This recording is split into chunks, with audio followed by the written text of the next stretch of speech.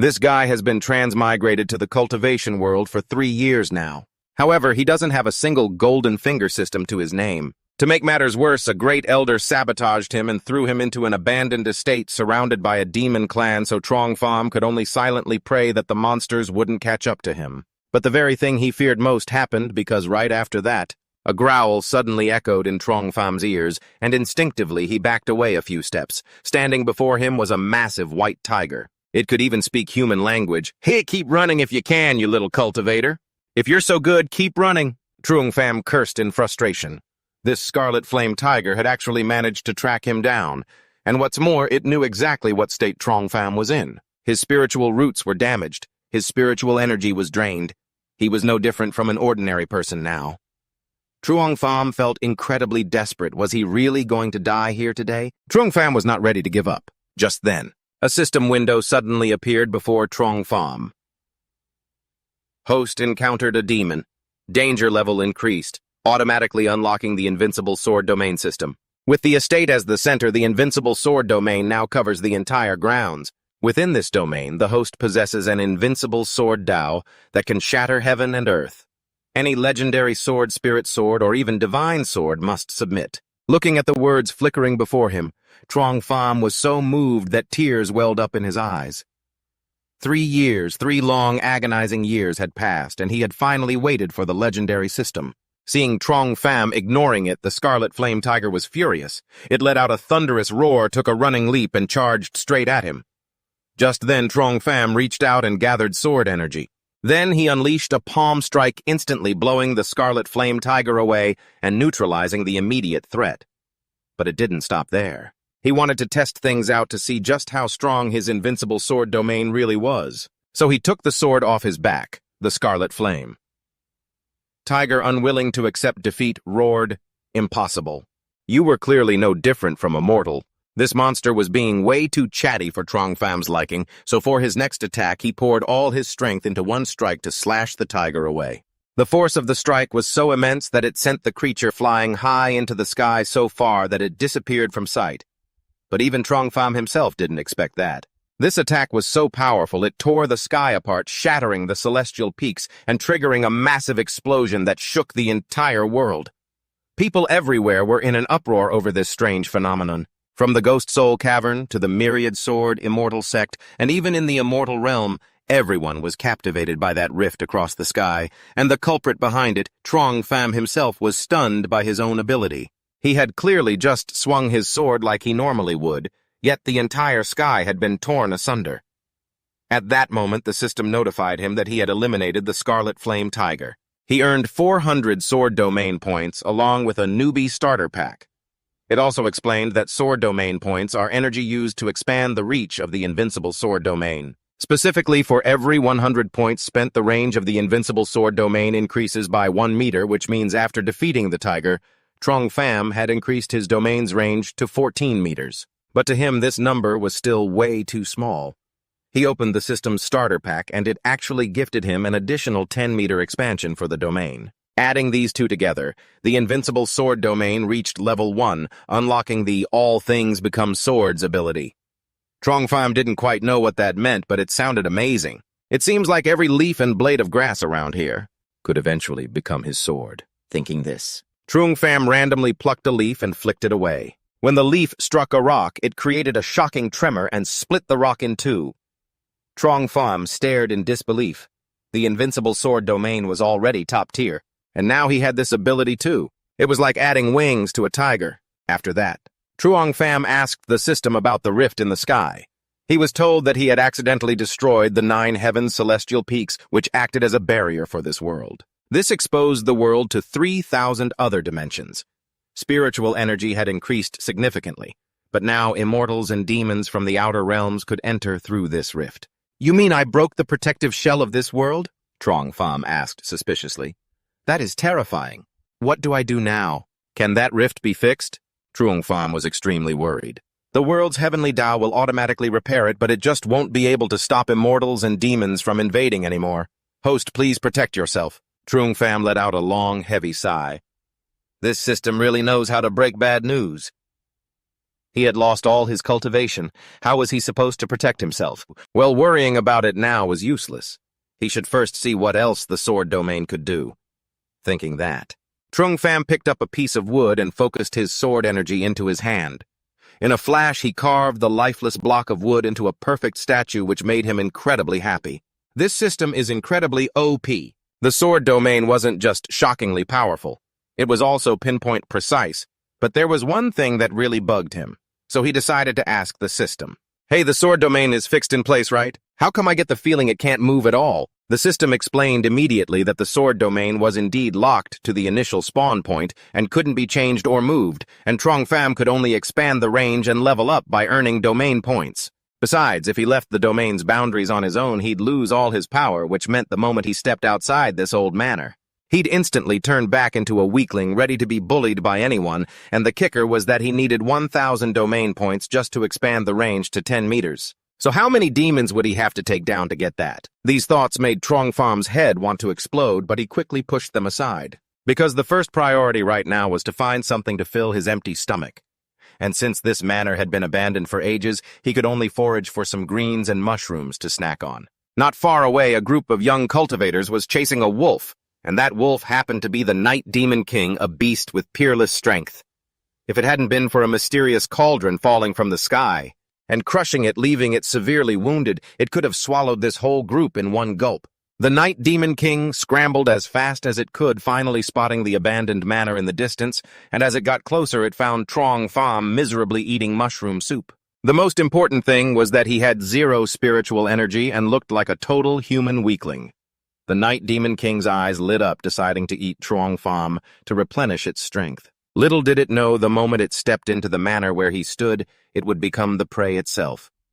Human hand over your life. Without a second thought, the Night Demon King lunged, but it quickly realized something was wrong because Trung Pham's strange gaze was actually one of pure hunger. How could he not be hungry when some meat had suddenly delivered itself right to his doorstep like this? Trung Pham immediately struck, pinning that stupid wolf to the ground, while the wolf didn't even understand what had just happened. It hadn't even clearly seen what Trung Pham had used to hit it, only knowing that its whole body now felt heavy, as if crushed by a mountain. It was completely powerless. Trung Pham walked over holding a soup ladle in his hand. This was a massive blow to the Night Demon King's pride it had actually been. Beaten to the point of being unable to stand by a soup ladle. Just then those cultivators caught up, jumping over the fence and shouting, "You monster, let's see where you can run now." But after looking closer, the whole group realized the Night Demon King was already dead, and it had died in a truly miserable way. Standing right next to it, Trung Pham held his soup ladle, looking completely harmless and confused. A girl suddenly swung her sword. Pointing it straight at his face, she demanded, "Who are you to dare steal our prey?" Trung Pham remained perfectly calm. This was his turf, and no one else here was as strong as him. So he spun the ladle in his hand a few times before slamming it into the ground. The earth shook instantly, forcing those young cultivators to stagger back a few steps. Among them, one person quickly realized the technique Trung Pham had just used was all things become swords, but it was clear that no spiritual energy fluctuations were coming from him at all, just like a normal person. So they started to wonder if Trung Pham was actually a hidden peerless expert. As for Trung Pham, he wasn't thinking about such lofty things. The only thing he cared about was that because of the shockwave he'd created, the bowl of mushroom soup he'd struggled so hard to cook had all been spilled. While Trung Pham was crying over his spilled soup, the cultivators could only look at each other with fearful eyes, especially the one the group called Senior Brother Don. He was the most panicked because he was certain that what Trung Pham had just used was the legendary all things become swords, a realm of power that even the elders of the Holy Sword Sect had yet to comprehend. When that Don fellow said that, the whole group of cultivators looked terrified, while Trung Pham had no clue what they were scared of. Luckily, not all the soup had spilled. After checking, he finally had time to stand up and talk to the uninvited guests. "Are you guys the reinforcements sent to save that dog?" For every step Trung Pham took, they retreated, one trying to maintain a safe distance. The so-called Senior Brother Don spoke up on behalf of the group. "We were chasing this beast here." When he said that, he was actually quite embarrassed. The Night Demon King no less, yet through Trung Pham's mouth, it had become a mere dog. It is a very powerful demonic beast. Otherwise, it wouldn't have been able to escape our hands for so long. Hearing senior brother Doan say that, Truong Pham realized he had just wiped out a demonic beast. It was just that the invincible sword domain made him so much better than his opponent that he didn't even feel a thing when he took its life. As for that group of people, and as for those guys, sensing a faint ripple of sword aura from them, he suspected they were sword cultivators. He asked, "Who are you?" Duan Tuan replied, "Holy Sword Immortal Sect Duan Tuan. It is an honor to meet you, young master." Seeing how respectful their senior brother was, the two behind him immediately clasped their hands and followed suit. The girl who had pointed her sword at Zhang Fan was Murong Mulan, and the other was Tai Ziyu. After that, Duan Tuan hurriedly apologized for what had just happened. They were terrified that if they didn't, they might be beaten by Zhang Fan so badly they couldn't make it back to their sect. This attitude shocked Zhang Fan's sword cultivators were usually so arrogant. Since when were they so obedient and well-behaved? Afterward, he casually asked them about how to deal with the Dark Knight Demon King. Duan Tuan and his group, not daring to compete, handed it over to Zhang Fan and made an excuse to leave. This guy's strength is too terrifying. I need to get out of here quickly and report back to our master, Duan Tuan thought. Seeing Zhang Fan say nothing more, he quickly dragged his two junior sisters away. However, they had only taken 2 steps. When Zhang Fan called out, "Wait!" Cold sweat instantly broke out on Duan Tuan's forehead. He thought they were done for. But as it turned out, Zhang Fan just wanted to thank them. After all, if they hadn't been chasing the Dark Knight Demon King, that stupid dog wouldn't have run into his estate. And Zhang Fan wasn't one to take things for nothing. So he threw them a wooden carving he had made on a whim imbued with his invincible sword realm. Tai Ziyu quickly caught it. After thanking Zhang Fan, they took off as fast as they could. Not long after, a giant bird flew across the sky clutching the 9 heavens divine cauldron in its talons, looking incredibly smug. Throughout the flight, the bird kept laughing loudly. Ha ha ha! The divine artifact has fallen to the mortal realm, and it has landed in the hands of the Heaven Peng Demon Emperor. Once I refine this divine cauldron, the entire cultivation world will tremble beneath my feet. What a coincidence. It flew right over the estate where Zhang Fan lived. The sight of the Dark Knight Demon King lying there dead immediately caught the Heaven Peng Demon Emperor's eyes, followed by the sight of Zhang Fan starting a fire. It caught his eye too. The monster raged and hissed, "Damn it! A mere mortal dares to butcher a Demon King, human pay with your life." With that said, the Heaven Peng Demon Emperor spread its wings and dove toward the estate. However, before it could even land, it was sliced dozens of times, each strike a fatal blow. It had bumped right into the invincible sword realm. The Heaven Peng Demon Emperor died before it could even gasp. When Zhang Fan heard the strange noise and looked up, the giant bird and the 9 heavens divine cauldron had already fallen into his courtyard. "Oh my God, what just happened?" Zhang Fan exclaimed. "Why did a bird and a pot fall from the sky?" The system notified him that he had just eliminated the Heaven Peng Demon Emperor. He received 40,000 Sword Realm points, and the invincible Sword Realm leveled up twice, extending its range by another 424 meters. Zhang Fan approached the bird skeptically. "This giant bird? Is it actually a 7th-tier Heaven Peng Demon Emperor? There's so much meat, one pot clearly isn't enough." After examining its wounds, Zhang Fan guessed that it had died from flying head-first into the Sword Realm, which triggered the system's defense mechanism. Still, for a majestic demon emperor to die in such a lame way, it just went to show that the invincible sword realm was truly terrifying. But he loved it. With so much meat and a big pot, it was perfect he could put off eating dog meat for today.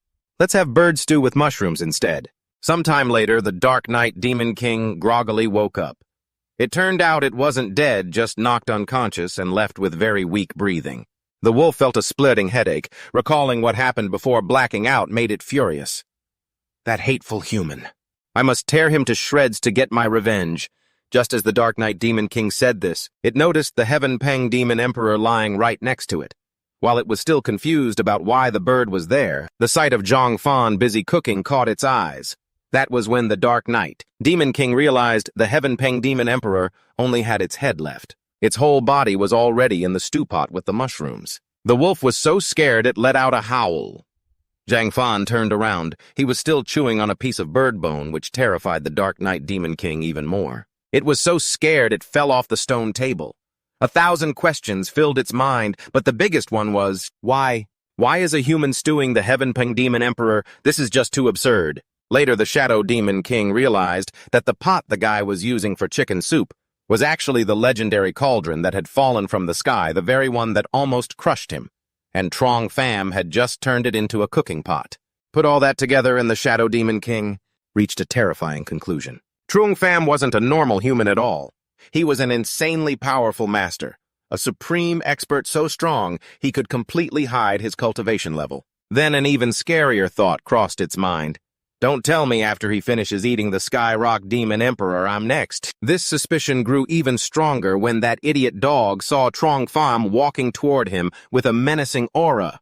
Looking so terrified, he went blank thinking, what do I do now? How can I escape this disaster? Meanwhile, Trong Pham saw the Shadow Demon King wake up, and all he could think was for a high and mighty demon beast. Why does this dog look so incredibly stupid? But that didn't stop him from wanting to make a meal out of it. After all, the villa wasn't that big, and he couldn't go outside. So how could he pass up a dog meat dinner? Thinking this, Trong Pham raised his knife. The Shadow Demon King was so scared he started crying, whimpering, "Ow, ow, ow," which translated to, "Stay back.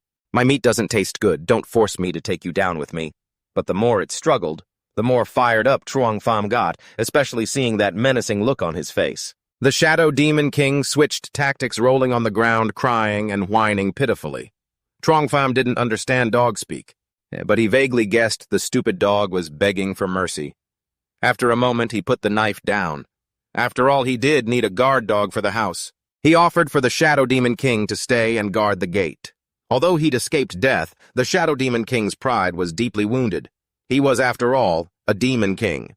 And now he was being treated like a common guard dog. And it didn't stop there. Trong Pham didn't want his dog to go hungry, so he tossed it a bone.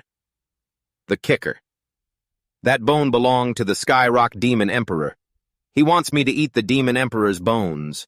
This human is seriously bullying a demon. The Shadow Demon King thought to himself, but seeing Trong Pham's expectant gaze, he finally swallowed his pride. After all, being a guard dog was better than being executed. With that in mind, the Shadow Demon King opened his mouth and snatched the bone. Only then did he realize, actually, the Skyrock Demon Emperor's bones are pretty delicious. Meanwhile, Doantuvan and the others had returned to their sect. The first thing they did was pay respects to their master. Hearing his disciples' familiar voices, the old man slowly opened his eyes. Tuvan Moklan Tuvu. Why have you returned? Doantuvan knelt down and reported everything in detail.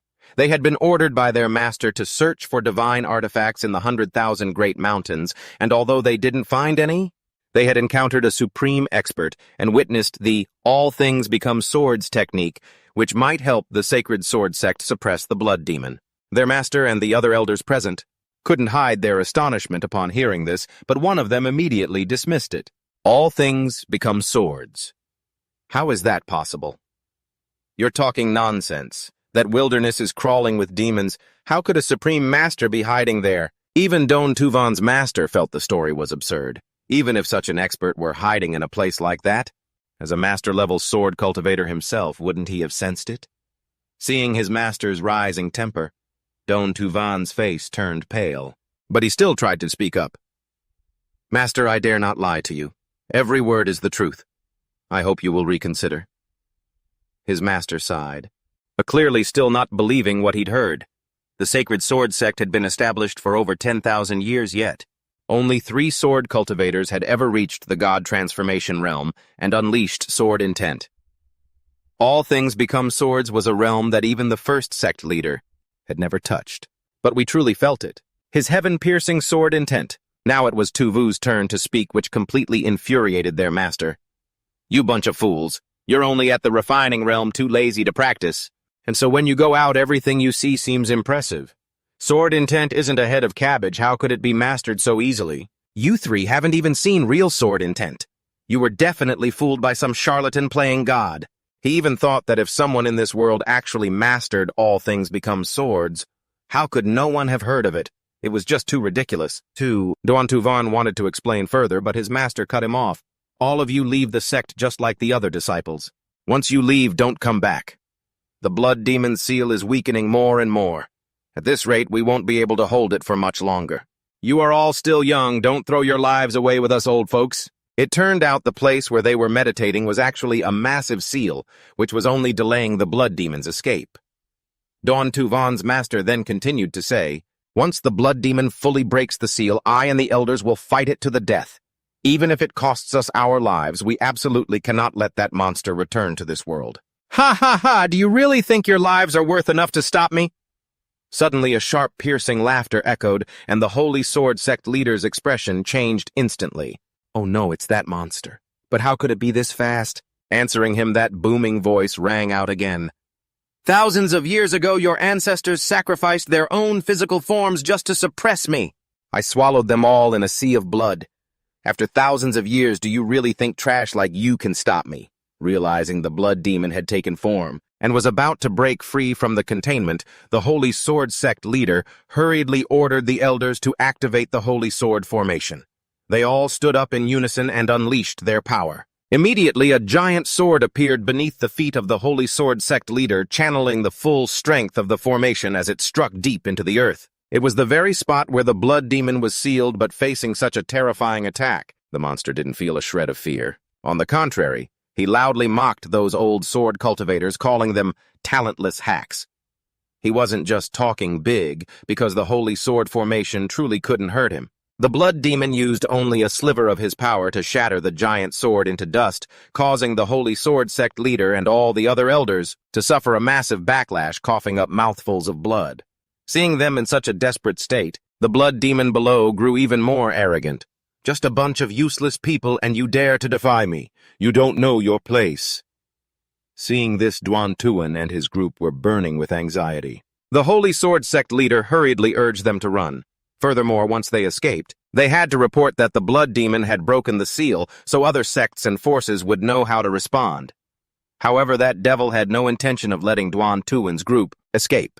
In his eyes, they were just the riffraff of the Holy Sword Sect who had sealed him away previously. This grudge, he wouldn't let a single one of them get away. The moment the demon launched his attack, Tai Tu Vu was the slowest and tripped, falling to the ground. The wooden statue carved by Trong Pham fell out as a result. Just when everyone thought it was only a mindless statue, its eyes suddenly flashed and it automatically flew into the air. The crazed blood demon stood before the statue, feeling a chill go through his entire body. But when he realized that the statue contained the profound sword intent of the great Tao, it was already too late. A series of sword strikes were unleashed, each with extraordinary power, finally and thoroughly destroying the devil. Once everything was over, the wooden statue fell to the ground, leaving everyone in shock. Was the blood demon really destroyed just like that? The elders looked at each other in confusion. They had spent days maintaining the seal and were ready to sacrifice their lives, yet they couldn't suppress the monster. How could this simple wooden statue destroy him completely? The Holy Sword Sect leader was the first to regain his senses. He picked up the statue and declared that from now on, it would become the sect's sacred treasure. Every disciple of the Holy Sword Sect must worship and bow before the statue to learn the sword intent within it. You children have brought back a treasure capable of suppressing the blood demon to the sect. I, your master, will never forget your contribution, but for now quickly tell me how you met this senior in the 10-mile wasteland. Only then did he believe what Duan Tuan's group had said was the truth. He recounted the story in detail. Minutes later, after hearing the full account, the Holy Sword Sect leader suffered another massive shock when he discovered that the wooden statue was made entirely of ordinary materials. The thing that truly destroyed the blood demon was merely the leftover sword intent left on the statue by that person. Terrifying. This is just too terrifying. Master Duan Tuan kept muttering, that supreme expert. How terrifying is his true power, really? Is he at the Tribulation Transcendence stage, or perhaps the Mahayana stage? The elders didn't believe it because the spiritual energy in the world was no longer as abundant as before.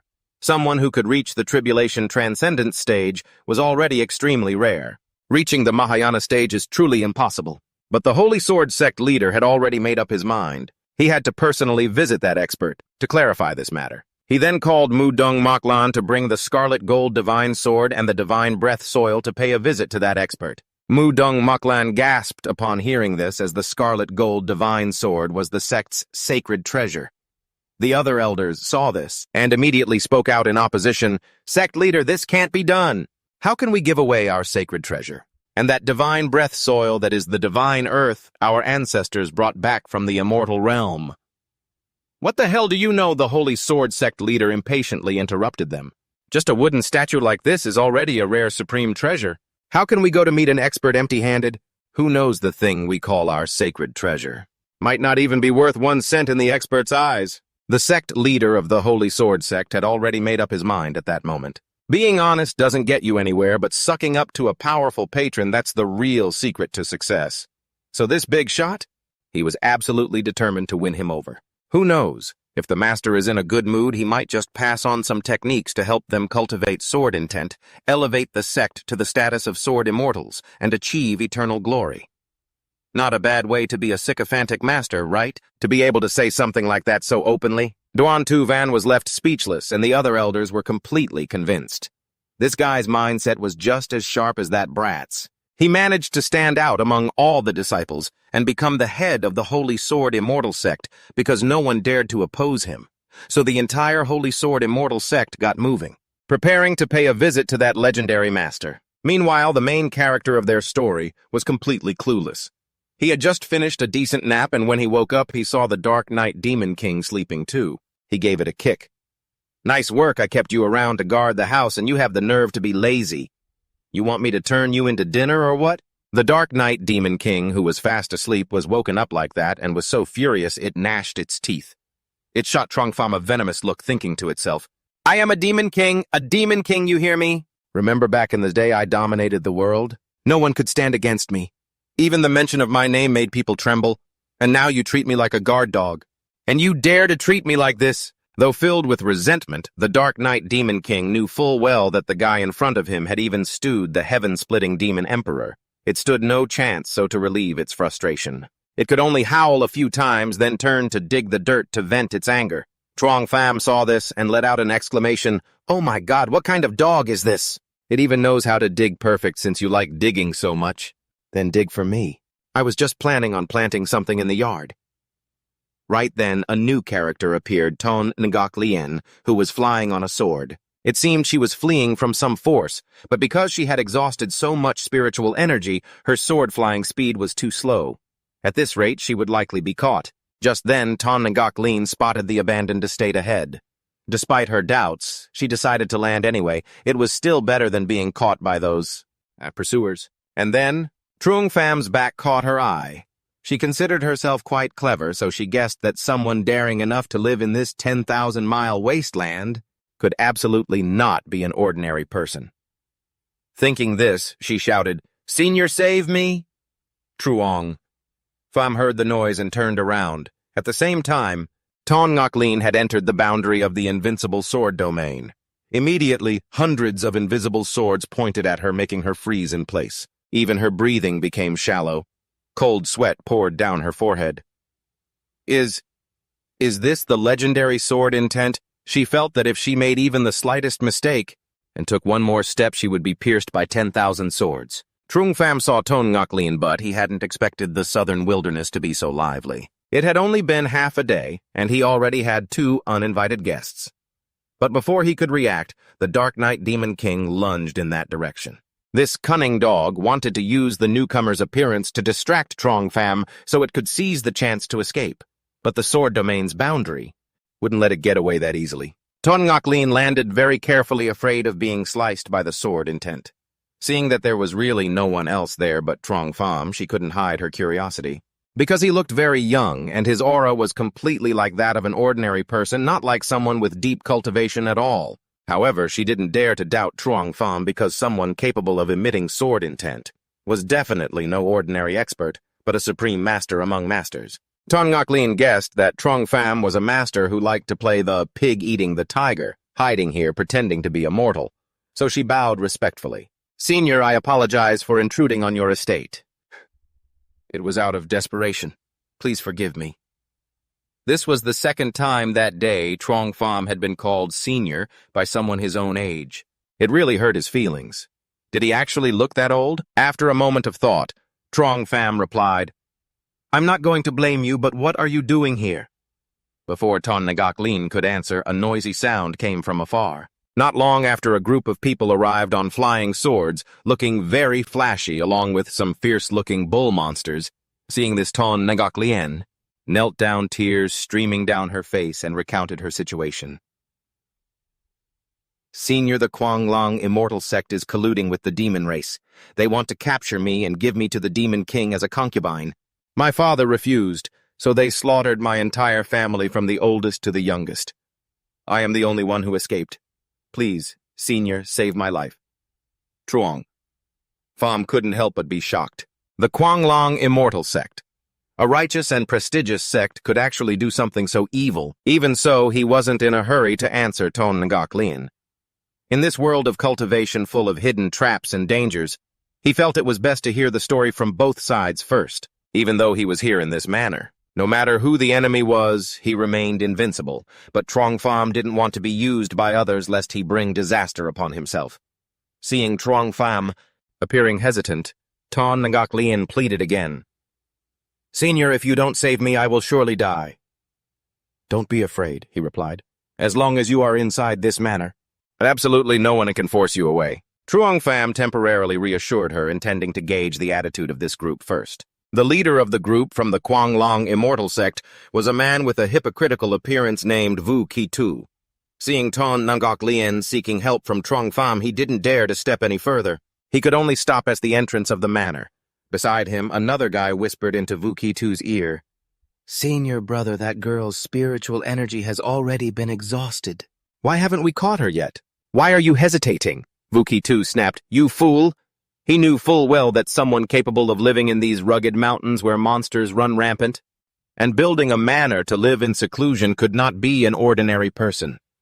Moreover, the cultivation world is full of hidden talents, so he feared that Trong Pham might be a powerful master hiding from the secular world. And their cultivation level was at most only at the foundation establishment stage. If they offended a powerful master, they might never make it back. But this place was on the border between the monster clan and the cultivation world. Could there really be someone choosing to live in seclusion here? That guy spoke again because he still felt uneasy. Besides, he also felt that Trong Pham didn't look like a powerful master at all.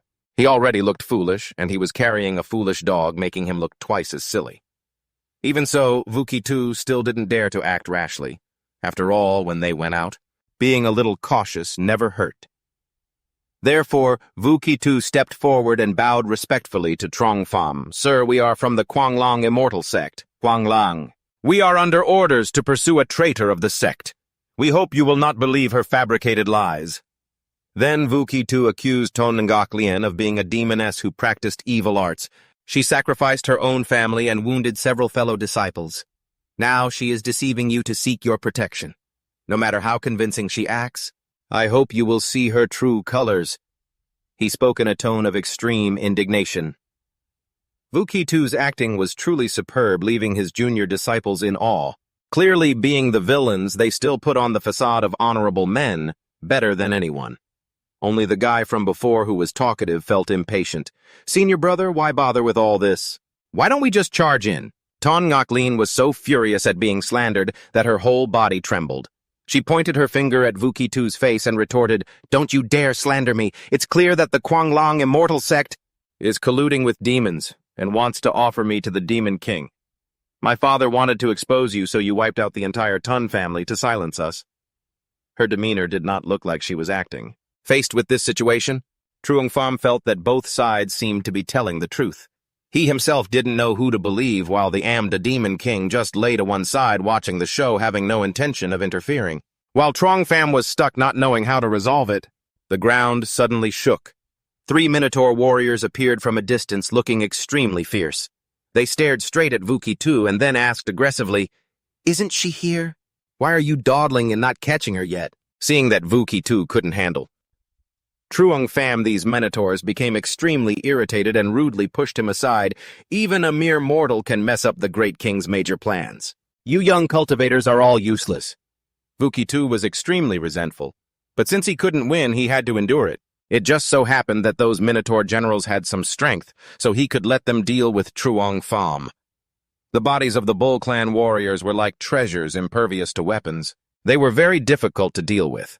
If Trong Pham were truly a powerful expert, both sides would suffer heavy losses. Perhaps someone watching from the sidelines like him could not only capture Ton Ngok Lien, but even end up with a few demon cores. After these minotaurs appeared, Trong Pham knew who was lying. Since that was the case, he felt there was no need to hold back anymore.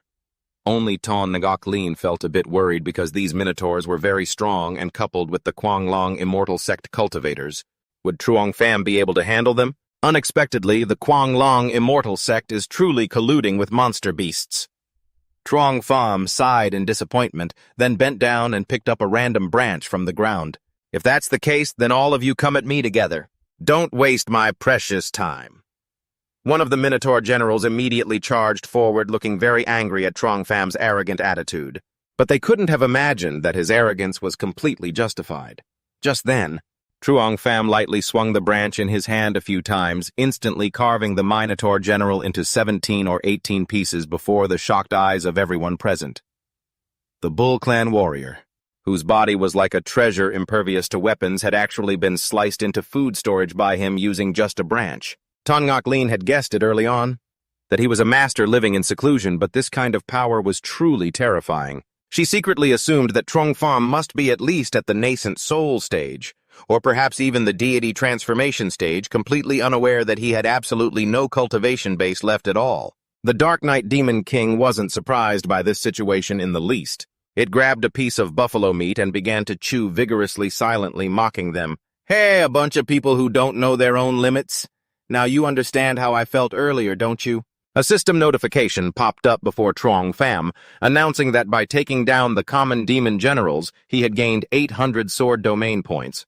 However, that number was way too pathetic for Truong Pham's liking.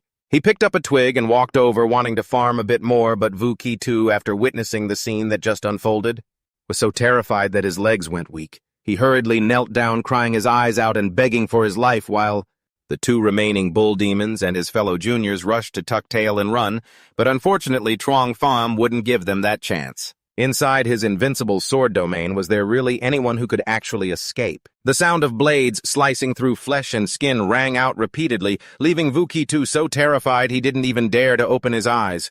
The whole group of humans and demons, and now he was the only one left alive. By now, Truong Pham had walked right up to him, looking down at him with a relaxed demeanor, picking at his ear. What was that misunderstanding you mentioned? I didn't quite hear you. Vu Ki-tu couldn't even put a sentence together out of sheer terror. Truong Pham was losing patience and prepared to send him on his way, but right before striking, he thought of something. If Vu Ki-tu is the only one left alive and I finish him off too, wouldn't both the Quang Long Immortal Gate and that Demon King be left in the dark about what happened here? And if they don't know, they certainly won't come to my manor for revenge. That would mean a significant loss of experience points for Truong Pham. Thinking this, he held back. Not only did he have to spare this guy's life, but he also had to trick him into bringing even more people here. Only then could his sword domain level up. Thinking this far ahead, Truong Pham tossed the dry twig aside. Today I'll spare your life. Go back and tell your sect master and that so-called Demon King that I will protect Ton Ngok Lien. As long as I'm breathing, don't you even think about harming her. The Dark Knight. Demon King and Vu Ki-tu were both stunned by Truong Pham's move. Protecting Ton Ngok Lien was one thing. But why the sudden surge of mercy to let Vu Ki-tu go?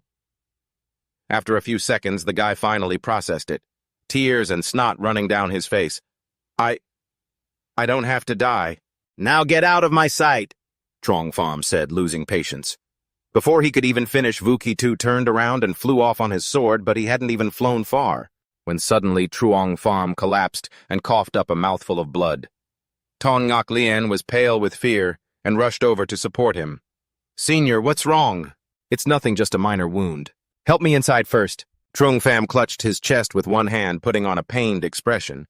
But the Dark Knight Demon King realized immediately that he was just faking it. That performance was way too sloppy. It just didn't understand why he would do that. But Vu Ki-tu, floating in the sky, was genuinely fooled by his act. After all, that terrifying sword intent wasn't something just anyone could unleash. He felt that if someone had been able to project such sword intent since their youth, it was impossible for them to be as unknown as Truong Pham. Vu Ki-tu assumed there was something suspicious behind it all, and that Truong Pham must be completely exhausted. thinking that he sped up, wanting to report this back to the sect, so they could help him wash away today's humiliation. Only after Vuki too was long gone, did Truong Pham reveal a cunning smile. He stood up straight and waved his hand at Ton Ngoc Lin. "All right, that's enough. I'm fine." The Dark Knight, Demon King's jaw dropped. It had thought Truong Pham was just pretending so he could take advantage of Ton Ngoc Lin and felt he was truly shameless. "Senior, are you really okay?" Ton Ngoc Lin was still worried. Truong Pham thumped his chest a few times to show he was as healthy as a horse. Ton Ngoc Lin's worries didn't end there. Because Truong Pham had let Vuki Tu go, she felt he would definitely call others to settle the score. However, this innocent girl had no idea that was exactly what Truong Pham intended. Rumor has it the elders of the Quang Long Immortal Gate are incredibly powerful, at least at the nascent soul stage, and that Demon King is also a fierce and terrifying brute. But the stronger the opponent, the more Truong Pham likes it. Anyway, inside this manor, he is the world's greatest. The tougher the enemy, the more experience points he gets. How could Ton Ngoc Lin possibly know that? So she felt very guilty that Truong Pham had made so many dangerous enemies just to save her. All right. Seeing Ton Ngoc Lin start to ramble, Truong Pham cut her off. "Don't you worry. As long as you're inside this manor, I guarantee that before I fall, no one in this world will be able to hurt you." She only intended to say a few words to stop the other person from nagging in her ear, but Sun Yulian was so moved by Zhang Fan that she knelt down before him, calling him her great benefactor. "Junior truly has nothing with which to repay you. I wonder if Senior would be willing to take me as your disciple.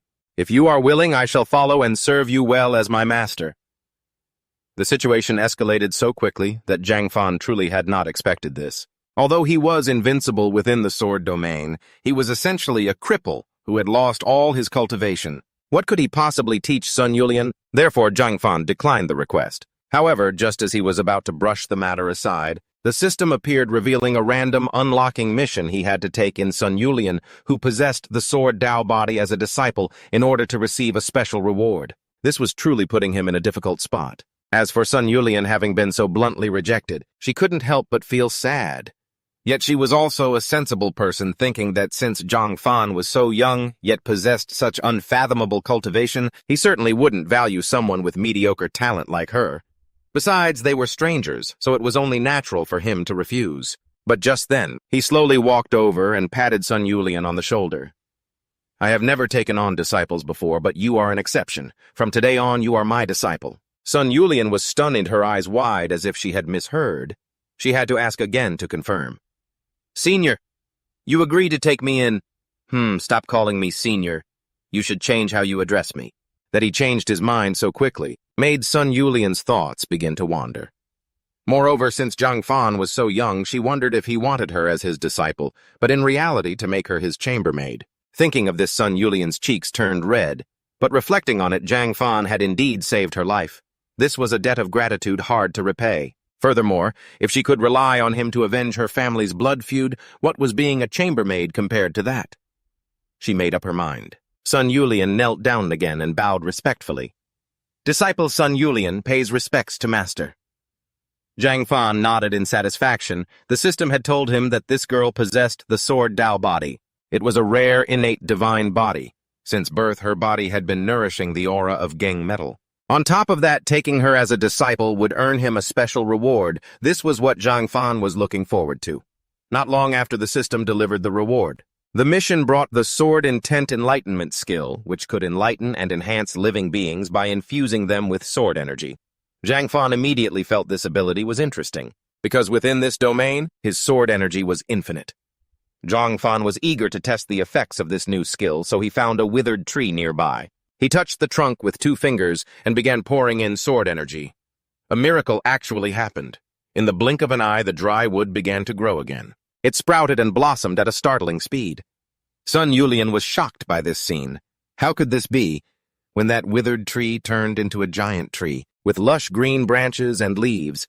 Zhang Fan stopped satisfied. The Dark Knight Demon King was so excited it rolled on the ground several times. The vitality was so abundant that, even just standing near the tree, it could feel the injuries caused by the divine cauldron were healing rapidly. Moreover, the immortal-like technique Zhang Fan had just used was something the Dark Knight Demon King had never heard of. Therefore, it was even more certain that he was an immortal. Only Zhang Fan observed the tree for a long time, seemingly still not satisfied with the result. It seems that pouring in all this sword energy only achieved this much. The nutrients in this soil are too scarce. It's already a miracle that it could grow to this extent. However, since he was in the sword domain and sword energy didn't cost money or effort, Zhang Fan used it recklessly on every living thing in this abandoned manor. After being busy for half the day, Zhang Fan's abandoned manor finally had a bit more life with all kinds of lush plants appearing. He led Sun Yulian on a tour around the manor. Then he suddenly asked, "Yulian, do you know why I took you as a disciple?" "Son." Yulian was confused by this question and only stammered after a long while. "This disciple is foolish and does not understand Master's intention, but if Master wishes, I am not unwilling. It's just that isn't this progress a bit too fast? The disciple is not yet prepared." These words, this expression, were clearly thinking about those adult-only matters, while Zhang Fan didn't understand what the other person was thinking at all, even thinking she might be sick. He had finally managed to take on a disciple. She wasn't actually sick, was she? The vast heavenly cloud continent often sees prodigies favored by heaven and earth. They either have powerful physiques and bloodlines or they have miraculous encounters. To shine brightly in the cultivation world and become a powerhouse. Which type do you think you belong to? This question, which sounded overly righteous, made Sun Yulian even more confused. She felt that being taken as a disciple by an expert like him, she naturally belonged to the second type. But Zhang Fan shook his head, saying she belonged to both. The Dark Knight Demon King heard this and shot Sun Yulian a look, filled with suspicion, thinking to itself, what does that even mean? They're all full of suspicion, wondering what that's supposed to mean.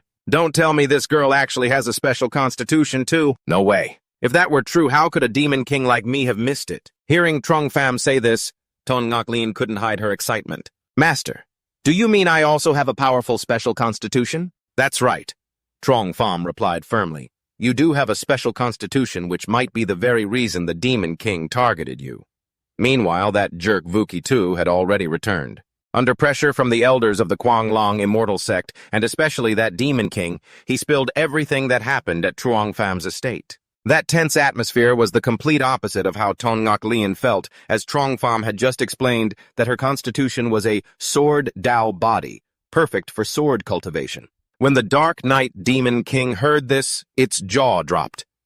It thought this was absolutely insane. Constitutions are ranked from waste mortal spirit special ancient divine and the highest of all the Dao body. Even it, a dignified demon king, only possessed a special constitution. Yet a human who looked as weak as Ton Ngoc Lien was actually the highest rank. A Dao body, a sword.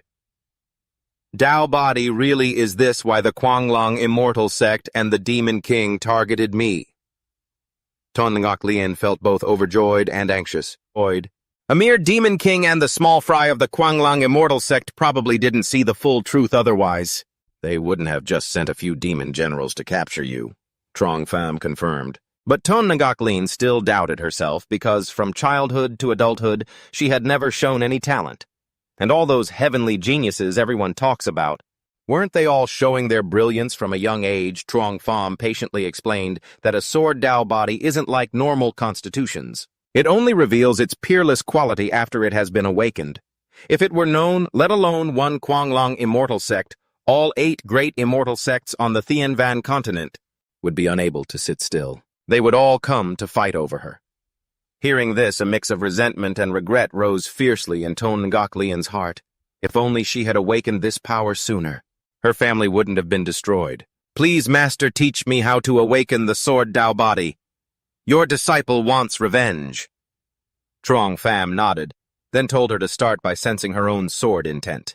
Before the people from the Quanglong immortal sect could come to settle scores with Truong Pham, the people from the Sacred Sword immortal sect arrived first. After seeing Truong Pham's dilapidated estate, the sect master of the Sacred Sword sect couldn't help but exclaim, "It looks so ordinary, who would have thought a real master was hiding here?" As they got closer, they felt a rich flow of spiritual energy, something they hadn't sensed when Mo Dung Mok Lan and Tai Tu Vu visited before. Even the sect master of the Sacred Sword sect had never felt a spiritual aura this intense. It felt endless, like an inexhaustible sea of spiritual energy. The Dark Knight Demon King lying in the yard saw them coming and started barking wildly.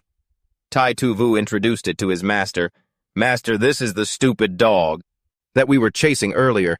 It seems it has been taken in by this senior, the Sacred Sword Sect." Master observed the Dark Knight Demon King carefully, then paled upon realizing its true identity as a Demon King. He definitely hadn't misidentified it. He just couldn't understand why a Demon King would appear here. Moreover, it seemed to have already spotted them. It looked like it was ready to pounce at any moment. This left the Sacred Sword Sect Master unable to hide his fear, seeing them so terrified. The Dark Knight Demon King finally felt a bit of the vanity that it had lost since submitting to Truong Pham. The stupid dog took advantage of the moment and barked even louder to scare the master and disciples. Who would have expected that after only 3 barks? Truong Pham rushed out of the house and kicked it, not holding back at all. "Shut your damn mouth! Ngoc Lian is just starting to sense her sword intent. What are you howling about?" The Dark Knight Demon King, in pain and humiliated, whimpered and ran off. After it left, the Sacred Sword Sect group finally felt safe enough to land. Truong Pham recognized the 2 youngsters immediately, but the old man with them was a total stranger. The Sacred Sword Sect Master, after witnessing that scene, was drenched in cold sweat. Never in his life had he seen anyone treat a Demon King, a creature equal in level to a divine being, like a house dog. This proved that the Truong Pham before him had unrivaled strength, at least at the Tribulation Transcendent stage. Mo Dung Moklan spoke first, introducing her master to Truong Pham. She also mentioned the reason for their return was to express gratitude for the wooden statue he carved. "Oh, so you're the sect master of the Sacred Sword, Immortal Sect." Truong Pham was about to greet them, but before he could finish, he was interrupted. "Greetings, Senior. Please forgive me for coming uninvited." The word senior hit like a heavy weight. That really weighs heavy on Truong Pham's heart. This is quite a situation, since even an old man calls him senior when his own age is likely not even a fraction of the elders. Out of basic courtesy, Truong Pham invited them inside. The sect master of the Holy Sword Sect kept his gaze locked on him. Strangely enough, the sect master's own cultivation base was not low at all, yet he couldn't sense a single ripple of spiritual energy from Truong Pham. This could only be explained in 2 ways. 1, he had no cultivation at all. 2, his cultivation was so far beyond the sect master's that he couldn't perceive it. Thinking this, the sect master gathered his courage and asked, "I never imagined, Senior, that your cultivation was so profoundly deep. Could it be that you have reached the realm of returning to simplicity?" Faced with that question, Truong Pham couldn't exactly say he was just a loser who had lost all his cultivation. Besides, even if he told the truth, they wouldn't believe him anyway.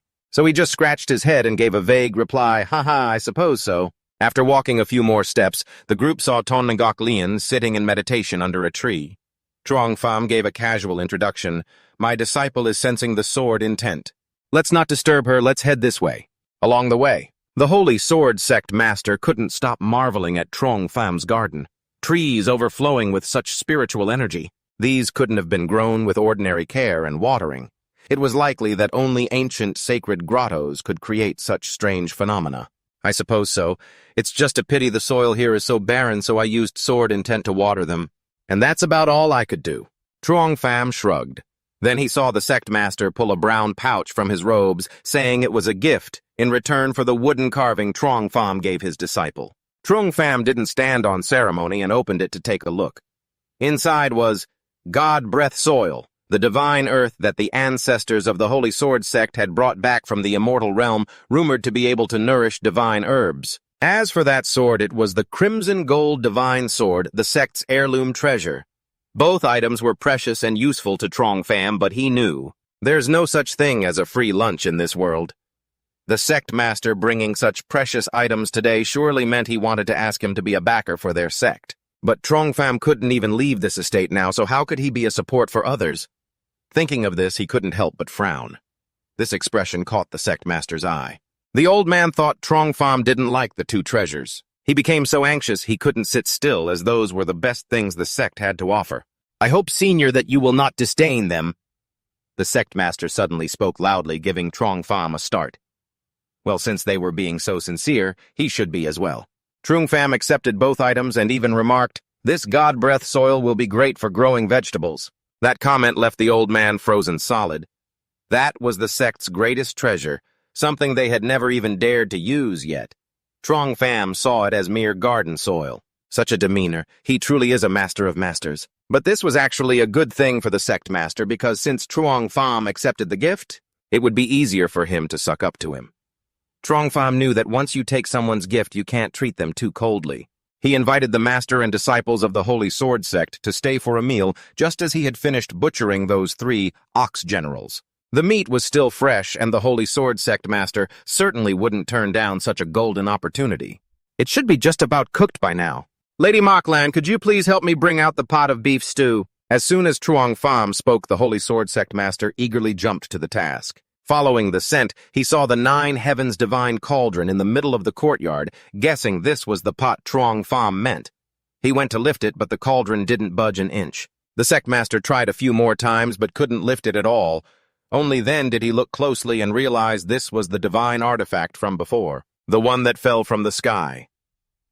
The man was so terrified he immediately let go and stepped back a few paces. Countless sects were desperately hunting for this treasure. Yet this legitimate divine artifact that had fallen from the heavens was being used by Truong Pham as a cooking pot. Looking at the sect master's face, which had turned pale, Truong Pham felt a bit awkward. A pot of beef that large was indeed hard for one person to move. "Forget it, I'll carry it," Truong Pham said, then effortlessly lifted the pot. The sect master, still in shock, whispered into his disciple's ear, "That stew pot, it's the divine artifact that fell to the mortal realm not long ago." Hearing this, Mo Rong Moklan couldn't hide her shock. "Is that true then, master? What should we do now?" "Absolutely nothing. I only fear that the incident when the sky was slashed open before is also related to this great master. It has everything to do with this master. But we can't be part of something like this. Master, just how profound is the cultivation of that senior? It's hard to say, but he must be at least at the Earth Immortal stage. No wonder I couldn't perceive his cultivation level from start to finish." Mu Rong Mulan felt a surge of panic at the mention of the Earth Immortal stage, secretly feeling lucky she hadn't pursued the Shadow Demon earlier. Even the Demon King wouldn't have dared to offend Zhang Fan, let alone me. The consequences would have been unthinkable. After dishing out the meat, Zhang Fan enthusiastically called the others over to try it. With the very first bite, the 3 disciples of the Holy Sword sect were immersed in bliss. The beef was tender and sweet, but what was perfect wasn't just the flavor, it was the overwhelming spiritual energy within it. After eating their fill, they bid their farewells. Zhang Fan even walked them to the gate politely, inviting them to visit again whenever they had the time. However, before returning, the sect leader of the Holy Sword sect suddenly realized something astonishing. He had only spent a single afternoon at Zhang Fan's estate, and yet he had somehow broken through to the transformation stage. Actually, this wasn't all that strange. After all, Zhang Fan's estate was overflowing with gung metal energy, with sword chi rising to the heavens. Plus, there was the demon general beef simmered in the 9 heavens divine cauldron. With all those factors combined, the old man breaking through to a new realm was just to be expected. As for Zhang Fan, while he had been busy entertaining guests all day, receiving the divine breath soil made him very happy. With a fertilizer as effective as this soil, he would be able to grow all sorts of fruits in the future. As he spoke, Zhang Fan suddenly noticed a tree in his garden bearing a glowing fruit. As he got closer, he realized it was a human-shaped fruit. What's more, this strange fruit was growing rapidly. In the blink of an eye, it took on the appearance of an adult meditating. The Shadow Demon King, seeing this, thought he had seen a ghost. His fur stood on end. Zhang Fan felt a bit tense. Could it be that the small amount of divine breath soil he used had caused the tree to gain sentience? But Sun Yu Lian quickly dismissed her master's thought, realizing it wasn't about gaining sentience, but that the fruit was condensing into an immortal spirit. Beneath the roots of ancient trees, gathering essence into human form is a sign of a monster gaining sentience. But here, everything was covered in immortal chi. This was clearly the process of becoming an immortal. This was truly terrifying, as only vegetation that has gathered spiritual energy and transformed its form through the heavens and earth could undergo this kind of ascension of life. From the roots of that ancient tree, a powerful pillar of green spiritual energy shot straight into the sky. This anomaly once again caught everyone's attention, just like when Zhang Fan shattered the 9 heavens divine cauldron. The pillar of light was as vibrant as a tide of spiritual life force shooting straight into the heavens. Many guessed that some tree in the forest was becoming a spirit, given such a shocking spectacle. What kind of level could that spirit creature possibly be at? Far away from the estate on a mountain peak, Two old men who were together also noticed the anomaly. Huang Jitian, the life force there has essence as vast and boundless as an ocean. I'm afraid this transformation is no simple matter, one of them said first. Indeed, a divine tree transforming into an immortal spirit. I wonder which high-level expert this is. To have the ability to transform from a divine tree into an immortal spirit, this person is definitely not a mortal. Let's go over and take a look. If there truly is a heaven-defying opportunity, perhaps my old bones will no longer feel so lonely and cold. With that, the two leaped off the mountain peak, riding their swords toward Zhang Fan's estate. Not long after, under that ancient tree, a young immortal youth had truly appeared. He stood before Zhang Fan, his demeanor extremely respectful. Pointed by the immortal master, I have condensed a spiritual body. From now on, I step onto the path of cultivation. Henceforth, this humble immortal will consider guarding this estate my responsibility. I do not have a name yet. I ask that my master bestow one upon me. Zhang Fan wasn't great at this, but since this person had condensed a body from the trees he planted, calling him his son wouldn't be wrong, so he had to think carefully. He had transformed into an immortal spirit from a ginseng tree already enlightened by the great Tao, a great stroke of fate. And since he had volunteered to guard the estate, Zhang Fan decided to call him Zhen Yuan. Upon hearing this name, the youth seemed overjoyed. He cupped his hands and bowed low to thank Zhang Fan. Zhen Yuanzi thanks master for the name. In the future, I will certainly protect the estate with all my might. Zhang Fan let out a dry laugh. He hadn't named him Zhen Yuanzi, had he? How did it suddenly become Zhen Yuanzi? Well, whatever. There wasn't much difference anyway. The most important thing was that there was now someone in charge of watching over the estate, which made things much easier for him. Just that. Zhang Fan hadn't expected he would have such good fortune. It seems the effectiveness of the divine breath soil brought by the Holy Sword sect's leader was truly no joke. At the same time, the group from the Guangling Immortal sect, along with the Demon King they had colluded with, had arrived very close to the estate. The one pointing the way was, of course, Wu Qizi. But as they neared the place, an elder of the Guangling Immortal sect sensed something unusual. Specifically, the dense immortal qi radiating from the estate was a bit frightening. However, the Demon King suddenly let out a loud laugh. He assumed this wild forest area was the Demon Clan's territory. No matter how strong the spiritual energy was, he thought it was just a bluff, and he was fully confident he could control the situation. The elders of the Guangling Immortal sect, seeing this, started their usual bootlicking. Right, your majesty the Demon King, with your overwhelming aura and vast divine powers, how could you possibly not handle a measly little plot of land like this? And so just as Truong Pham was leisurely sunbathing, he sensed the enemy's arrival. He was secretly gloating. He didn't expect them to show up so quickly. It made all his effort putting on that coughing up blood act in front of Vuki 2 worth it. As those idiots moved closer to the estate, the first thing that hit their eyes was the Dark Knight Demon King. It was sprawled out clearly, a dog demon that looked like it had some strength, yet it was acting like a guard dog. That Demon King also noticed the Dark Knight Demon King, because it was clearly just lying there, not even cultivating. Yet it was still steadily increasing its cultivation level by directly absorbing the spiritual energy. That stupid beast even thought, I must snatch this effortless cultivation technique as a trophy. Later, I never expected to find a dog with such insane talent in the southern wasteland. A phenomenon like this must be a rare talent in the demon world. If I can capture this dog as a spirit pet, it will definitely be a powerful asset in the future. The Guangling Immortal sect. Elders didn't even realize the danger gathering around to point and chat about the Dark Knight Demon King. The sect master even truly mistook it for a guard dog, and he took the initiative to speak to the little dog. How about it? Do you want to come back and be a guard for our sect? The Dark Knight Demon King lazily opened its eyes. Since it didn't know about Truong Pham's plan, it was quite surprised to see so many people suddenly appearing before it. At that same time, the Ox Demon King stepped forward using a mocking tone, following the Guangling sect master's lead. In any case, you're one of my demon clan. How could you lose to a human? Hey, you little mutt. Do you agree to serve me as your master and become the right-hand man of the great Ox Demon King? The Dark Knight. Demon King let out a loud, disdainful scoff. The Ox Demon King even boasted that if the Dark Knight Demon King agreed to the request, he would grant it to title. As he spoke, he reached out to pat the Dark Knight Demon King's head, pushing its anger to the breaking point. You think you're worthy? You didn't even look at whose place this is before daring to come here and talk trash. The Dark Knight Demon King retorted arrogantly, but those words made the Ox Demon King snap. A dog is nothing but a scavenger no matter what. You're just here watching the house for humans. Wouldn't it be better to follow me, eat well, and enjoy the good life? In consideration of our shared demon heritage, I'll give you a choice. 1, crawl over here and submit to me. 2, an embarrassment to the demon clan like you doesn't deserve to live. Even though the Dark Knight Demon King had submitted to Trong Pham, that didn't mean just anyone could insult it. Instantly, it lunged toward the Ox Demon King. It slammed into him, knocking him flying to everyone's horror. But this wasn't even the half of it. If it hadn't been for the fact that the Dark Knight Demon King had been severely injured by the Divine Cauldron and hadn't fully recovered yet, it wouldn't be this stupid ox's turn to stand there and mock it.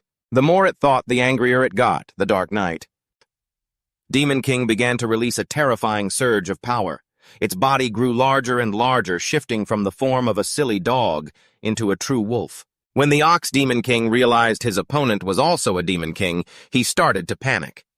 At this moment, the massive Dark Knight Demon King lunged to attack once more. The Ox Demon King was clearly at a disadvantage and could only throw his axe blindly, but it didn't hurt his opponent at all.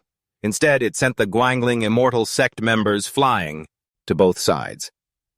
The Sect Master and the Elders were completely confused by the situation.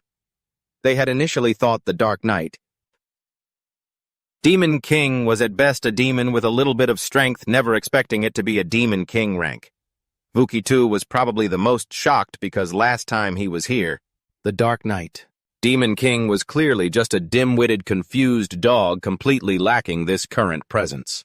Watching the Ox Demon King struggle against the attacks of the Dark Knight, Demon King the Guangling group became even more panicked. Vuki too said that the owner of that stupid dog was the very person who bullied him. But just how much power must someone have to make a Demon King act like a guard dog? Speak of the devil, and he shall appear. Trong Pham had rested enough and walked out of the house with Ton Ngoc. You guys finally arrived, huh?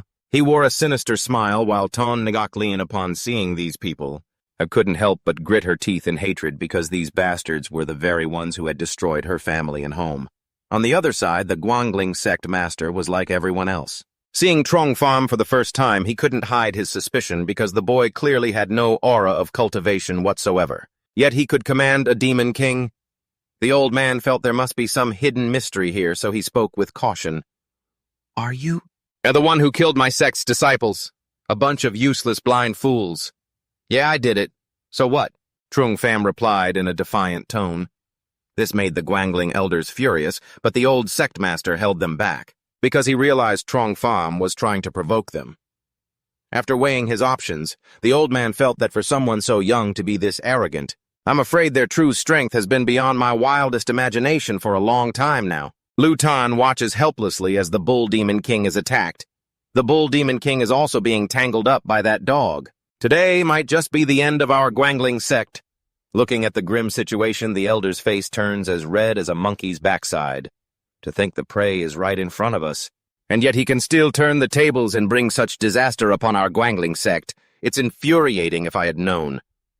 Lu Tan quickly shakes off the thought, clasping his hands respectfully.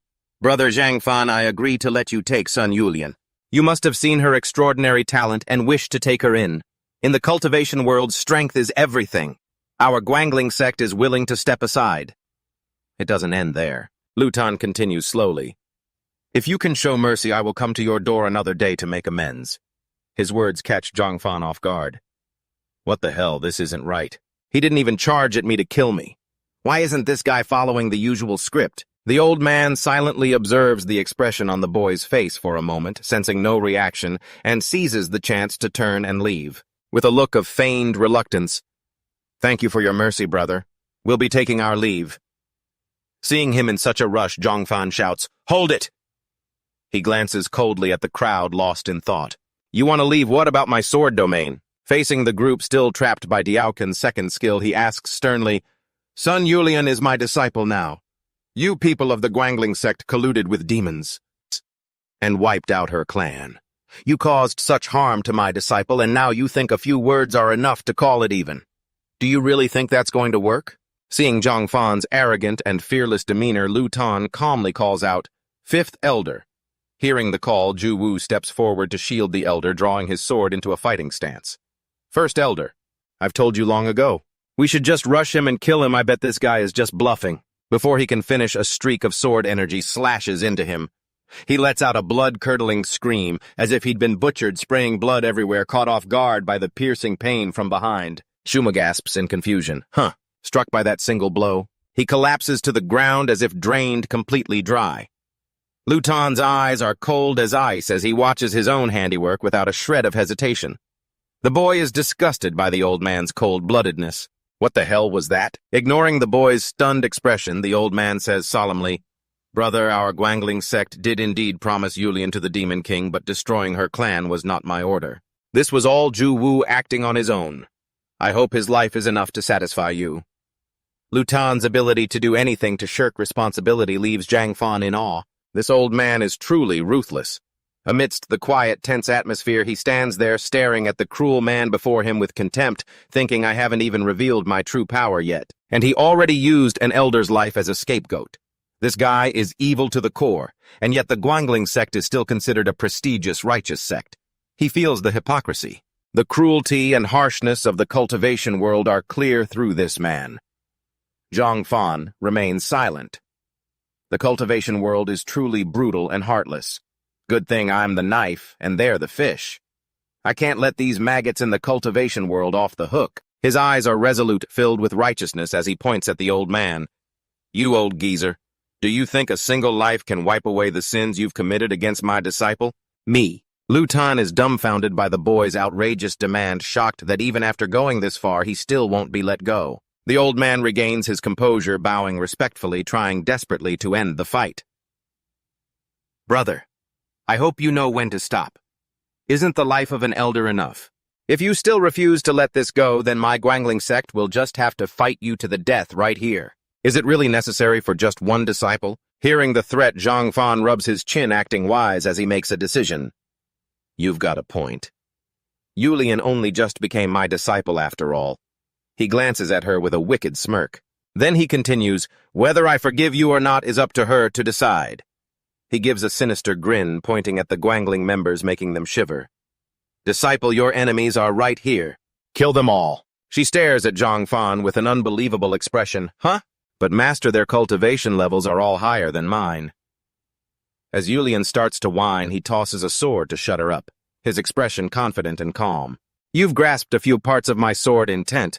If I say you can do it, you can do it." Like a Pokemon trainer, he points directly at the slack-jawed Guangling members and shouts at her, "Go attack!" Some grudges are better settled by one's own hands. To prevent the enemy from losing all hope, Zhang Fan adds one more thing. "Today, as long as someone manages to beat my disciple in a duel, I guarantee I won't lay a finger on them." Hearing the disdain in Zhang Fan's voice, Lu Tan isn't angry, but instead sinks into deep thought. Even though they hold a legendary sword, she isn't even at the Golden Core stage. To make sure he isn't mishearing, the old man points at him to clarify, "Is that really what you mean, senior?" The boy nods firmly. "Of course it's real." Everything decided, Zhang Fan tells Yulian to enter the arena. "Clean up the trash in front of you. Go." Hearing her master's order, Yulian bows, "I will obey, master." The beauty, Yulian holding an 80-centimeter weapon, steps forward aggressively and points her sword at those standing before her. With a steely voice, she declared, "The Guangling Immortal Sect. Don't think you can just get away with the grudge you hold against the Sun family. Today I'll take my revenge myself." And to think this was coming from a brat who barely had her milk teeth. Disgusted by such insolence, Lu Xun's face twisted in rage. "How dare a mere junior act so cocky? If you didn't have someone backing you up, I would have already—" He cut himself off and turned to shout, "Qizi!" Hearing his name, Qizi replied respectfully, "Yes." Lu Xun ordered him sternly, "Go and duel her next." Qizi gripped his sword. He hesitated, stepping forward with a look of concern as he watched the spiritual energy radiating from her blade. Despite his fear, he put on a brave face. Ngak Lien don't think that just because you're holding a divine sword and have someone backing you, you can do whatever you want. As he spoke, a flash of light suddenly streaked across his chest. Cheesy stared in disbelief, feeling a sharp, piercing pain, his eyes widening in shock. He was completely stunned by that terrifying speed. He couldn't even react, only able to gasp before his vision began to fade. The sword. It's too fast. Ngak Lien retorted, "You're annoying, stop your blathering." Witnessing her overwhelming power, the Gwangling Immortal Sect members backed away in terror. Suddenly, the system notification popped up. Detection confirmed Disciple Ngak Lien, a Foundation Establishment cultivator, has achieved 400 points in Sword Domain. Seeing this, Trong Pham was extremely satisfied. Ngak Lien is even earning points by killing people. Not bad at all. Not bad at all. In the center of the arena, Ngak Lien stood tall and motionless, her robes fluttering slightly in the wind, faintly scented with the smell of blood. Her eyes swept calmly over the body lying at her feet. Outside the arena, Lu Xun bellowed, his voice filled with fury as he called the next person to fight. "Your swordsmanship is truly excellent, but your cultivation isn't even at the Golden Core stage." The third elder, Lin Trang, stepped out slowly with a cold gaze. "Awaiting your orders." The old man suddenly pulled back his angry glare, his face a mix of caution and bitterness as he whispered instructions, "Defeat her, but remember to keep her alive." He glanced toward the boy, lost in his own dark thoughts. Although this guy talks a lot, he hasn't made a move to fight yet. I'm just worried that later he'll use the excuse that I killed his disciple to come seeking revenge. Seeing Zhang Fan looking so relaxed like that, Lu Tan roared inwardly, "This despicable guy. My Gwangling Immortal Sect has never suffered such humiliation before. Once I escape this, I will definitely find a chance to kill you later." As the old man's mind raced, Ling Zhuang had already torn through the air with her sword flying toward Ngak Lien. "I'll cripple your arm first. Let's see if your master will fight us to the death for a cripple." Facing the incoming blade that hissed through the air as if to claim her life, she stood still, refusing to back down any further. Quietly raising her head to meet the cold, sharp light of the blade, the very moment the sword swung down with savage intensity, she twisted her wrist and lashed out with her own. A precise counter. A deafening metal-clashing sound echoed through the space. Ngak Lien gritted her teeth, eyes widening, her body trembling under the crushing pressure as if a mountain were weighing down on her. But her feet held firm, refusing to step back. Under the immense weight bearing down on her shoulders, she suddenly channeled all her strength and thrust her sword upward. In a flash, the momentum shifted and Ling Zhuang staggered backward. Her eyes filled with shock, and she arched a brow, scanning her opponent with a hint of begrudging admiration. "I suppose you're somewhat capable. Too bad." The final word was still hanging on her lips. Her expression suddenly froze, her eyes widening as she realized something. "Wait." Ling Zhuang stood stunned, looking at Ngak Lien as if staring at a giant monster. Invisible waves of pressure pinned her down as if her feet were buried in concrete. Such overwhelming sword intent. How could she? Her own blade descended like a falling meteorite. She stared in horror as it struck, unable to do a thing. Despair flooded her like a tidal wave. No, this is bad. The power of that sword intent, I can't move my body." The moment the light of the blade was about to touch her skin, a primal survival instinct flared up, forcing Ling Zhuang to lurch backward.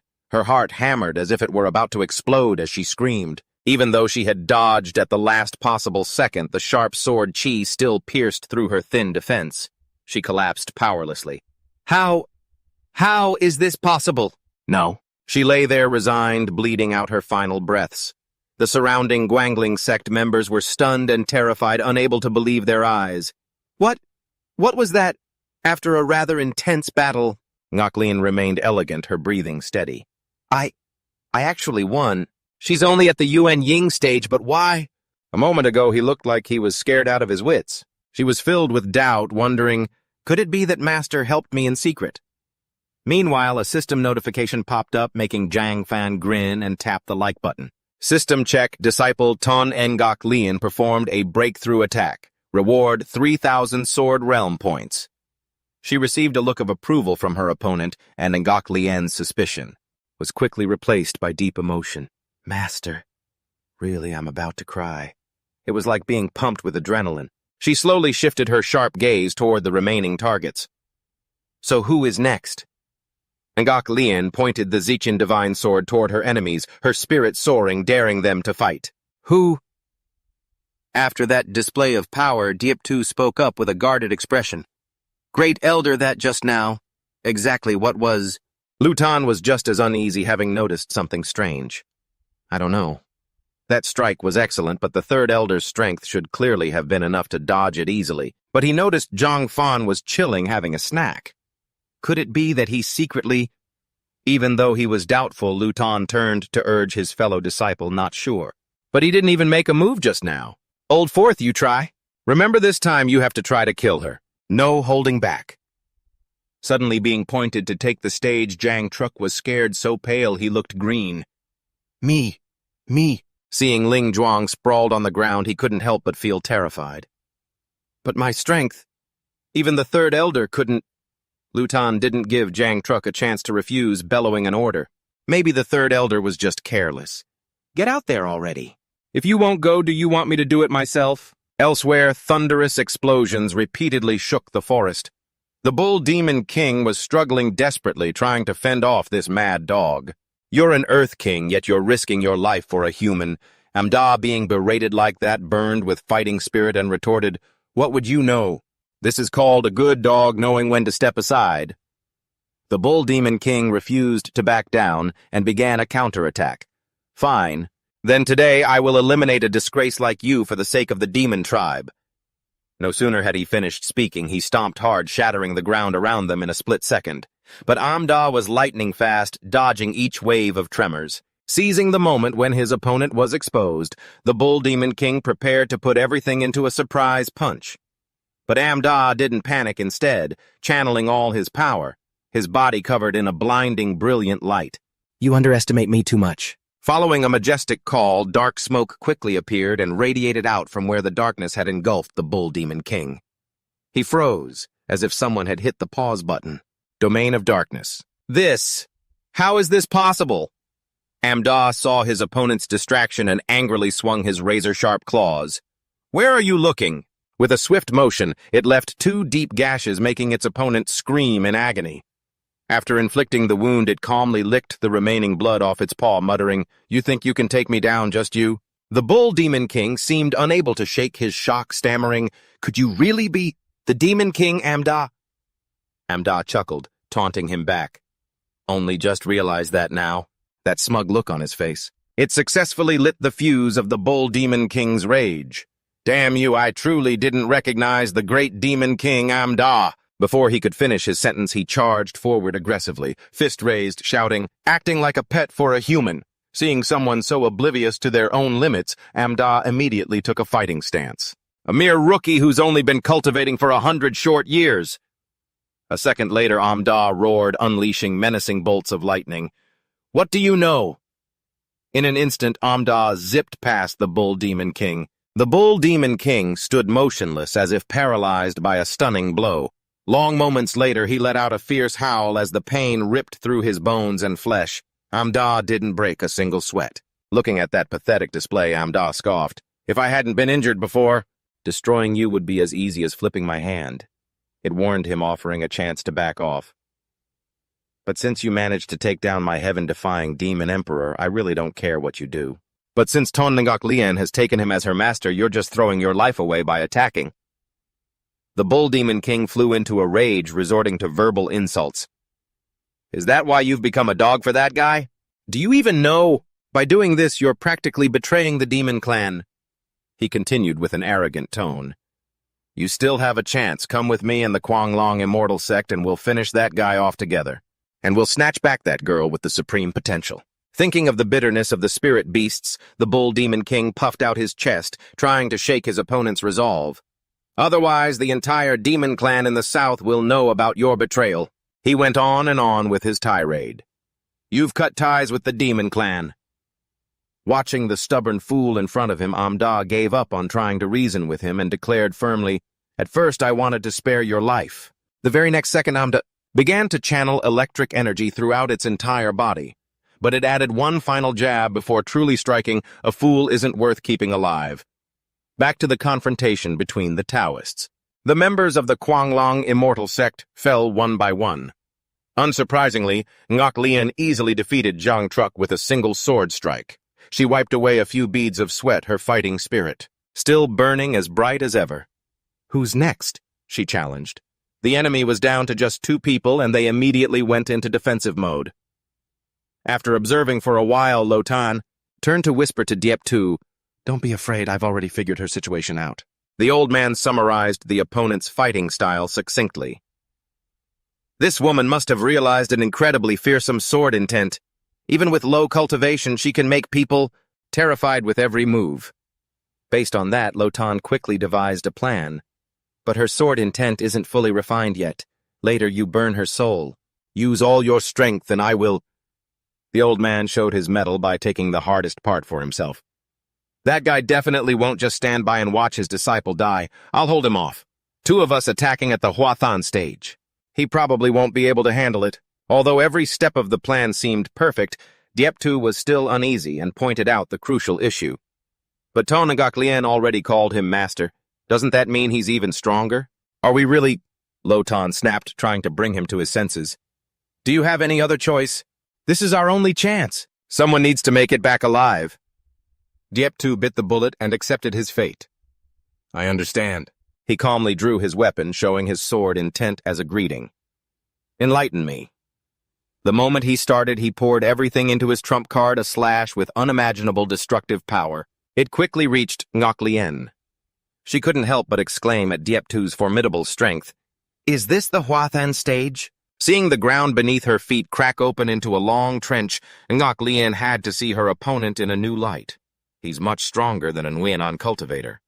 Diep-Tu noticed this slightly distracted attitude, and hurriedly signaled Grand Elder now. Who would have expected that when he turned back he saw Lotan riding his sword fleeing into the sky? His eyes nearly popped out of their sockets, but the old man had been watching the situation all along. Focusing his energy, he threw a talisman that suddenly flew and stuck to Diep-Tu's back, making him realize with horror what was happening. The soul-binding talisman. Zhang Truc clutched his head in agony from the electric currents pouring out of the talisman. "No, this can't be." In a split second, he ballooned up like a pig-shaped balloon under the eyes of Truong Pham and Ngok Lien, causing her to gasp. "What is this?" Unfazed by the dire situation, Lotan shouted, "I'll make your souls vanish." Truong Pham simply gave the order, Chan Nguyen. The power transformed into intense, glowing green energy. All of it attacked Zhang Truc simultaneously. Inside, he looked like he was about to burst, emitting a golden light. "Chan Nguyen, finish him," by constricting him to trigger the explosion. Silence returned after the blast. He transformed back into his human form and said, "Master, it's settled." After that, Truong Pham just replied kindly, "Good work. Also, you can just call me Sir from now on." Even so, he thought to himself, a guy calling me Master sounds pretty weird. Witnessing Zhang Truc's tragic end, Lotan turned pale and stammered, How could this be?" That was a Huathan stage explosion, and he was able to settle it that quickly. Tran Nguyen grinned at Truong Pham and Ngok Lien after their resounding victory. The old man, still in denial of the harsh truth, shouted, "This isn't right," and immediately leaped into the air trying to escape. "And now I should make my quick exit." Seeing the old man trying to bolt, Truong Pham held up a divine leaf and said, "Want to run, huh? Let's see you try." With lightning speed, he hurled the leaf at Lotan. Too late. The razor-sharp divine leaf sliced clean through his right arm, causing him to spurt blood and scream, "Arg!" Lotan lost his balance and fell in a free fall from the high altitude, "Arg!" Only a few seconds later, he landed in a truly spectacular fashion. Truong Pham and Ngok Lien walked over to him. Seeing what had caused him to plummet, they wondered, "Just a leaf." He just smiled and explained to the old man, "It really is vicious. You'd even use such underhanded tactics against members of your own sect. To think that the Quang Long Immortal sect is considered a righteous sect by outsiders." The old man turned pale and clutched his shoulder after hearing him say, "Who on earth are you with power like this? How could you be completely unknown in the cultivation world?" Truong Pham gave a short reply, "I have nothing to say to a lowlife like you." He immediately ordered, "Ngok Lien, take your revenge." Suddenly, a ground-shaking sound echoed. Boom Lutan laughed as if he had been saved. "It's the Ox Demon King. Thank goodness. Maybe I'll be saved after all." He summoned every ounce of his remaining strength and screamed, "Your Highness, the Demon King over here!" Trung Pham just closed his eyes and mused, the puppy lost the fight, did he? The Ox Demon King came charging over, panting. Who knew how fast he was moving, but he himself had a horrified look on his face, shouting, "Save me!" Like two famous clowns, both the Ox Demon King and Lu Tan were crying for help. Trung Pham, witnessing the ridiculous scene, almost burst out laughing. Behind the Ox Demon King, Amda was chomping down on the king's right arm, with a murderous look, eyes glowing blood red, and an aura that screamed, "I want to eat fresh beef." Amda caught sight of Trung Pham and thought to himself, "Crap, I was careless and let this guy escape here. Will he torture me if I didn't do a good job?" In a flash, Lu Tan dropped his guard and immediately threw the Ox Demon King under the bus, surprising him. Capturing Ngok Lien wasn't my idea. That damned Demon King forced me to do it. It was because of the Quanglong immortal sect that I was coerced. Hearing this, the Ox Demon King bellowed like a bull, "You shameless wretch! I didn't force you. You're the one who came to me seeking an alliance." But Amda, without bothering to care, it just lunged and attacked, causing the Ox Demon King to howl in pain. The king screamed like a stuck pig as Amda bid him spare me. Lu Tan also knelt down, begging, "Please spare my life." At this moment, the old man looked like he was about to cry. "Earlier, I really didn't order the killing of your entire family." The Ox Demon King retorted, "Don't listen to him. It was he who ordered the killing of your family. I'm the one who didn't know the situation." Ngok Lien gripped her sword tightly. She had no intention of listening to their excuses. "My family must have begged you for their lives too, right?" Ngok Lien pointed her sword at Lu Tan with an aura of pure, murderous intent. "But did you give them a chance?" A single strike across the old man's neck ended Lu Tan's wicked life. She silently swung her sword and he fell backward onto the ground. Ngok Lien turned and walked away. "Mom, Dad, everyone. Today I have avenged you all." She gritted her teeth, her face looking like she was about to cry her heart out. "Finally," she sobbed, as if all her resentment had been poured out. Ngok Lien knelt down, both hands clutching the glowing, sparkling sword. 2 streams of tears rolled down her cheeks. "This is for all of you." Ngok Lien sobbed uncontrollably in emotion. "Hick, hick, hick." Trung Pham patted her back to comfort her. "It's okay now." Immediately, Ngok Lien hugged him tightly. "Hick, hick, master." With the chivalry of a true gentleman, Trung Pham held her close and patted her head. "Don't cry, don't cry. The revenge is done. Your journey ahead is still very long." After saying that, he glanced back at Amda, who was still biting the Ox Demon King. Next, as the king was still wailing, "Ah, hoo, hoo, hoo!" the Ox Demon King accepted his defeat and kowtowed before Trung Pham. "Spare my life. I agree to surrender to be your beast of burden." But the boy wasn't falling for this nasty bull's tricks. Trung Pham just crossed his arms calmly, ready to finish it and then feast on the Ox Demon King's meat. While Amda was munching on the arm bone, it thought gleefully to itself, "A nutritious pot of beef stew. The meat of this ox demon tastes much better than regular ox demon meat. I wonder what beef ribs taste like." Trung Pham's words terrified the king to the core. He could only whimper weakly, "Ah, ah, ah, ah." And Ngok Lien finished off the Ox Demon King with a gentle but highly skillful sword stroke. He only had time to let out one weak cry, "Ah," witnessing her fluid technique. Trung Pham gave a soft word of praise. "Yo, fast and accurate, not bad." Meanwhile, Ngok Lien thought to herself after winning, "If it weren't for Master secretly helping me, revenge certainly wouldn't have been this simple." Ngok Lien knelt and bowed to her master solemnly. "The revenge is fulfilled. From now on, I will serve you with all my heart, master. Whatever you say, I will do." Trung Pham acted as if it were nothing. "Well, there's no need for that. I'll make you a pot of grilled beef." Having said that, he turned away with a heroic flair. He lit a fire, and in no time, Trung Pham had transformed into a kebab vendor. His hands flipped the meat nimbly. So fragrant! The forest was filled with the scent of grilled meat. The master and disciple set up shop right in the middle of nature. Ngok Lien chewed while blinking and looking up at the tree. "Master, it seems the ginseng fruit has grown a bit bigger." Hearing this, Trung Pham curiously looked up.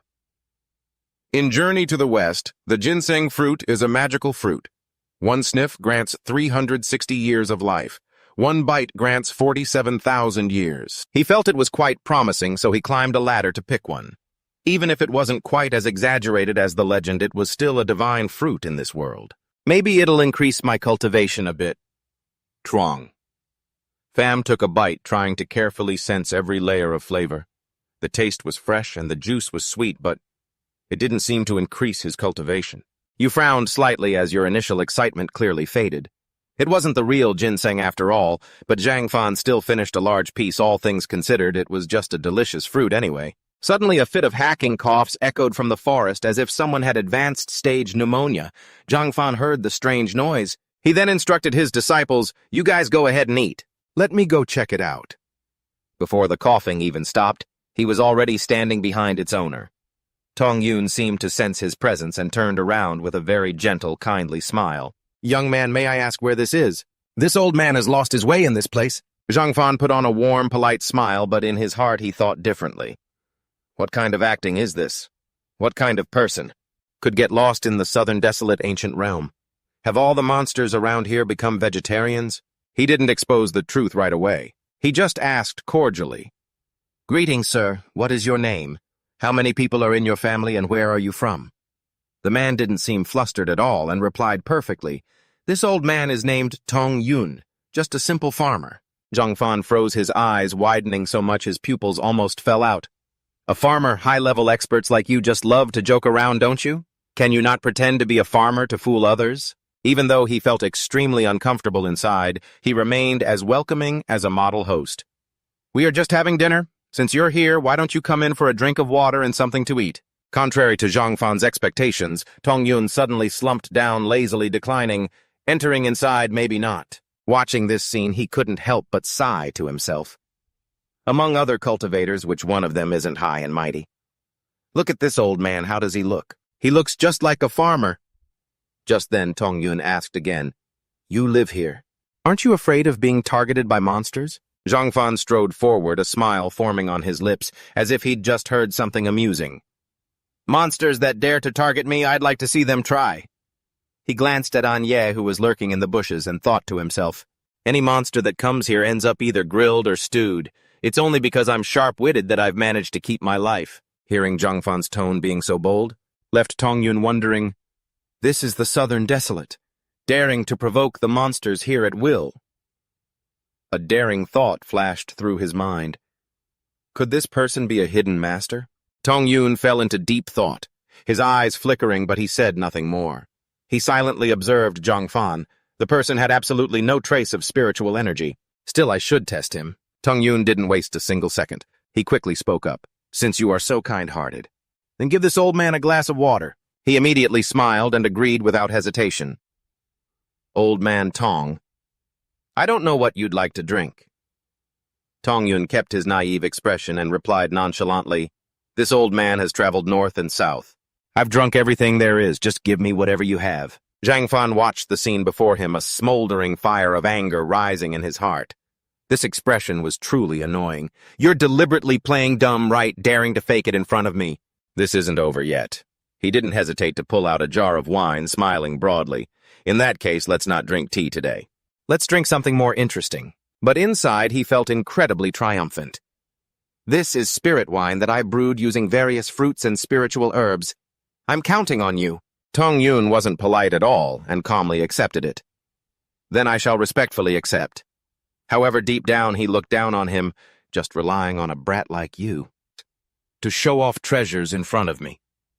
As the wine was being poured into the cup, he calmly stroked his beard, appearing as relaxed as if he were admiring the moon.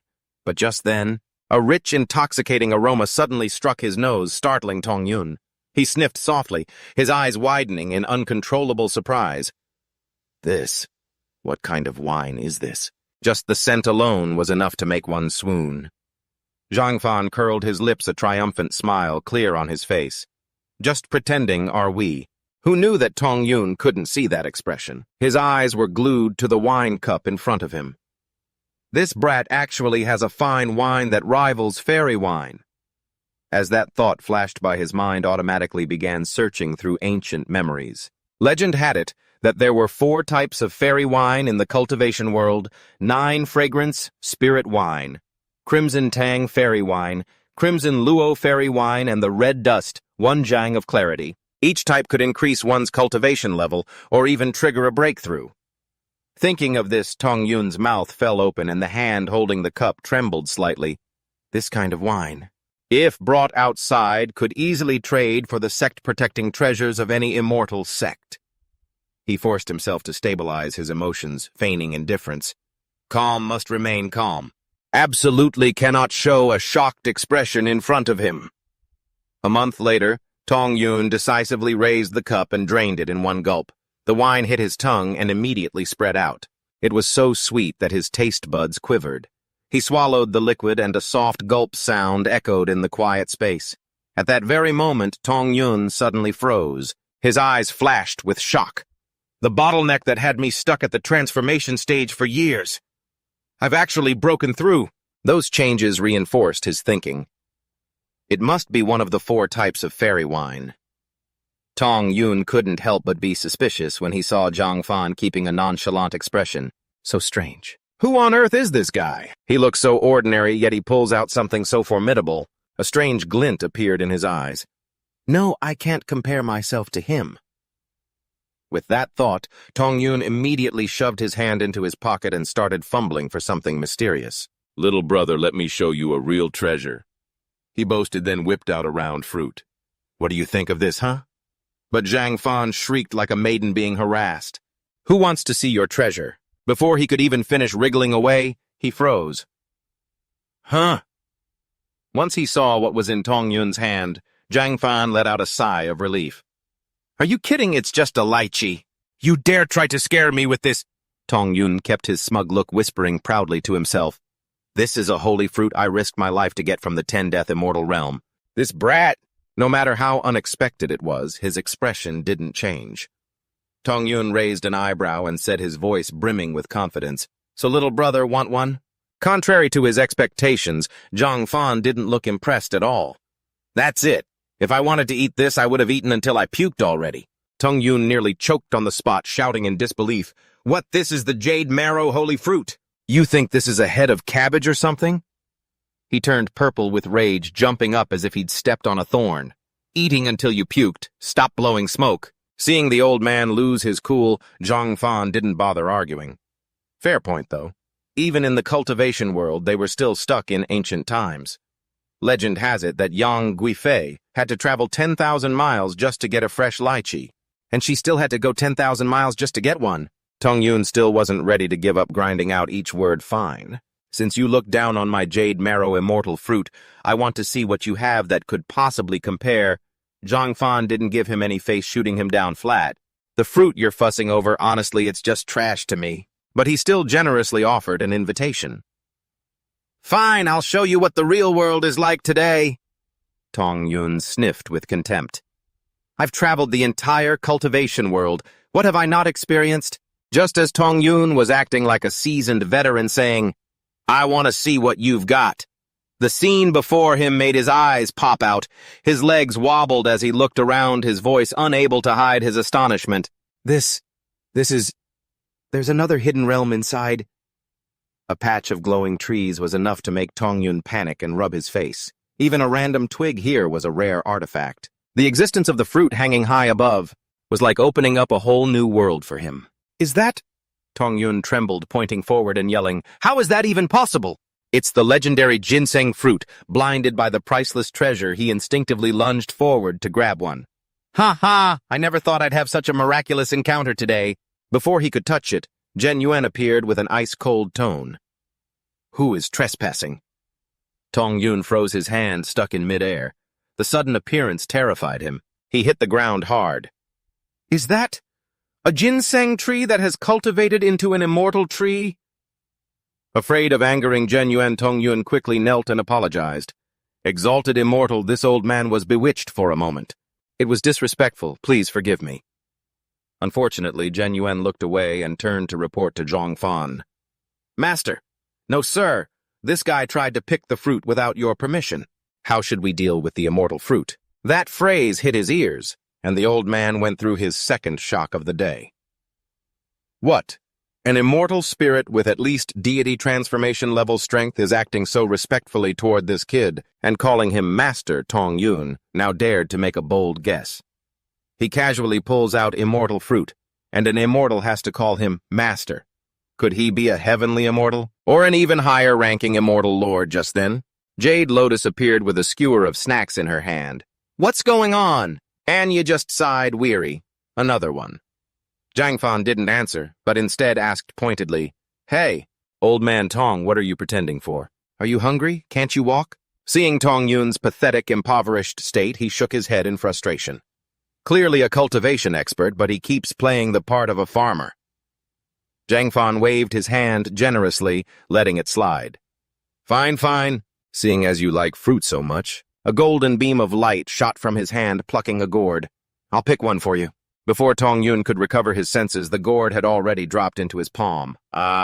He stammered, asking aback, You want to give me an immortal fruit again?" Zhang Fan picked his nose and answered nonchalantly, "It's just a regular piece of fruit. Look at you getting all worked up." That statement didn't stop Tong Yun's emotional breakdown. Tears and snot were streaming everywhere. This is a ginseng fruit that extends one's lifespan. Afraid he'd feel burdened, he explained casually, "It's nothing rare. I don't run out of these things around here." Thinking about it, Zhang Fan couldn't help but sigh. "Besides, I can't even cultivate, I can only eat them to taste. Who would have thought this would be like adding fuel to the fire?" Tong Yun was so terrified he looked haggard. "Not rare." He jumped up, indignant, determined to restore the gourd's reputation. "This is a legendary divine fruit. This is a supreme divine fruit. Just eating one adds 40,000 years to your lifespan. Do you think divine fruit is just white radish?" Trung Pham ignored Tong Van and just stroked his chin in thought. "I can't leave the invincible sword realm, and Ngoklian doesn't have the strength yet, but I'm not comfortable sending Amda out alone." He glanced sideways at the prime candidate in front of him, and suddenly a brilliant idea struck him. "Isn't this guy the most suitable person? But I have to make this old man, this fake farmer, willing to do it." Thinking this, Trung Pham put on a benevolent expression and offered a deal. "Forget it. Seeing how you are, I wouldn't feel comfortable just giving it to you directly. So how about you run some errands for me?" Tong Van, no longer in the mood to overthink, quickly agreed. "I humbly obey, please tell me." But Tong Van had lived long enough to know there's no such thing as a free lunch in this world. After all, this is a divine fruit. What kind of price must one pay to obtain such an opportunity? A supreme big shot like this calling it an errand, it definitely won't be that simple. Trung Pham saw him looking guarded, so he threw out a very leisurely request. "No need to be so serious. Just help me get 100 kilograms of pork." He casually kicked Amda in the butt. Then he continued, "Look, raising this dog of mine isn't easy." It took an unprovoked kick and let out a disgruntled grunt while Tong Van stared at it, muttering, "Raising a dog." He was stunned and pointed at Amda. He shrieked as if something was wrong. This is a demon king!" He knew full well the terrifying power hidden beneath that innocent, dumb-looking exterior. That's why he was horrified. Is he really keeping a spirit transformation realm demon king as a pet dog? At this point, Tong Van was absolutely certain this guy must be an immortal, a true immortal, wandering the mortal realm. Seeing Truong. Pham's detached look, he began to overanalyze everything. If he is a true immortal, the errand he mentioned earlier, buying 100 kilograms of pork, surely isn't just that simple. The more he thought, the more Tong Van nodded, convinced he was right. After all, he's trading for a ginseng fruit. How could it be that easy? He was getting excited by his own wild theories. Perhaps this is a test the High Immortal has set for me. If I pass this test, maybe the High Immortal will grant me even greater opportunities. Truong Pham saw him lost in thought for a long time and asked, Hey, old man Tong, what's wrong with you? Are you complaining that the land isn't good enough?" This remark made Tong Van lose his guard. Oh no! A chain of thoughts spiraled through his mind. The High Immortal is displeased with my hesitation. If I keep hesitating, I'll miss this supreme opportunity. I must hold my ground and be loyal to the High Immortal. Tong Van stood up, cupped his hands, and said solemnly, "Every word weighted with care. This old man will never forget your great kindness, sir. I Tong Van swear it. If you have any commands, sir, this old man is willing to be your beast of burden." His usual slacker appearance was replaced by an extraordinarily serious look. I wouldn't even regret dying for you. This sudden change in attitude left Trong Pham with a massive question mark. What is this old man overthinking again? But he decided to roll with it. All right, off you go then. Go get that 100 kilograms of pork. Tong Van stepped forward with the determination of someone marching to war. Yes, sir. Truong Pham watched the old man's indomitable back and sighed in relief. No problem there. On this side, he continued to march forward firmly toward the goal of 100 kilograms of meat. Tong Van checked his treasure gourd and encouraged himself. If this is a test meant for me, then I must do a great job. His gaze drifted into the distance, much like his own thoughts. The pork the High Immortal needs definitely can't be ordinary. Returning to the sword realm, that peach blossom paradise, Trong Pham Amda and Ngoc Lin were each doing their own thing in separate corners. Just sitting and waiting made him bored. This won't do. Truong Pham sat up abruptly and looked into the distance, worriedly thinking Old Man Tong has been gone for 3 days already. And there's no one here to upgrade the sword realm for me either. His eyes were glued to the system interface with wandering thoughts.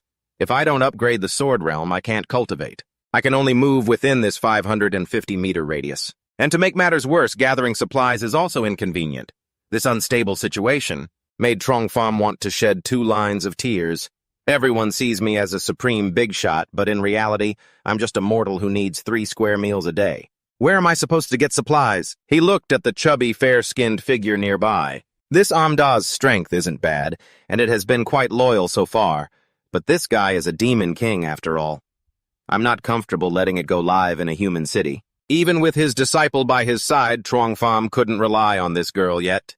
Though she had been training hard before taking her revenge, her strength was still too low. After scanning the area and finding nothing, he let out a long, weary sigh. So there's really no way to lure someone here to their death. Demon kings or demon lords, I'm not picky. Nascent soul or deity transformation stage would do just fine. Truly, idleness leads to trouble. He screamed internally. I hope it's not another day of peace and quiet. Time drifted by quietly until Amda suddenly stood up and barked wildly. Woof, woof, woof, someone's coming. Truong Pham asked in a daze, Huh? Someone's here. He looked up at the sky in surprise, sensing something was wrong. It was a top 5 sword cultivator group observing the sword realm from high above. Who would have thought the spiritual energy here would be so dense? That's an immortal tree, right? Truong Pham gritted his teeth, recognizing the uninvited guests. Van Dijk replied to his companions with an arrogant sneer, It's not just dense, is it? I never imagined this southern wilderness would be claimed by this bastard. To think I'd stumble upon such a stroke of luck here. Amidst the lush forest, mystical mists floated through the air. The spiritual energy had become so concentrated it had turned into liquid. A look of excitement lit up Van Dijk's face. Interesting, let's head down and take a look. Immediately, the cultivators of the Yen Nyat sword sect followed him down from the heights. He had already spotted a familiar figure. Isn't that Truong Pham? Van Dijk beamed with a mocking glint in his eyes. Truong Pham, I didn't think you were still alive, kid. He looked up, but when Truong Pham didn't respond, he grew even bolder in his mockery. What happened to you? Have you turned into a common mortal? Ngoc Lin saw this and stepped forward, furious. What kind of attitude is that? How dare you be so disrespectful to my master? Van Dijk brought a hand to his chin and laughed contemptuously. Oh, my master, take a look at yourself, girl, he teased. You're actually pretty cute, miss. This is going to be fun, Truong Pham. Van Dijk licked his lips, his words becoming even more vile. Why don't you call me master instead?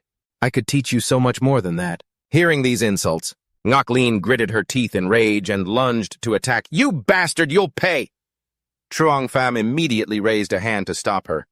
Wait, he said gently. Master. He calmed her. Let me handle this myself. Truong Pham's gaze turned to the group from the Yen Nyat sword sect, his voice calm. It just so happens I have some old scores to settle with them. Still hovering in the air, Van Dijk laughed mockingly. This is really unexpected, Truong Pham. I thought from the moment you miserably left the sect, you'd be rotting somewhere in this southern wilderness.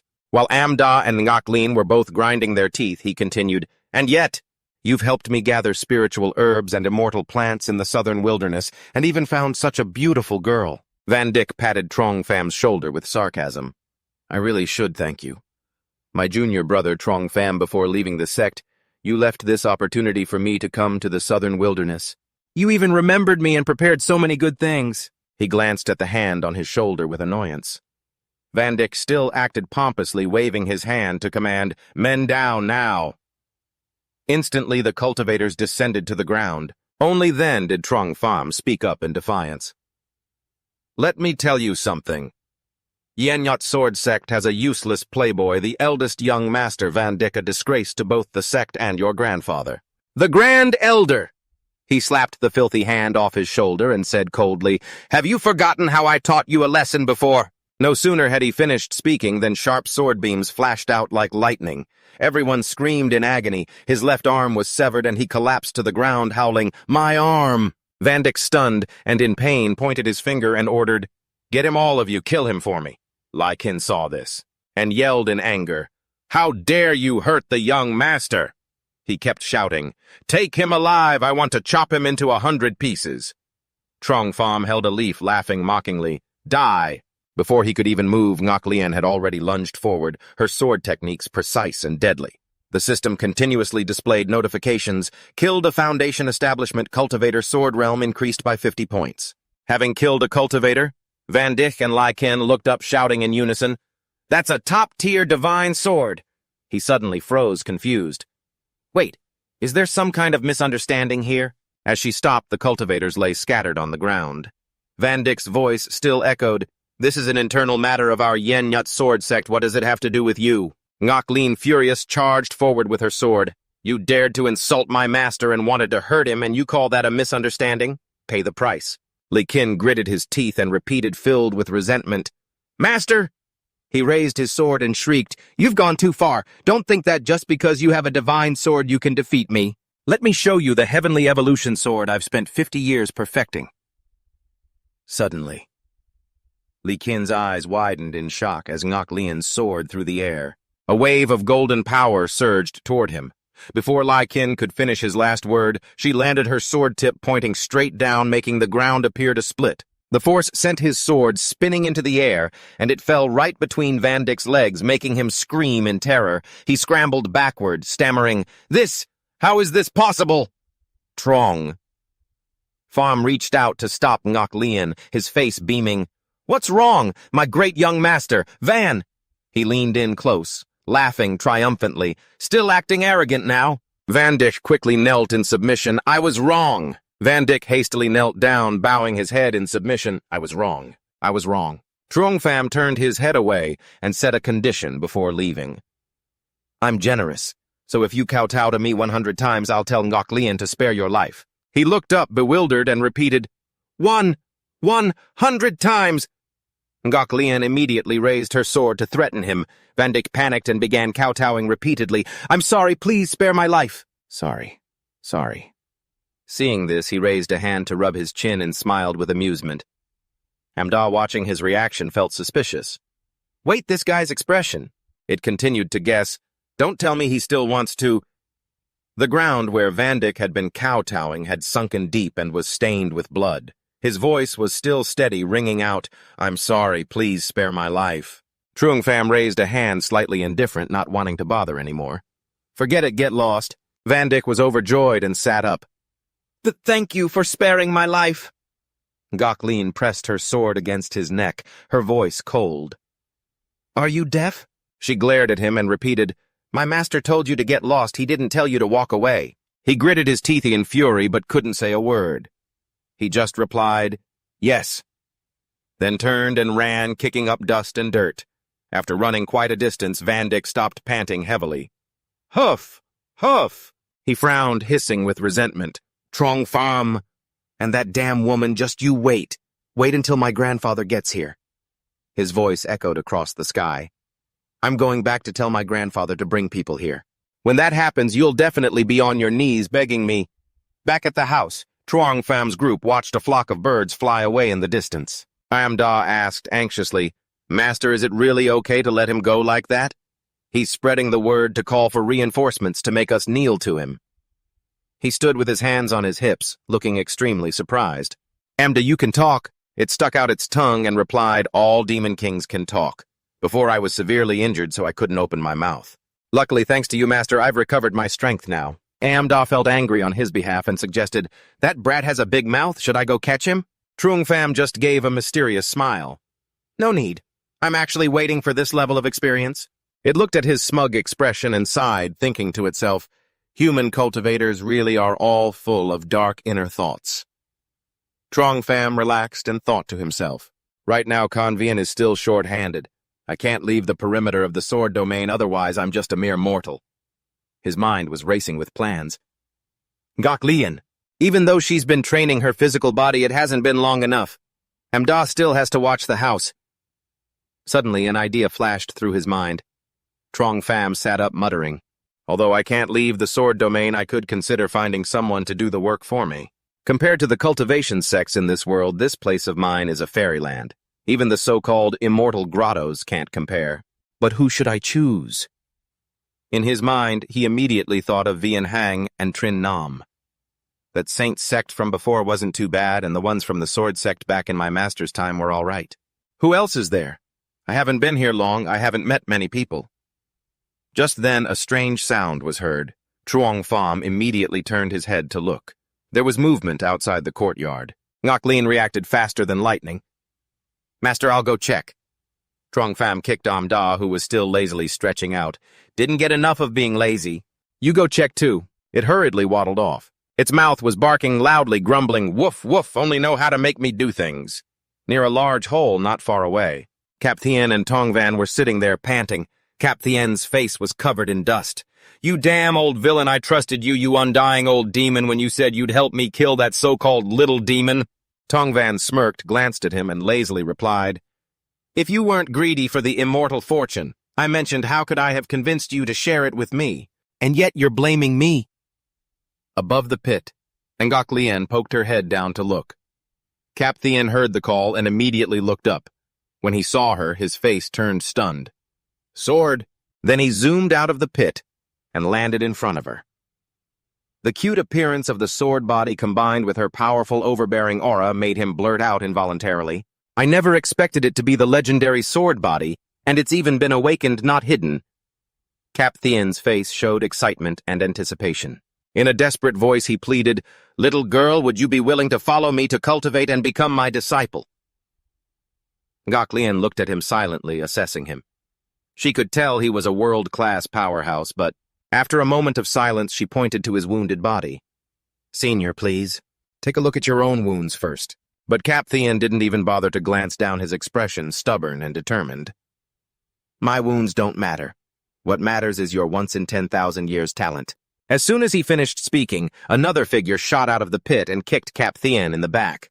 "Stop it! Are you trying to steal my disciple?" He immediately spun around and threw a punch at the other person. "Old man Tong, are you looking for death?" Tong Van caught the punch, easily making him so angry his eyes turned red as he roared, "You want to steal my disciple, but you couldn't?" With his other hand, he waved at Ngok Lien with a friendly smile. "Miss, my friend here is just a small-town landlord who hasn't seen much of the world. I hope you won't be angry." Without waiting for her to reply, he turned and glared. He looked at Cap Thien and scolded him directly. "You're the one looking for death." Right after that, Tong Van tilted his head and lowered his voice, emphasizing every word. "This girl's master is the very immortal I told you about. You're competing for a disciple with an immortal. Are you trying to speed up your own funeral?" Cap Thien froze his expression, half believing. "She's the immortal's disciple." He looked at Ngok Lien from head to toe and nodded to himself. No wonder at such a young age she already has this level of cultivation, as expected of the immortal's talented disciples.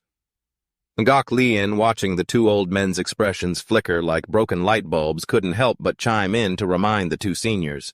"Are you two really not going to think about tending to your wounds?" Tong Van suddenly remembered. He smacked his forehead with a loud slap and burst into hearty laughter.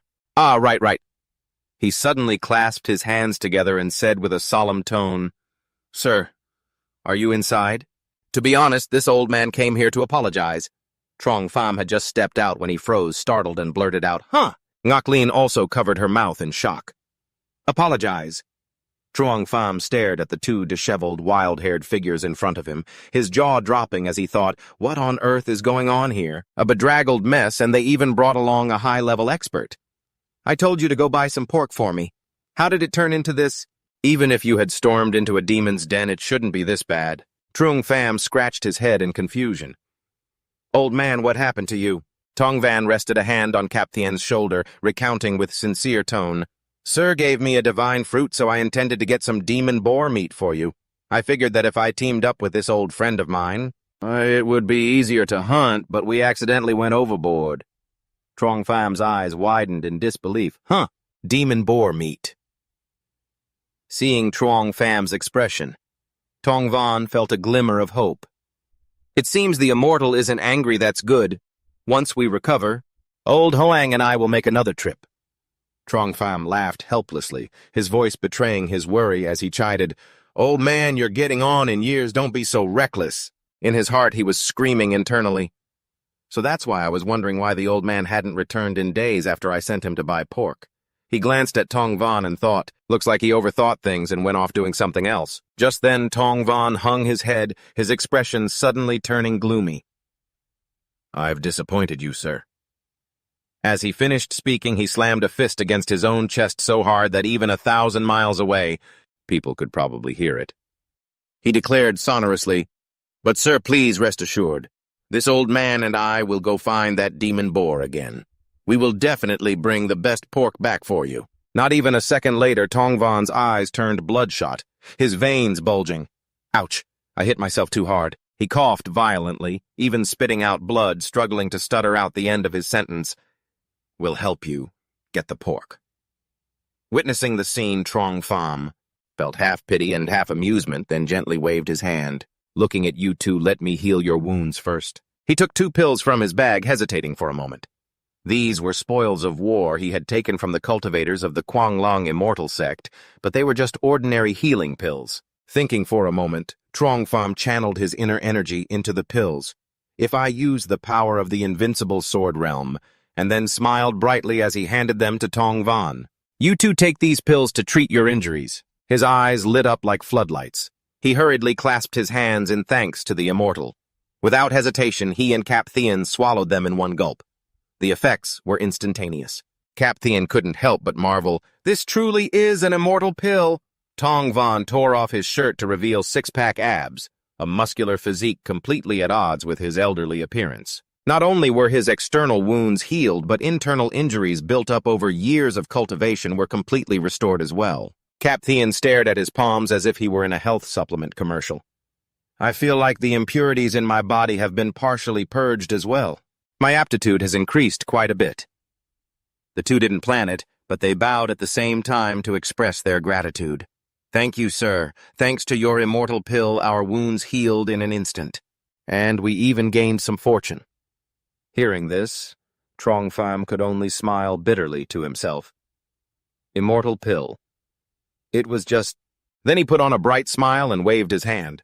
It's good that you've recovered. Suddenly, a loud thud echoed from a nearby cliff. He frowned slightly, glancing in the direction of the sound. What's going on today? There's been so much noise outside like this. Tong Van and Cap Thien's faces turned pale in unison, both thinking the same thing. It can't be. That demon boar has followed us to the immortal's place, has it? Amda gritted his teeth, looking toward the cliff. Sniffing the air, he thought, the demonic energy is intense. This could even be a demon emperor, but who does this strange scent belong to? Before they had to wonder long, Sun Kang came charging in with a thunderous boom. Flexing his bulging biceps and muscular body, he roared, Get out here, you two perverted old men! Hearing this, Amda face-planted into the dirt, barking. Internally, he whispered the word perverted. He suddenly remembered a legend he had heard. I heard that. The cultivators in the western regions have a dark art where they use monsters to drain yin and supplement yang to raise their cultivation. Amda glanced at the two of them and shuddered, wondering, could these 2 old men really be? Trong Pham pointed toward Sun Kang, questioning sternly, Tell me, did you two do something to this demon boar? Tong Van and Cap Thien immediately froze on the spot, stuttering incoherently. Tong Van became indignant, his embarrassment turning into anger. Sir, what kind of person do you take us for? The 2 of us are great cultivators after all. We wouldn't stoop to doing anything to that demon boar. Trong Pham pondered and replied, That's true. However, that demon boar, Amda standing on the side, was more level-headed. He thought to himself, You never know, maybe they're both capable of that. Back then, when that guy Amda was around, my head was clearer. I was thinking maybe both of them are actually good at this. Well, that's understandable, I suppose. He pointed at the word demon who was fuming with rage. That's not one of yours from outside, is it? Tongvan had to confess, that's the one. It was just an ordinary word demon, but at some point it awakened a divine ability, a very powerful one at that. Captain speculated, it probably has something to do with that sky-piercing incident a while back. He began listing the recent strange occurrences. Ever since the sky was punctured these past few days, the spiritual energy of the world has surged, and strange things are happening everywhere. Trong Pham felt a twinge of guilt. If I don't say anything, nobody will know I was the one who made that hole. Amda looked at the word demon before them and explained, that is a Sun Kang. Legend says, the Sun Kang tribe are descendants of a god from the divine realm. Mentioning this, he couldn't hide his craving. As far as I remember, the Sun Kang tribe isn't much different from regular demons. They aren't special except that they taste much better than regular demons. The Sun Kang, seeing them being so flippant, grew furious. Eat, eat, eat! You only know how to eat! It screamed non-stop. From morning till night, all you do is eat. Why don't you just become literal rice buckets, you good-for-nothings? Trung Pham was surprised. Did we just get called good-for-nothings by a word demon? Tong Van forced a smile. Sir, that's the only special thing about this word demon. It's quite skilled at insulting people. Hearing this, he rubbed his chin in thought. Quite skilled at insulting. The Sun Kang had not calmed down yet. You two are cultivators, yet you're hiding in the manner of a young mortal. Your skin is even thicker than my pigskin. Don't you have any shame? How dare you barge into my home and disturb me and my wife while we're having our children? Its voice dripped with contempt. Maybe you should teach me how to cultivate. How do I get skin even thicker than mine? The sun. Kang spat a torrent of insults at them, leaving them no chance to retort. Finally, unable to take it anymore, Tongvan and Cap Thien lunged at it. You little beast, don't you dare! The two attacked simultaneously. The Sun Kang let out a loud cry and used its hands to shield itself. The impact kicked up a cloud of dust, making it impossible to see for a moment. When the smoke cleared, the Sun Kang was still standing there completely unharmed. It continued to berate them. You two damn old fogies, last time you spied on me and my wife giving birth, and now you're playing dirty with sneak attacks? It questioned them with total disdain. What haven't you had enough to eat today? The Sun Kang mocked them directly. Oh, I forgot. Looking at your lack of morals. You must have been lonely since you were kids, right? Cap Thien and the other were enraged by the Sun Kang's insults and charged at it again. You bastard! But it wasn't afraid at all. It just laughed loudly. Come on, come get me! Amda, watching from below, was worried. Master, this Sun Kang has likely awakened some kind of divine ability. Trung Pham was also curious. I wonder what its divine ability actually is. Is it that thick pigskin that can't be pierced? Or is it that mouth of its? The Sun Kang kept taunting Cap Thien and the other. Did you two spend too much time cultivating last night? Why are your attacks so weak? The two gritted their teeth. Damn it! Amda, watching the fierce battle from outside, felt a bit uneasy. I've heard that the Sun Kang tribe is better at arguing than fighting, but I didn't expect them to be this good at it. Truong Pham rubbed his chin, puzzled. But the defensive power of this Sun Kang, isn't that a bit too exaggerated? Both Tongvan and Cap Thien couldn't inflict much damage on it. Even two soul transformation cultivators can't beat it, even if it's a divine ability. That layer of pigskin is unreasonably thick. Amda thought to himself, this must be the bloodline awakening that old guy mentioned before. I remember hearing that the Sun Kang have the bloodline of a demon god in their veins. He frowned in thought. It's just like my dark moon body. Truong Pham watched the scene and made a judgment. I don't think those two can hold out much longer. Otherwise, why would they be driven back right from the start? The sun. Kang kept throwing huge boulders at Tongvan and the others, laughing loudly. Run away! Keep running! Trung Pham couldn't just stand by and watch anymore. No, looks like I have to step in. After assessing the situation, he realized the problem. His sword domain only covered the manor and half the mountain. The word demon's position was quite inconvenient, right on the edge. Just then, Ngok Lien stepped forward, asking for permission. Master, please let me go help those two old seniors. Trung Pham replied playfully. No rush, play with it for a bit. He turned to call out, Am to go bite that Sun Kang a few times and lure it over here. It obeyed, but couldn't help cursing inwardly, always bossing others around. Wait, no bossing a dog around. Tongvan was already exhausted, gasping for air. That damn old man Love must be looking down on us right now. We can't keep losing face like this. Capthean agrees, no more holding back. Everyone attacks Sun Kang, crosses his arms, sneering. You hit like a weakling, and you have the nerve to call yourself a cultivator. No sooner had he finished speaking than a massive surge of power erupted, causing a ground-shaking blast. Tongvan and Capthean joined forces. Don't get cocky. Take this. Sun Kang was stunned when he saw the formation. He recognized the 8-direction dragon pulse instantly. He feigned fear, then laughed mockingly. Just kidding. Tongvan was stunned to see him still standing there completely unscathed. What Sun Kang raised his hand to block the attack without even flinching. He started channeling the power of the 8-direction dragon pulse through his hands. Is that it? Now it's my turn to counter. Take this back. Capthean and the others were left wide-eyed and speechless. Huh, that's impossible. The immense force unleashed a world-shattering explosion. Sun Kang laughed triumphantly. Is that all you've got? Can you even do anything? I think you two old geezers are pretty fragile. However, at that exact moment, he felt something was off. Behind him was Amda. Before he knew it, it had bitten his thigh. Even with its sharp teeth, Amda couldn't break through Sun Kang's hide. Is this skin really that thick? Furious Sun. Kang started shouting and screaming. The heat of his anger radiated off his entire body. Who is this shameless creature, sneaking up on me and biting my butt? Amda, caught in the act, immediately scrambled away. He didn't stop hurling insults at this dog demon. How many days has it been since you last took a bath? It smells so bad. My mouth tastes like pork. Sun Kang, clearly blinded by rage, kept chasing after Amda. To think a demon king would play dirty and attack from behind. And acting like a dog for someone else? Don't you have any shame? Just then, Trong Pham appeared right before his eyes, his demeanor calm and relaxed. Finally, the fish has taken the bait. Sun Kang was caught off guard by Trong Pham's appearance. What's going on? He couldn't hide his suspicion, eyeing his opponent with a judgmental gaze. This dog. You only found a puny human like this. Is there something fishy going on? Suddenly, a thought crossed his mind that sent cold sweat down his back. Are these two the support those two old thugs went to find?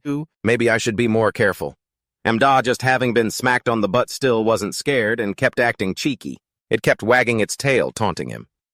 Come and get me. Sun Kang was so furious his eyes turned blood red and his whole body seemed to erupt with vengeful fire. You bastard. Today I'm going to slow cook you into dog meat soup. Trong Pham got excited, bracing himself for the move. This is it. Seeing his opponent unfazed only made him more enraged. He roared in warning. Even an Ascension Stage cultivator couldn't break my defense. This is the strongest defensive innate skill, bequeathed to me by the mountain god ancestors. Suddenly, a flash of lightning froze the air for a terrifying moment. Sun Kang was so shocked he fell backward. A violent burst of energy surged toward him, making him panic. What? Before he could react to the surprise attack, his hefty frame was sent flying by the thunderous blast. The explosion threw him into the air. Cao Chung collapsed helplessly to the ground, eyes wide with disbelief. This defensive skill helped me dominate the southern wilderness, a place so vast that even demon emperors struggled to match me. Yet in an instant, a twisted smile appeared on Trong Pham's face as his hand frantically stroked his blade. Amda beside him kept growling its sharp teeth, ready to tear the prey apart. It was only at this moment that Sun Kang finally felt his life was in danger.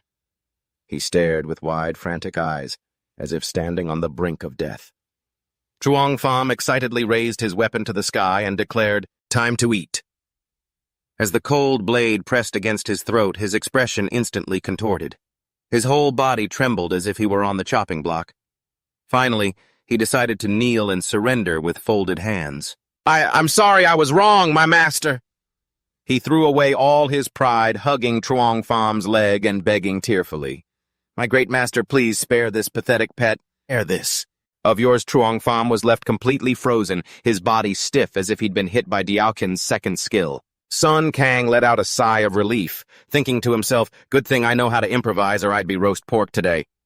Suddenly a familiar voice echoed. Familiar voice. As expected of a supreme immortal, Cap Thien exclaimed joyfully. That defensive layer we couldn't break at all. The supreme immortal shattered it with ease. He turned to Tong Van with a wink. We really found the right person to rely on. Amda, holding a grudge, stepped closer to provoke Sun Kang.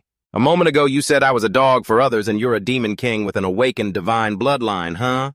Have you no shame? Sun Kang's eyes suddenly became strangely shiny as he switched to his sycophant act. That's because I didn't realize my master was here. He didn't hesitate at all to writhe and explain, it's just that I've been away from my master for too long. Master Old Piggy missed you so much. The crowd's faces darkened as they secretly sent him their kindest regards. Shameless. We haven't even had a chance to rely on him yet. The immortal aura was already claimed by this pig. Disgusting. Trung Fam's eyebrows are about to touch and this pig's skin is thicker than a wall. He tried to suppress his awkwardness and forced a smile. Times have truly changed. Even a pig has better judgment than some people. Suddenly changing his tone 180 degrees, he questioned sternly, Give me one reason why I shouldn't slaughter you right now. Da added fuel to the fire, looking like he'd been slighted.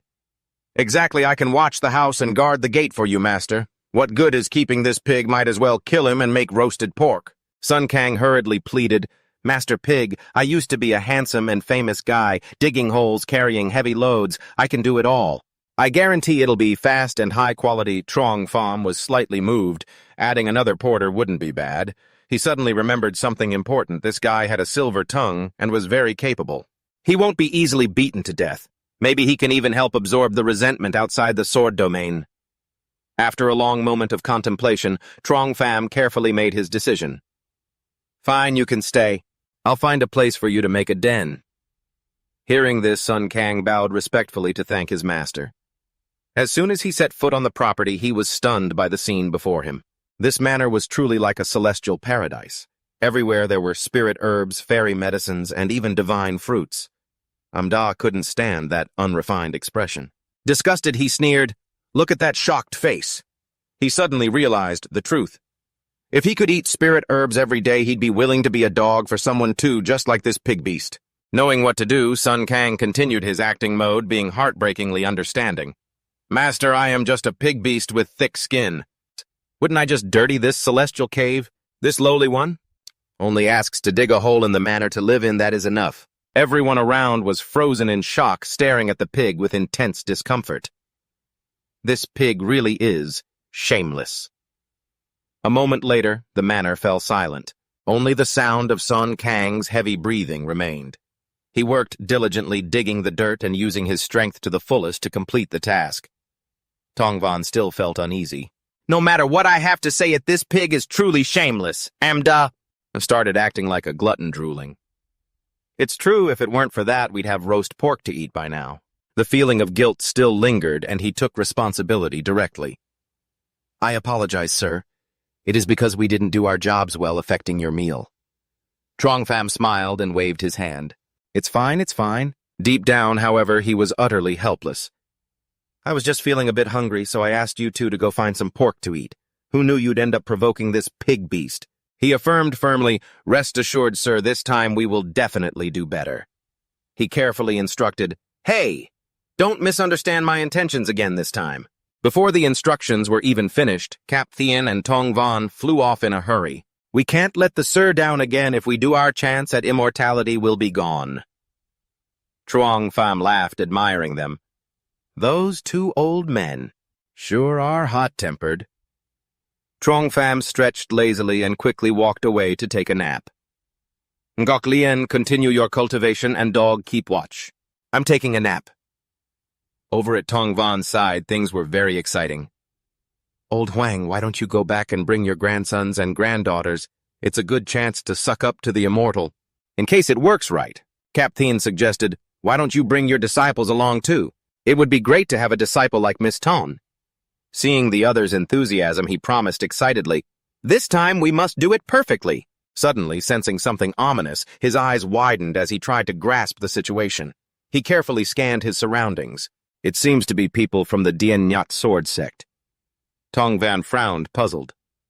Why are so many people from the Dien Nhot sword sect appearing at the mountain gate suddenly? Cap Thien was slightly suspicious. the direction they were heading. Seems to be the immortal's manor. The two immediately looked toward the manor. A sixth sense detected danger silently approaching. Tong Von quickly reassured himself. Maybe it's just the same path, with the immortal here who would dare to cause trouble. He reluctantly agreed. That's true. But if the Dian Nhot sword sect touches the immortal, this is also a chance for us to show our worth. Van Dyck now began his tattling. Grandpa, that brat is right there. He doesn't know where he went to lure a high-powered swordswoman, keeping her in the manor to protect him. Dian Quan calmly reassured him. Don't worry, son, Grandpa will definitely avenge you. With that, he turned and announced loudly, Surround this manor, don't let a single bird fly out. His large hand pointed directly at the target. The entire manor was instantly engulfed in fierce, billowing energy. The sect members, having received the order, immediately acted, shouting in unison, By your command, great elder! Van Dyck yelled his words venomous. You must make that brat Trong Pham kneel before me. Taking advantage of the situation, he added, I also want that woman who wounded me. Him to warm my bed, and I'll plunder every last spirit herb in this manor. To heal my arm. Ngok Lin shouted angrily from the courtyard. It's you guys again. You useless trash from the Dian Nhot sword sect I spared you last time. Yeah, and this time you dare to come back. Dian Quan asked skeptically, Are you the little girl who wounded my grandson? Dian Quan stroked his beard, examining her carefully. Young in age, yet so vicious. Unexpectedly, Ngok Lin didn't care at all. My master spared your grandson. I didn't expect his grandfather to deliver himself to my doorstep. You are truly digging your own grave. He angrily launched his golden sword at her. Insolent, Amda reacted instinctively. He immediately lunged forward to shield Ngok Lien just as the ground where they were standing exploded. Blocking that sharp sword strike through the thick smoke was Sun Kang. Where the hell did this old geezer come from? I just took a dump and it looks just like you. He mocked Dian Quan without a hint of mercy, like you're looking into a mirror. Because you look exactly like that pile of crap. The two brows on his face were twitching, wanting some rough skinship and this shameless love guy. But no matter how much they screamed, they couldn't shut Sun Kang's big mouth. Right, you're a great clan cultivator. He narrowed his eyes with contempt. Oh, so sorry, my memory is terrible. Why did I mistake you for a human? Hearing this, the old man couldn't take the insults anymore. His anger went through the roof. You, attack him for me! Dian Quan stood among his disciples and ordered the sword formation. Van Dyck was just waiting for that. His aggression overcame his brain, letting this love guy walk straight into his own death. You'll find out the consequences of offending the Dian Nhot sword sect. Sun Kang was even more reckless, charging head-on into the crowd without a shred of hesitation. No skills but a big mouth. Did you just come out of the latrine and forget to wipe your mouth? Oh, it powered up its internal energy, growing massive with bloodshot eyes. Bring it on! The group looked like a bunch of brats who weren't raised right by their mothers. The overwhelming power made the disciple brothers freeze for a second. Sun Kang let out a massive strike, easily blowing away Dian Quan's lackeys. Amda joined in with his teammate. How dare you lay a hand on Lady Ngok Lien? He opened his mouth and roared to the heavens. You guys are really asking for it. Amda's sonic blast was so powerful it blew the enemies far away. Seeing things going south, Dian Quan had to order his disciples to defend. Use sword energy. They immediately synced up, firing thousands of swords into the ground. But their opponents weren't scared at all. On the contrary, Sun Kang used his Ju Ba-ji physique to tank every hit, clear the way for Amda. Using magic to take down half the enemy force, Dian Quan was left completely speechless. Are these two demon kings? Furious, he turned to blame Van Dyck.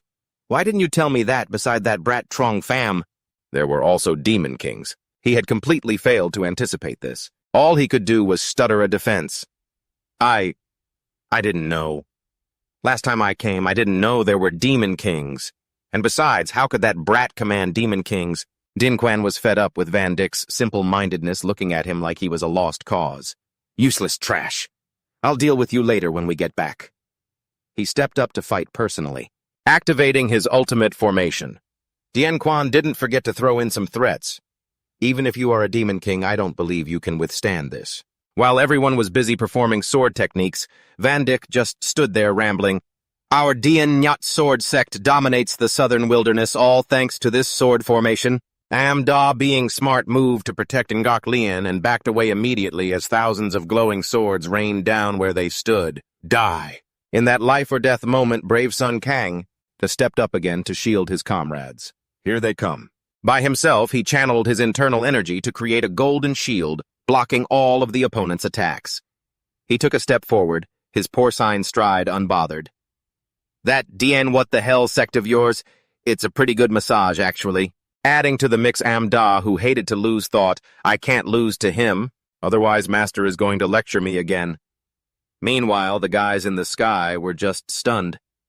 How is Sun Kang? Just a demon king's hide. How can they not break through that? Only Dien Quan kept his cool like a 60-year-old badass. Don't be afraid. All disciples channel your techniques. Focus all your spiritual power into the sword formation. He focused intensely, taking a combat stance with a loud, booming voice that would only lose to the legendary Lady Fien. I, the old man, will lead this. And to be fair, Dien Quan's attack this time actually had some substance, putting Da and Sun Kang in a bit of a tight spot. At the same time, Ngok Lien ran off as fast as her legs could carry her to tattle to Trong Pham. Master, that Dien Nyat sword sect crowd is back again. But he remained as indifferent as if a volcano were erupting. He didn't give a damn. It's fine.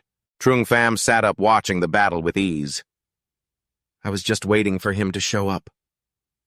He couldn't care less that his disciples were struggling in a storm of swords and magic, not to mention being scolded by Dien Quan like a mindless demon puppet. As soon as the formation hit its peak, the old man conjured up a sword as massive as a Tan vlog video project. Sun Kang realized he'd picked a fight he couldn't win and looked visibly nervous. This time, looks like things just got real. Maybe I should just run for it. Suddenly, he spotted the silhouette of Trong Pham appearing right behind him. Since when was this? This new master of mine is quite devious, isn't he? Aren't you afraid that your future kids might end up without tails? Driven by the pride of a beast king, Sun Kang surged forward, shouting, Da, I'll take the lead. Da didn't bother with idle chatter. He saw an opening and dashed forward, following right behind as he launched his massive sword at Dien Quan. Get down on the ground, you monster, and prepare to die. Sun Kang tensed his muscles, channeling the power of a Super Saiyan, roaring, I am Sun Kang. My ancestors are gods. He suddenly transformed into a giant titan, his hand big enough to seize his opponent's weapon, but life isn't a fairy tale. The sword exploded, sending Sun Kang crashing to the ground in humiliation. Da seized the chance to jump behind Dien Quan for a surprise attack, but the old man was quick to spin around, sneering, Do you really think this old master is that easy to beat? Missing his chance to show off, Da was absolutely furious, pouring all his vengeful rage into his feet, thinking, if that's how it's going to be. Both sides clashed back and forth, neither yielding an inch, spells flying everywhere. It was blinding. After a moment of fighting, Da managed to snatch Dien Quan's weapon, quipping, Old geezer, you don't seem very smart, do you? From afar, the big chubby Sun Kang came flying back in. With a wicked, villainous look in his eyes, he taunted, Did you forget about me already? Sun Kang strained with all his might to shatter the barrier, yelling, Die. The guys inside were caught off guard and suddenly released, causing quite a panic. They fell freely like leaves scattered by the wind. Even though he landed painfully, Sun Kang still had the energy to joke, Master, I'm badly hurt this time, so make sure to feed me something good to help me recover. Trong Pham happily showered them with praise. Well done, I'll reward you handsomely. He didn't forget to turn to Da, and you too, pup, you did a great job. Trong Pham looked up, wearing a fake, innocent expression to provoke his opponent. Great elder, it's been a long time. Do you need me to invite you down here to sit for a while? Dien Quan stubbornly grit his teeth and threatened, You brat colluding with demons to harm your fellow disciples. I will go back and report this to the sect master, have you expelled, and then destroy you. Trong Pham didn't flinch at all. He folded his arms and smirked. Then you can go back and talk about it. The system notified him, Target has entered the invincible sword domain range. You can counterattack immediately. A clever plan suddenly flashed through Trong Pham's mind. Wait, maybe I should let them go back first to gain some more experience. After thinking it over, he gave up. Nah, forget it. The sect master and the other elders were actually quite good to me back when I was a disciple there. They treated me pretty well, so the final decision is, finish off this bunch of trash right here. You guys enjoy your stay. Trung Pham ordered the system to kill all these villains immediately. Dine Quan stared at him with hateful eyes, but he could only wait helplessly for death. The system announced, "Congratulations, user, for eliminating an enemy at the Void Exit Realm." Seeing the notification, Trung Pham looked extremely smug. "This time I've really hit the jackpot." After settling everything, Trung Pham praised Da and Sun Kang. "You two have performed very well lately." He snapped his fingers and essence crystals appeared. "Since you call me master, you can rest easy." He held out 2 fairy fruits and promised firmly, "I will never treat you poorly." They happily accepted and devoured them, saying, "Thank you, master," not stopping there. Trung Pham handed over more fruits. "And this is the reward for helping me teach those guys from the first sword sect a lesson." Sun Kang gasped in surprise. "My bloodline, it's being refined." Da reacted the same way, "Mine too." Sun Kang's aura flared up fiercely. "Master, it feels like my innate divine ability has become stronger." Da followed up, showing off, "Master, I've awakened my innate divine ability too." He secretly mused to himself, "I've always admired the demon pig's innate ability. Even though his was stronger before, now I have one too." Trung Pham's eyes lit up with interest. "Show me what you've got." Sun Kang stomped his foot on the ground, slowly feeling his new power. "I can control the earth itself now." He tried to stomp hard on the sand, accidentally creating a shockwave. Suddenly, a powerful surge of energy rose up, unleashing terrifying strength. 3 clones of Sun Kang stood tall before everyone, acting arrogant and looking cool. "Master, what do you think?" "When I fight others, I just need to wave my hand and everyone will die." Ngok Lien was excited and exclaimed, "That's so strong." She was as happy as could be. "This is great. With this power, it will definitely help Master a lot." Trung Pham, however, had a completely different thought. "It seems with this pig demon around, I'll have someone to run errands for me from now on." "Heh. I didn't want to exploit you, but I guess I have to." Next up is Da. It expanded its body, then leaped high into the air, shouting, "Watch me now!" Da soared into the sky and unleashed a swirling blue energy vortex, devouring the light. It looked incredibly cool. Ngok Lien stood below, looking around in a panic.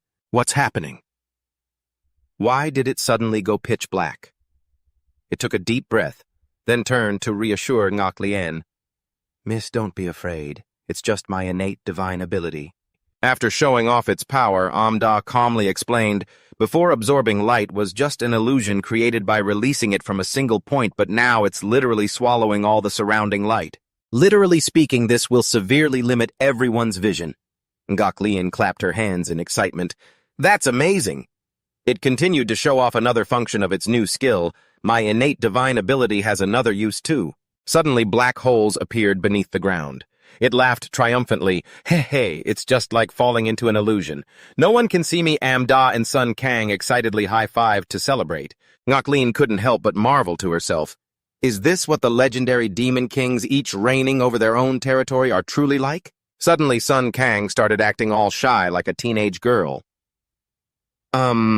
Master." It squirmed and wiggled around, acting as if it were incredibly charming.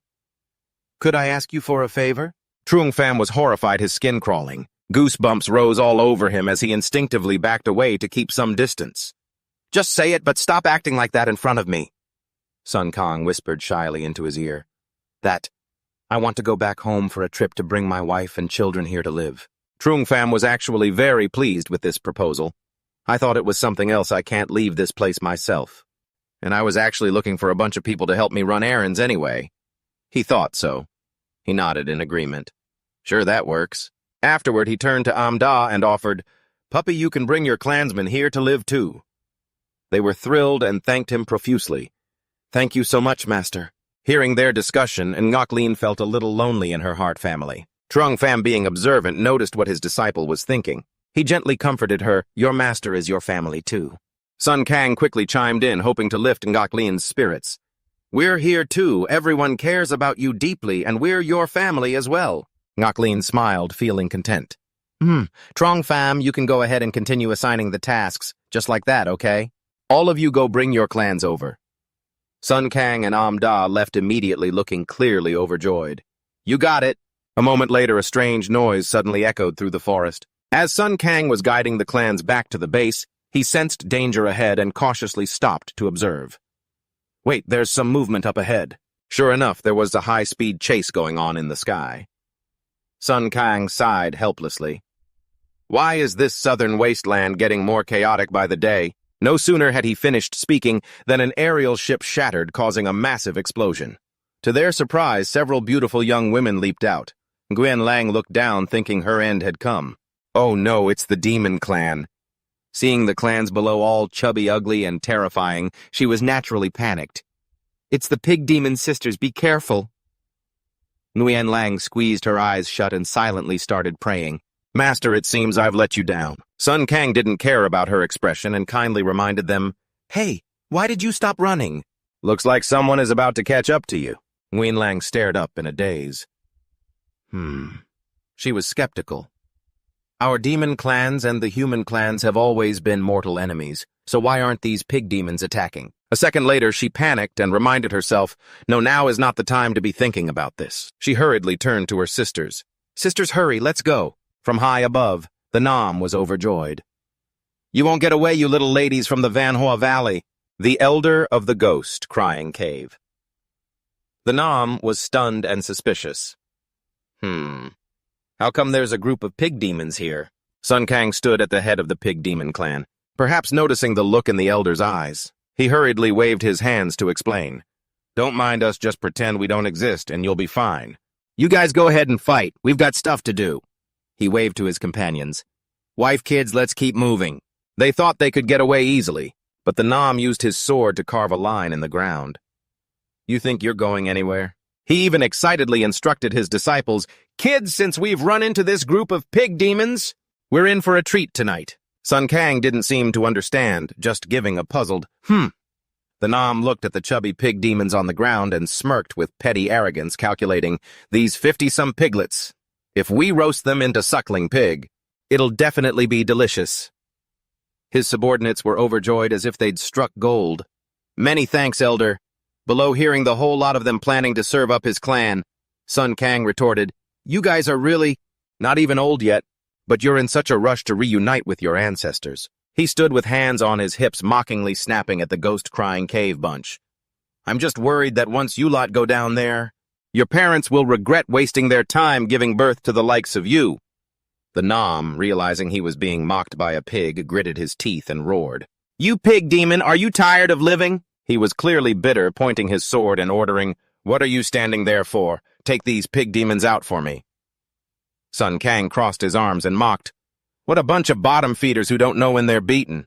With a powerful stomp, the ground cracked and a colossal giant pig stood tall. Sun Kang raised his voice to scold them.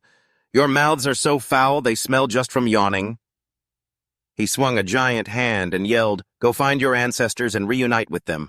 The giant pig followed suit. A massive hand soon loomed over the ghost-crying cave members. As it slapped down, his companions screamed in terror. Get out of the way. Wait, don't land on the ground. One unlucky guy being gnawed on by mini-pigs could only shriek, Where did these clay toys even come from? The Nam watched his underlings being swatted away and felt even more resentful. He immediately lunged with his sword, threatening, How dare you offend our ghost-crying cave? I'm going to skin you and pull out your tendons. He thought he had the upper hand. Who would have thought that blow was like a mosquito bite to the stone pig? He panicked, shouting, What? Not realizing there was a giant hand coming from behind, he was snatched up and could only let out a few screams. Ah, ah! Sun Kang bluntly mocked him to his face. Just a little puppy trying to bite the moon. He stood on the ground, directing the situation, clearly enjoying looking down on his opponent. You don't know the vastness of the heavens and earth.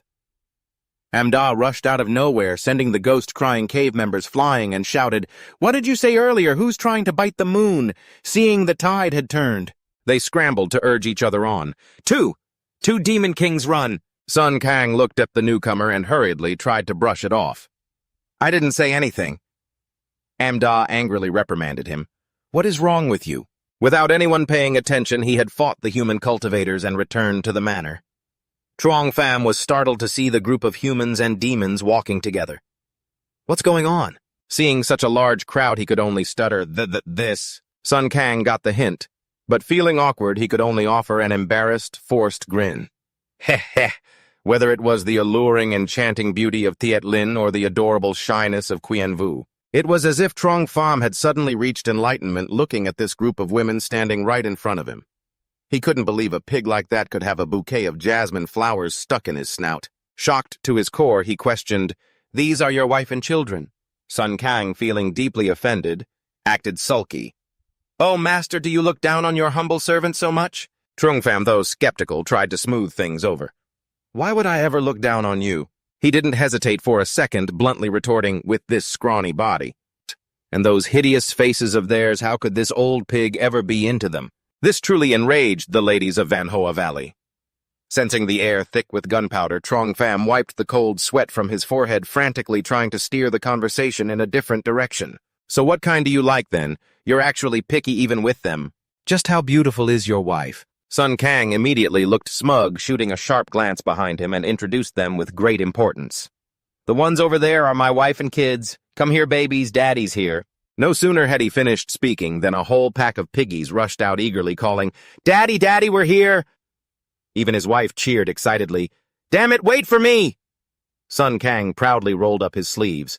He commanded his whole pig family, "All right, honey, let's head into the house." Looking at his wife's overly voluptuous figure, he bragged confidently, "A body this curvaceous and a face this pretty is the only way to catch this old pig's eye." Truong Pham, standing opposite them, just froze in place.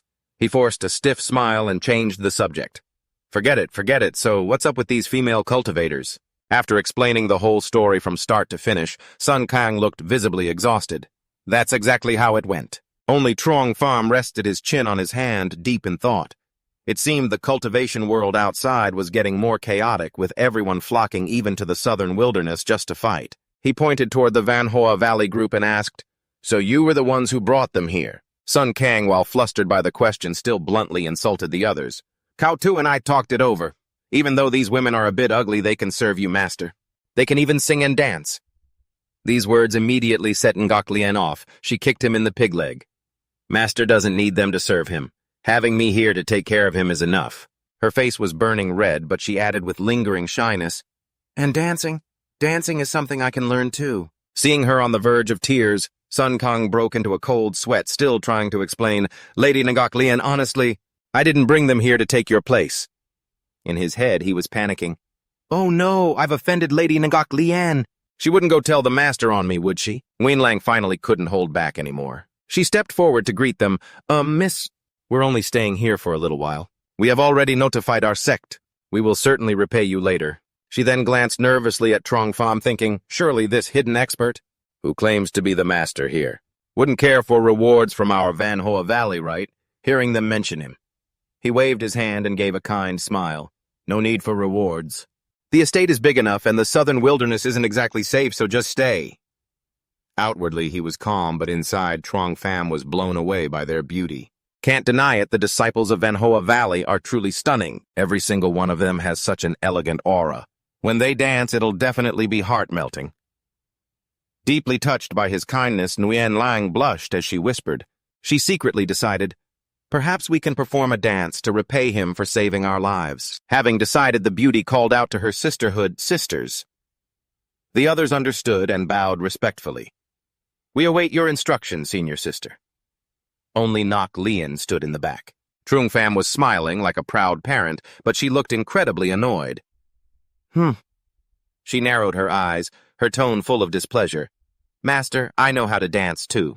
Truong Pham, lounging on his chair, explained nonchalantly. "Actually, I didn't even ask for it.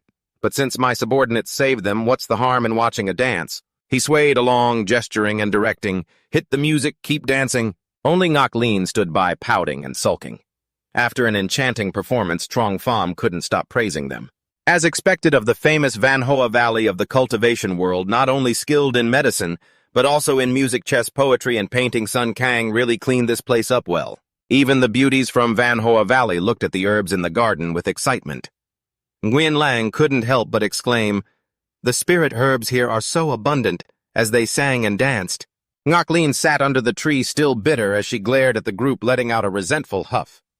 Trong Pham leaned back with his hands behind his head, acting like a chill guy enjoying the show. "This really is like a paradise on earth, singing, dancing. I finally understand why people enjoy visiting the tea houses. This feels amazing. But just at that moment, the surroundings suddenly became empty. It left him startled and flustered, wondering what on earth was going on. Dark clouds gathered in the sky with flashes of lightning zigzagging across. Amda quickly realized the situation. Two cultivators were fighting, and his blood was starting to boil. These people are so annoying. Can't they let the old guy and his wife live in peace for the rest of their lives? Deep down, Amda was calculating things even more deeply than this fat pig. Ever since moving the whole family here, he's become incredibly lazy. I must follow the master and show my worth so that the day I become a demon god or demon immortal won't be far off. Trung Pham was calmly enjoying the drama when he suddenly realized, hey, that black cloud seems to be heading our way, and Ngoc Lien confirmed it. It really does look like it's flying over here. The flashing lightning drew closer to them. He continued to observe and narrate like a sports commentator. Someone is falling down. A hazy figure plunged down like a meteor burning in fire, piercing the ground in an instant, as if to check on the 18 levels of hell below, followed by Phuc Do riding in pursuit. The tiger demon still hadn't given up. Damn old cultivator, wait until my fellow brothers arrive and I'll beat you to a pulp. Just then he froze mid-air, having noticed something. The plants below were emitting an incredibly gentle natural aura.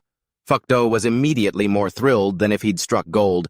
I never expected to find a piece of land overflowing with spiritual energy like this. So many spiritual herbs. And there are even divine fruits. As his eyes landed on Nguyen Lang, he added, and lots of pretty young girls, too. Phuc Do didn't bother to hide his despicable nature.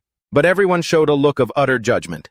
Tonight I'm going to enjoy myself. Coincidentally, his accomplices had also arrived. Brother, are you all right, third elder? It's good that you're fine. Phuc Do confidently bragged about his new discovery. I'm not just fine. I've also found a treasure trove of land.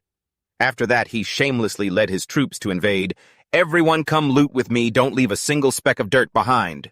His tribesmen immediately followed orders and dove toward the ground on their mounts, but before they could reach their target, they received retribution falling from the sky halfway there. How dare you! The head disciple of the Huyanthan Dharma sect suddenly appeared to show Phuc Do what a civilized lesson looked like. You barbarians, do you think Huyanthan Dharma sect doesn't exist in your eyes? In broad daylight, the opponent was still grandly presenting his weak logic. Where did this come from in broad daylight, you bunch of cow-nosed Taoists from the Huyanthan Dharma sect? Look up and see for yourselves. The black clouds in the sky are all caused by your own spellcasting. Then Ngon put on a righteous and impartial act. You barbarian cultivators don't understand the heavenly Tao. As a cultivator, you go around robbing mortals. But his plastic morality quickly collapsed when he looked closely. The alluring energy radiating from below was so intense he couldn't keep up the act anymore. If there's any robbing to be done, we should be the ones to do it first. Luckily, Then Ha managed to wake up the human side of him, then Ngon's senior brother. At that moment, he carefully wiped away the evidence that showed he had almost turned into a beast. Then Ngon cleared his throat and returned to his upright role. As a righteous cultivator, I consider protecting the 6 realms of sentient beings my duty. I will absolutely not let you commit such cruel acts. Facing this, Truong Pham could no longer stand by and watch silently, so he spoke up in protest. Why don't you take a look at what exactly you've protected? This time, he wasn't just silently watching the drama. He officially joined the center of it. Can you lot aim your lightning a bit better when you fight? A stream of frustrated complaints poured out. This garden I just planted and this wall I just finished building.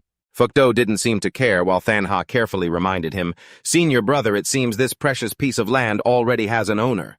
Than Ngon immediately slumped, what a pity. Eventually, Than Ha had to step in to mediate, we can't really control where the lightning strikes. After all, we have to rely on arrays and artifacts to call down the lightning. Than Ngon also played along. Junior brother, rest assured our Huyanthan Dharma sect will compensate you for the damages. Before he could even finish, countless spiritual fruits flew up from below. Amday's words felt stuck in his throat. Compensate. Although it was a bit embarrassing, he had to be honest. I think even if we sold this whole sect, we wouldn't be able to pay for all that, right? Than Ha was shocked when she heard that. Luckily for them, Truong Pham wasn't the type to hold a grudge. Forget it. Why should I bother calculating things with an idiot like him? But this bunch of barbarian cultivators. He clearly identified who needed to be focused on. How exactly do you plan to compensate me? Phuc Do laughed triumphantly as if he'd just heard a joke. Compensate, our barbarian god is about to awaken. You don't want to obediently offer tribute, yet you want to talk about compensation. Trong Pham crossed his arms, refusing to let it go. You ruined my house and my herbs, and now you want to rob me. If I don't turn you all into sword fodder, I shouldn't bother living anymore. Ngoc Lien, with quick hands and feet, immediately charged into battle. Master, just let me handle this arrogant bunch. Even Amda was eager to fight over the task. Miss Ngoc Lien, just leave it to us, not forgetting to kick his teammate after all this fat pig and I are responsible. So for house sitting, today has been a bit neglected. Sun Kang looked fierce but was incredibly sensible. Time to get to work again. I've already brought my wife and kids here. Then you better put on a good show, Amda. Activating his dark power through the crescent mark on his forehead, Sun Kang's thick skin and heavy flesh swelled with energy, making his body grow many times its size. The barbaric tribe members couldn't even turn back, caught off guard by such a sudden, unpredictable shift in the situation. Immediately after, they were dragged into a dark void to face their deserved retribution. In the blink of an eye, the combined might of Amda and Sun Kang secured an overwhelming victory. After finishing, Trong Pham didn't hold back his praise. Well done. Then Ngan, who had been watching all this time, was suddenly stunned. A tiny estate like this has 2 demon kings, and these 2 are actually submitting to this young mortal. Just as he thought of them as his masters, he was suddenly called out by name. You guys come down here. I have a few questions. Once everyone had landed properly, he began his interrogation. I recall that your Huyanthan Dharma sect is not located in the southern wilderness.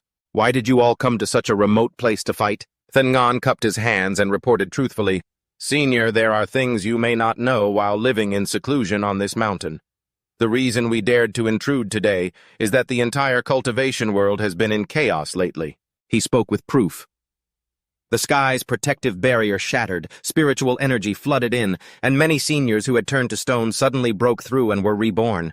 Strange occurrences are everywhere, throwing the cultivation world into turmoil. Someone is inciting a war between humans and demons. Trong Pham. The man behind it all was shocked that the story had circled back to the beginning. That one sword strike of mine, did it really cause such a massive impact? Than Ngan, completely unaware, continued his report. 3 days ago, the Tai Thuong sect gathered all the righteous sects on 3 Peaks Mountain to discuss finding the 9 Continents Peak. They plan to activate a formation to quell the chaos. My Huyen Tan Dharma sect was invited too. He displayed the determination of a righteous cultivator for the sake of world order. Afterwards, my master ordered me down the mountain to hone my skills and purge evil demons and heretics.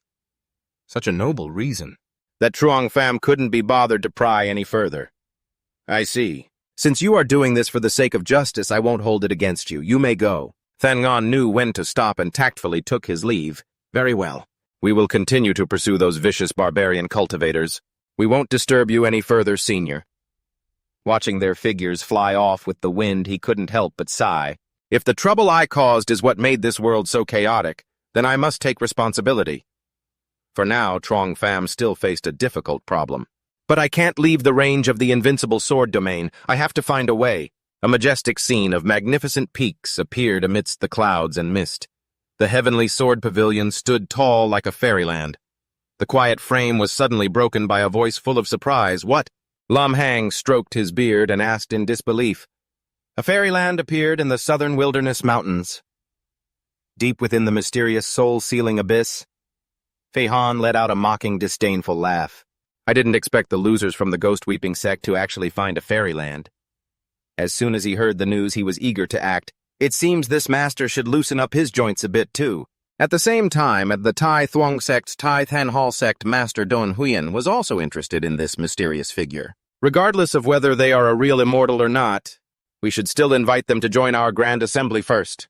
Even the attitude of the ghost-weeping sect's sect master was no exception. Go notify all the elders and disciples. Bring out our sect's precious treasures. The old man had supreme greed for the treasure. The fairyland must belong to their ghost-weeping sect. Even the barbarian Lo Dan was dragging his troops along. We are all going to fight. Follow me quickly. Bring that piece of fairyland back to offer to our ancestral god. Only the 3 realms were currently still lost in singing, dancing, and cultural exchange. Nguyen Lang was good with words and quickly won favor. Senior, are you satisfied with our performance? Trung Pham looked completely satisfied as if he were at retirement age. Very satisfied indeed. Ngoc Lien secretly felt unconvinced. Just then a sound echoed down from the passing airship. It caught his attention. Tong Van shouted in warning, "Big trouble!" Conversely, Truong Pham kept to his relaxed, carefree attitude. "What's the matter, old man Tong? Why are you two in such a rush? Are those people behind you your juniors?" Time was of the essence, so Tong Van jumped down to explain immediately. "I've brought both my sons and my grandchildren here. And this old man here couldn't bear to leave his family business behind, so I only brought a few grandchildren from both sides of the family." Only then did he reveal his true intentions. "Sir, the word about your estate having spiritual herbs, elixirs, and divine fruits has already spread all over this Thien Van region." But Trong Pham remained as calm as ever. "So what?" The other party had to waste a bit more breath. "It means this place has already been eyed by major sects and those old men who cultivate the Tao." Cap Thien also joined in. "On the way here, we heard that many sects and cultivators are heading toward Master's place." Instead of being worried, Icha Trung Pham's eyes flashed with the light of capitalism. "Nice. Are those cash cows finally coming here? In that case, we can't wait any longer." The other two were frozen like statues, unable to process what was happening. Tong Van took a risk and whispered, "Master, aren't you worried about that?" He replied quite nonchalantly and honestly, "What's there to worry about?" Cap Thien understood a bit of the reasoning. The master was simply too powerful to fear those greedy people. "I'm only worried they'll disrupt my cultivation and keep this place from being peaceful." On the surface, Trong Pham still acted like he was weighing the pros and cons as if it were a genuine concern, but deep down he was actually overjoyed. "I've struck gold. Now I won't have to fret about not having enough experience points to expand the sword domain's range." The triumphant smile of someone about to successfully lure the flock of sheep into his trap slowly appeared. "Even though it's getting harder and harder to expand the sword domain's range lately, something is better than nothing, right?" After a few seconds of excitement, he remembered basic etiquette. "Let's leave this for later, shall we, Sun Kang? Help the old Tong group get settled." He quickly gave a thumbs up. "You got it." Although this was a God-sent opportunity, Trong Pham still calculated an exit strategy. "However, just constantly attracting experience here isn't exactly ideal. It would be great if I could take the sword domain and move." Half a month passed in the blink of an eye. The clear blue sky was now occupied by the barbarian tribes, followed by grand imposing fleets. One look was enough to tell that whoever was behind them had deep pockets. Lam Hang observed from afar and couldn't help but sigh. The barbarian and demonic sect cultivators have finally made their move. He stood at the prow of the ship, taking in the scene of the swarm of bees flying in to tear apart the nectar. Seeing the ghost whale cave and the jade lotus approaching, he quickly reported to Trong Pham, "Master, look." The skull representing the ghost whale sect barked back, "Aren't you just those brainless barbarian idiots?" Lodan, the Minister of Foreign Affairs for the barbarians, didn't lose an inch. "You bunch of dried-up bones crawling out here. Aren't you afraid of being scorched by the sunlight?" The opponent made his intentions clear without hiding a thing. "I came for the fairyland, but if I get to add the corpses of you barbarians to my collection, I'd be more than happy to." The Heaven Sword Pavilion arrived leisurely. Late to the party, but here for the combat.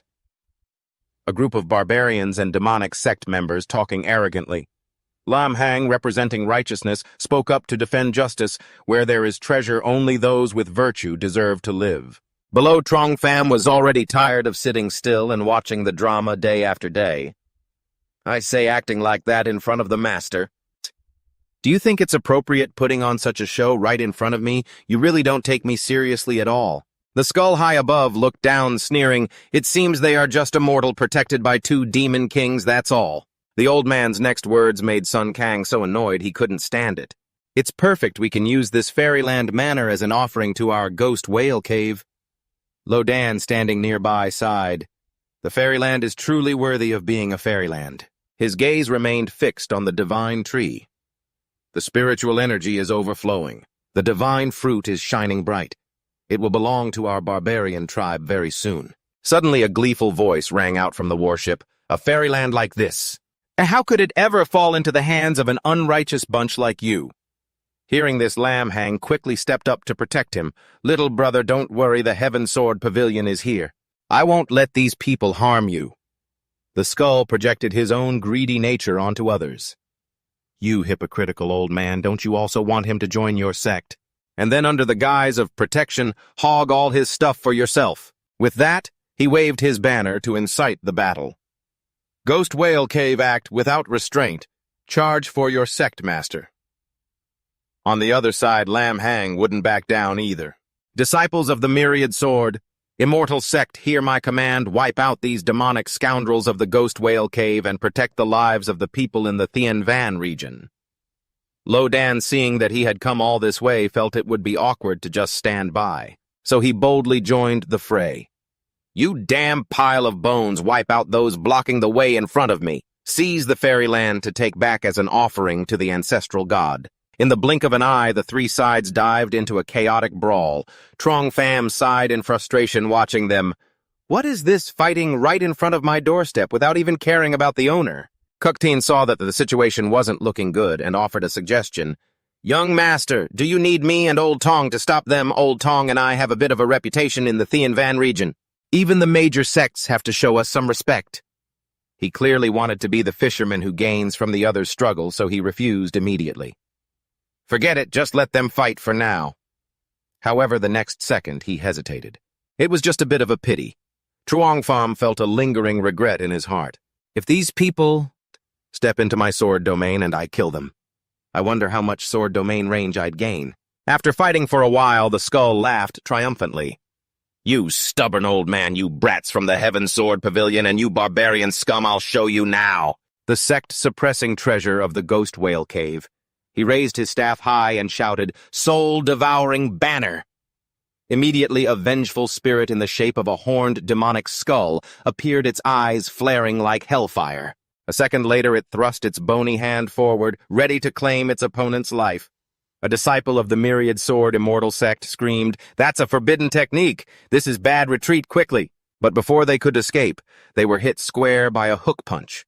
The skull was overjoyed watching them play the fool. Lo Dan knew he was no match for the old man, so he hesitated for a moment. This old bag of bones is truly determined. However, he still held a glimmer of hope. But our barbarian ancestral god is about to awaken. I'll come back to fight then. It's not worth suffering too many casualties now. After talking himself into it, he decided that running away was the best strategy. Retreat. Old bag of bones, our barbarian tribe will spare you this time, but you just wait for me. Just wait until our barbarian ancestral god awakens. On Lam Hang's side, things aren't looking any better. A whole fleet of their warships has been smashed to pieces. It seems this fairyland is not something our Van Vat sword sect can take for ourselves alone. He waved his hand, ordering a retreat, vowing that next time he'd bring other righteous alliances along to wipe out this demon cry cave. Before leaving, he still secretly longed for this paradise, thinking, there are still 2 demon kings here. Once the cave and the kings have worn each other out, I'll lead my disciples in for another raid. Seeing his opponent turning tail and running, the skull let out a loud laugh. With that arrogant attitude, who else in this Thien Van region can stand against my sect's guardian treasure? Then he looked down at the estate below. Once I seize this fairyland, and use the fairy herbs and divine fruits to break through my cultivation, plus the power of our treasure, the Demon Cry Cave will dominate the entire Thien Van region. The skull pointed forward, ordering, You lot take a few more men, and chase those 2 pests away. Once they were some distance away, he commanded the remaining disciples and steered the soul-devouring banner onward. To the surprise of Truong Pham, Sun Kang was incredibly annoyed seeing the enemy acting so cocky. Master, let me Old Pig handle this. Old Pig has been sitting idle for days already. Sun Kang threw out a thunderous punch, the 2 sides clashing with a massive tremor. Just itching for a fight, the skull found this pot-bellied guy rather interesting. Do you want to join our Demon Cry Cave, Demon King? I'll make you the Grand Elder of the Demon Cry Cave. The guy retorted with a devastating roast. Years ago, I rejected your mother, which is why you ended up like this. Do you think I'd agree now? The old man was so stung he wished he could turn his opponent into a plate of crispy roast pork. It seems you, Demon King. Don't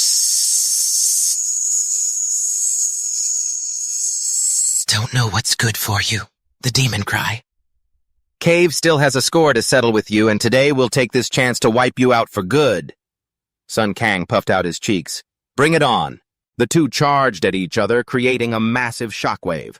The power of the collision produced a deafening roar, and Sun Kang was immediately sent flying, screaming in pain. Ooh-ah! A moment later, as the dust settled, he scrambled to his feet, acting as if he'd never been beaten like that before. You're in for it today. Master saved me. I thought Sun Kang had talent. Turns out he's just a meddlesome fool. Master help. Even when beating a pig, you have to look at who its master is. This pile of old bones dares to hit old pig like that. He's clearly looking down on you, Master. Watching this scene, Trong Phom's group stood there, frozen faces completely blank. He immediately called him out. You're using this trick again, aren't you? Tong Van bowed respectfully, reporting, Great Immortal, since we joined the fairyland, we haven't been able to do anything for you. Please let us help the Demon King. The skull pondered for a moment, then sighed. A mere small estate appears. And there are 2 Demon Kings, plus 2 transformation stage cultivators. Trong Phom waved his hand, refusing. You 2 don't need to do anything, just let him come here. Those words made Tong Van feel heartbroken. My strength is still too weak. In battles like this. I still haven't been able to help, Master. The skull truly didn't see the coffin, so he didn't shed tears. So what if there are many experts? You lot still can't... Before he could finish, he startled and glanced back. There was a sound. What was that? The entourage was running away in a panic. The barbarian tribe and Thien Kiem Pavilion were back a feigned retreat. Livid, he raised his staff, preparing to strike back. Damn it, none of you can stop the demon cry cave from dominating the world. Suddenly, the entire soul-devouring banner erupted with immense spiritual power, and the skull roared, unleashing his heavenly demon manifestation technique as Lam Hang arrived on the scene. He was stunned to witness the terrifying sight. I didn't expect these old bones to be hiding their true strength. Damn it, I arrived a bit too early. Lo Dan pretended to be dismissive. That old bag of bones is dangerous. Looks like I can only risk one move. Yet inside he was thinking the exact opposite. Luckily, Thien Kiem Pavilion is here to take the brunt of it. The soul-devouring banner suddenly widened its eyes, then charged forward like a madman, waving its arms and legs wildly. The skull thought spring had finally arrived. This fairyland, these fairy herbs and divine fruits. All of them belong to me. Then he continued to steer the soul-devouring banner forward like a headless chicken. All of you must bow down at my feet. Trong Phom had been waiting since afternoon. Finally, his wish was about to be fulfilled. Come here, just a little bit more. All of this demonic trash will turn into my sword domain. Suddenly, a bolt of heavenly lightning struck down from the sky directly onto the old man's back. He shouted in agony, Who is ambushing me? Trong Phom was also startled by the sound of the thunder. Startled and scrambling to find the culprit, he cursed, Which bastard is attacking from the shadows? Just as he looked up, a floating city appeared above his head. Trio. The waved his hand and declared loudly, The Trio family of the southern wilderness has arrived. As soon as he finished speaking, the yin-yang orb beneath the architecture began to glow as if refueling. The guy actually thought he had the protagonist's plot armor, so he kept acting tough. If you don't want to die, get lost. Skull, having recognized an acquaintance, felt uneasy. Is the Trio family here too, Huin Huang? Trieu Tay didn't even bother with pleasantries. Instead, he barked, Get lost already. He followed up with a bolt of lightning at them. Tong Van saw this and shouted a warning. That young master is from the Trio family, a major cultivation clan in the southern wilderness. Their power rivals the top sects, and that floating city is their clan's divine treasure. Cap Thien also looked wary. I didn't expect them to track us all the way to the southern wilderness. Trong Phom stood stunned for a moment before realizing what the floating city was. He couldn't help but reproach himself. Why didn't I think of this? After clearing his mind, he took action immediately. Even though his sword domain couldn't move, he could move the manor and the entire hill underneath it. Trong Phom then called out to challenge Old Man Tong. Is this floating city really that rare? He replied firmly, extremely rare. Tong Van compared it to the ships Lin Han's group had. Even though those flying artifacts had formations that can float, they're at best equivalent to that fairy ship of the 10,000 Sword Immortal sect. The more he spoke, the more it highlighted the power of the Trio family. In other words, standard floating formations can make a city hover, but can't move it like the floating city of the Trio family can. Tong Van seized the moment to reveal their secret. I heard the Trio family's floating city relies primarily on a floating core. It's located at the heart of the city. They say it's the only crystal of its kind in the world. Trong Fam's eyes lit up like high-beam headlights. Looks like I absolutely have to get my hands on that crystal. Trio T, having just finished his grand entrance, immediately warned them, I must have this fairy realm. If you don't leave, don't blame me for being rude. Skull, facing this 80-second calamity, felt cautious. Lodan was suddenly startled. Oh, that name sounds like a thunderclap to my ears. Damn it, how did I forget about this guy? Lin Han didn't dare show his face yet. He just cowered in the back, waiting for an opportunity. It's only just started, I can still hold on. Who would be so cheap? Skull said nothing, and hurriedly turned tail to run. Trio that kept up his arrogant posturing. Now you lot obediently hand over the fairy realm. I might spare your lives. Ngok Lien was terrified, and ran over to ask for her master's wisdom. What do we do now? Trung Pham just smirked, filled with confidence radiating that protagonist energy. That floating city won't be able to descend, because the distance isn't right yet. Even though I can't leave the sword domain, I can make its power reach further. True. They just happened to spot him and looked surprised. Are there disciples of the Manhwa Valley here too? He rested his chin on his hand, looking intrigued, and took the opportunity to recruit. You should know your place and hand over the fairy realm, and of course the Trio family.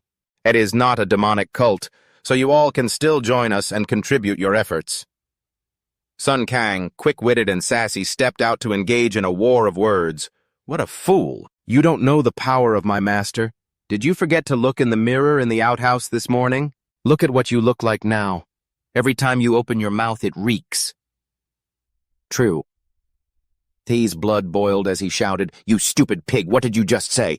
Sun Kang pulled a long face and retorted sharply, I just think you look like the pile of dung I just left in the outhouse. It seems his brain really is full of dung. Having been insulted to that degree, if he could still keep his cool, he would have attained enlightenment long ago. I was going to spare your life, but it looks like you're in a hurry to reincarnate. Triute waved his hand, ordering his disciples behind him to prepare for an attack. Sun Kang wasn't foolish enough to walk into a trap. He turned back to Tattletale. Master, these people are really being disrespectful to you. They're trying to kill me, and they're slapping you in the face. Master Trong Pham knew exactly what the pig was thinking. He calmly rubbed his chin and asked, I don't feel slapped in the face. I'm just curious. If I don't make a move, old man Trong, what will you do? Cold sweat broke out on the pig's head as it nervously asked, Master, are you doubting that I'd run away with my wife and kids? As expected with that simple pig brain, it definitely fell for the provocation. I, the great Sun Kang, am willing to shed blood for my master. Trong Pham flicked his finger. He summoned a few twigs and teased, Shed blood, just don't get drunk and lose your head. The simple firewood turned into sharp little swords in his hand. He gave one to Tong Van, adding, I'm too lazy to deal with people whose ambition blinds them. Old man Tong helped me teach them a lesson. To teach them a lesson, let this floating city be their penance for me.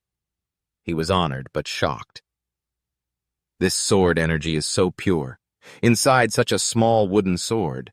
It contains so much sword intent. Tong Van soared through the air on his sword, heading straight for the target. Many thanks for the treasure, Exalted One. I'll teach these people a lesson right now. Trong Pham turned to the girls. Be generous and share the gear. Each of you take a wooden sword. If you run into any trouble, just trigger the sword intent inside it. Nguyen Lang stared at the gift in her hand. She calculated silently. The Thien Van region is in total chaos right now. Even our disciples from Manhwa Valley are being attacked. I really should report this to my junior brother. Those who suggested that other sects should come here to rely on the young master were the most dramatic. The dense spiritual energy made Ngok Lien blurt out, My cultivation realm is actually... Everyone behind Trong Pham shared the same thought. The wooden sword the Exalted One gave us is even helping us boost our cultivation. Tong Van, meanwhile, clutched his protective talisman. He spoke up, his voice filled with newfound confidence. The Exalted One has spoken. Leave this floating city behind as atonement and get out of here at once. The Trio family disciples retorted with nothing but scorn. You only got lucky by stumbling upon a celestial realm protected by a few demon kings, that's all. Old man Tong, you're a transformation stage cultivator. How could you lower yourself to call this brat an Exalted One? Triute quickly joined in the verbal assault. Senior Tong, I'm only saying this because I respect your seniority. Leave now. No one can stand against our true family's floating city. He grew more agitated, bringing up every old grudge and new grievance, even using crude, insulting language to talk about those demon beasts. You've humiliated our true family. I'm going to settle this once and for all. Seeing that reasoning was pointless, Tongvan channeled his spiritual energy. Fine, if that's how you want it. I obey the Exalted One's command. I'll teach you trio family members a lesson. Ka Truk and Lu Vin fearless charged forward to provoke them even more, using a child's wooden sword as a command token. Tong. Old man, you must be crazy. A wooden sword. You're going to be the death of me. Before their laughter could fade, it turned into gasps of shock as the tiny wooden sword suddenly expanded, radiating a world-shaking pressure. Triote froze completely stunned, stammering, This scorching sword aura.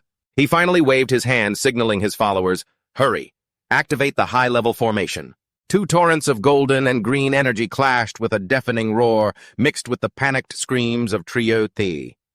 Everyone poured all their strength into their defenses, but it all happened in the blink of an eye. The violent sword aura tore through the flimsy defensive barrier, slamming straight into the floating city.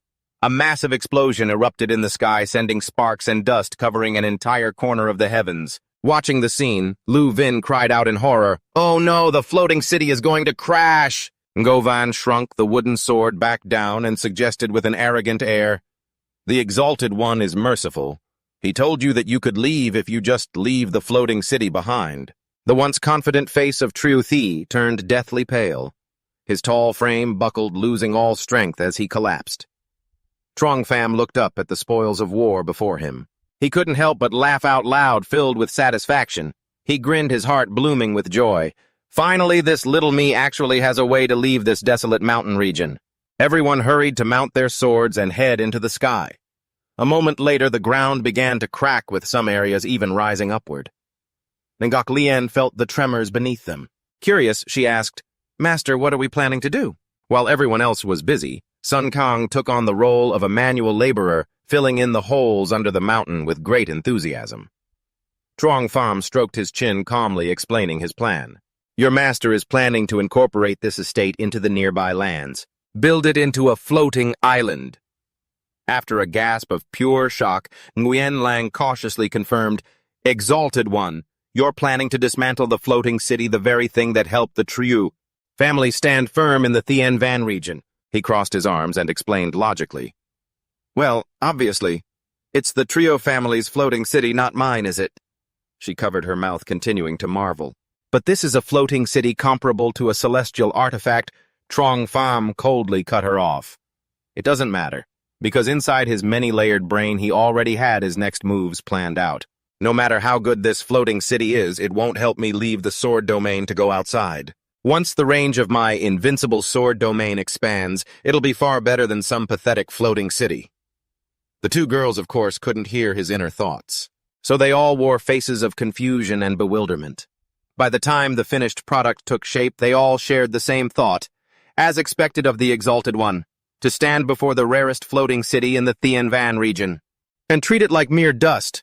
Putting that minor interlude aside, Kuk Tien was so dazzled by the mountains of gold and silver that he had to exclaim, as expected of the top-tier cultivation world, the sheer amount of pills and treasures seized from this floating city is enough to support an entire sect. Tong Van stood to the side, bowing, Exalted One. These are all the items recovered from the treasury of the True family's floating city. Trong Pham gave a nonchalant order. Have people take these to our own treasury. After that, help me dismantle the floating city. The group repeated, confused, dismantle it. Tong Van frantically tried to advise him, Exalted One. There might be formations or various restrictions hidden inside this floating city. Even just the spiritual energy source inside is incredibly precious. You, brimming with arrogance, retorted and questioned him. Do you think I lack this bit of spiritual energy? He choked on the words and fell silent. Trong Pham weighed the pros and cons and decided to give him some face, since the two of them had already discussed that the floating city didn't have a formation. So precious. The two of you go find a way to dismantle it and set it up underneath our estate. Tong Van didn't hesitate and agreed immediately. We'll go study it right away. Before they could leave, you suddenly took out a few porcelain bottles and called them back. Right, Trong Pham, divide this fairly between both parties. you said, instructing them as you handed over the items. Consider this payment for you two and for your juniors as well. The elderly couple spoke in unison. Many thanks, Immortal. You waved your hand dismissively. Just work hard and put your heart into it, that's enough. But the real reason was kept hidden deep inside. Those pills were just something I snatched from the Treo family's treasury earlier. Then I just tweaked them a little bit. A month later, Tongvan returned to report the results. Immortal old Hoang and I were only able to dismantle a portion of the floating city's formation, but the floating crystals and the core formation are still intact. Cap Thien also chimed in. This is the first time Old Tong and I have worked on something as precious as the floating city, he added, leaning on his old friend. He praised the artifact, saying, I can only say the floating crystals are truly a treasure, and the true family's formation was also magnificent. Trongfam clenched his fist excitedly, offering a suggestion.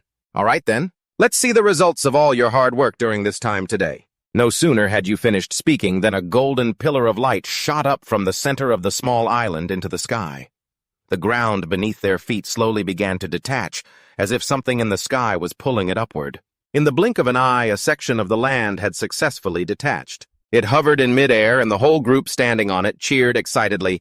It's flying! It's actually flying! Cap Thien stroked his long white beard with satisfaction. It wasn't in vain that Old Tong and I didn't sleep day or night, leading the others to study the floating city's formation. Only then could we move most of the floating city's formation over here. Everyone tactfully turned toward Trongfam and gestured in congratulations. Immortal Trongfam, feeling unusually spirited, was very generous. Pick a few ginseng fruits and take some other spiritual fruits to share with everyone. You raised the rewards high and called out loudly, I'm happy today, so everyone let's be happy together. Ngoklin and the others chorused, Many thanks, Master, for the reward. Thank you, Immortal. Thank you, Master. Trong Pham kept a radiant smile on his face, though a thought inadvertently popped into his head. Finally, as you cast your gaze across the vast space, your inner monologue continued, At last I can leave this mountain in the southern wilderness. Half a month later, Truong Pham stood on the floating citadel, silently assessing.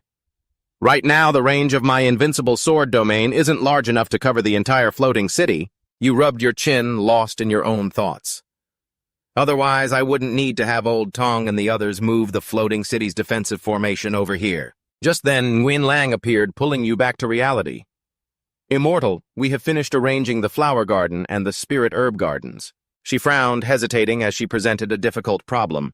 But I don't know why. Even though I and my junior sisters used the cultivation techniques of the Myriad Flower Valley, the pill garden still can't compare to the estate. Trong Pham nonchalantly took the task upon himself. Leave this to me. But the real answer was kept to himself. I have already transformed this estate with my sword domain, and even used essence-infused soil. So of course it's not like the ones Nguyen Lang is used to. I hope you don't blame me, Immortal, she said carefully, begging for forgiveness.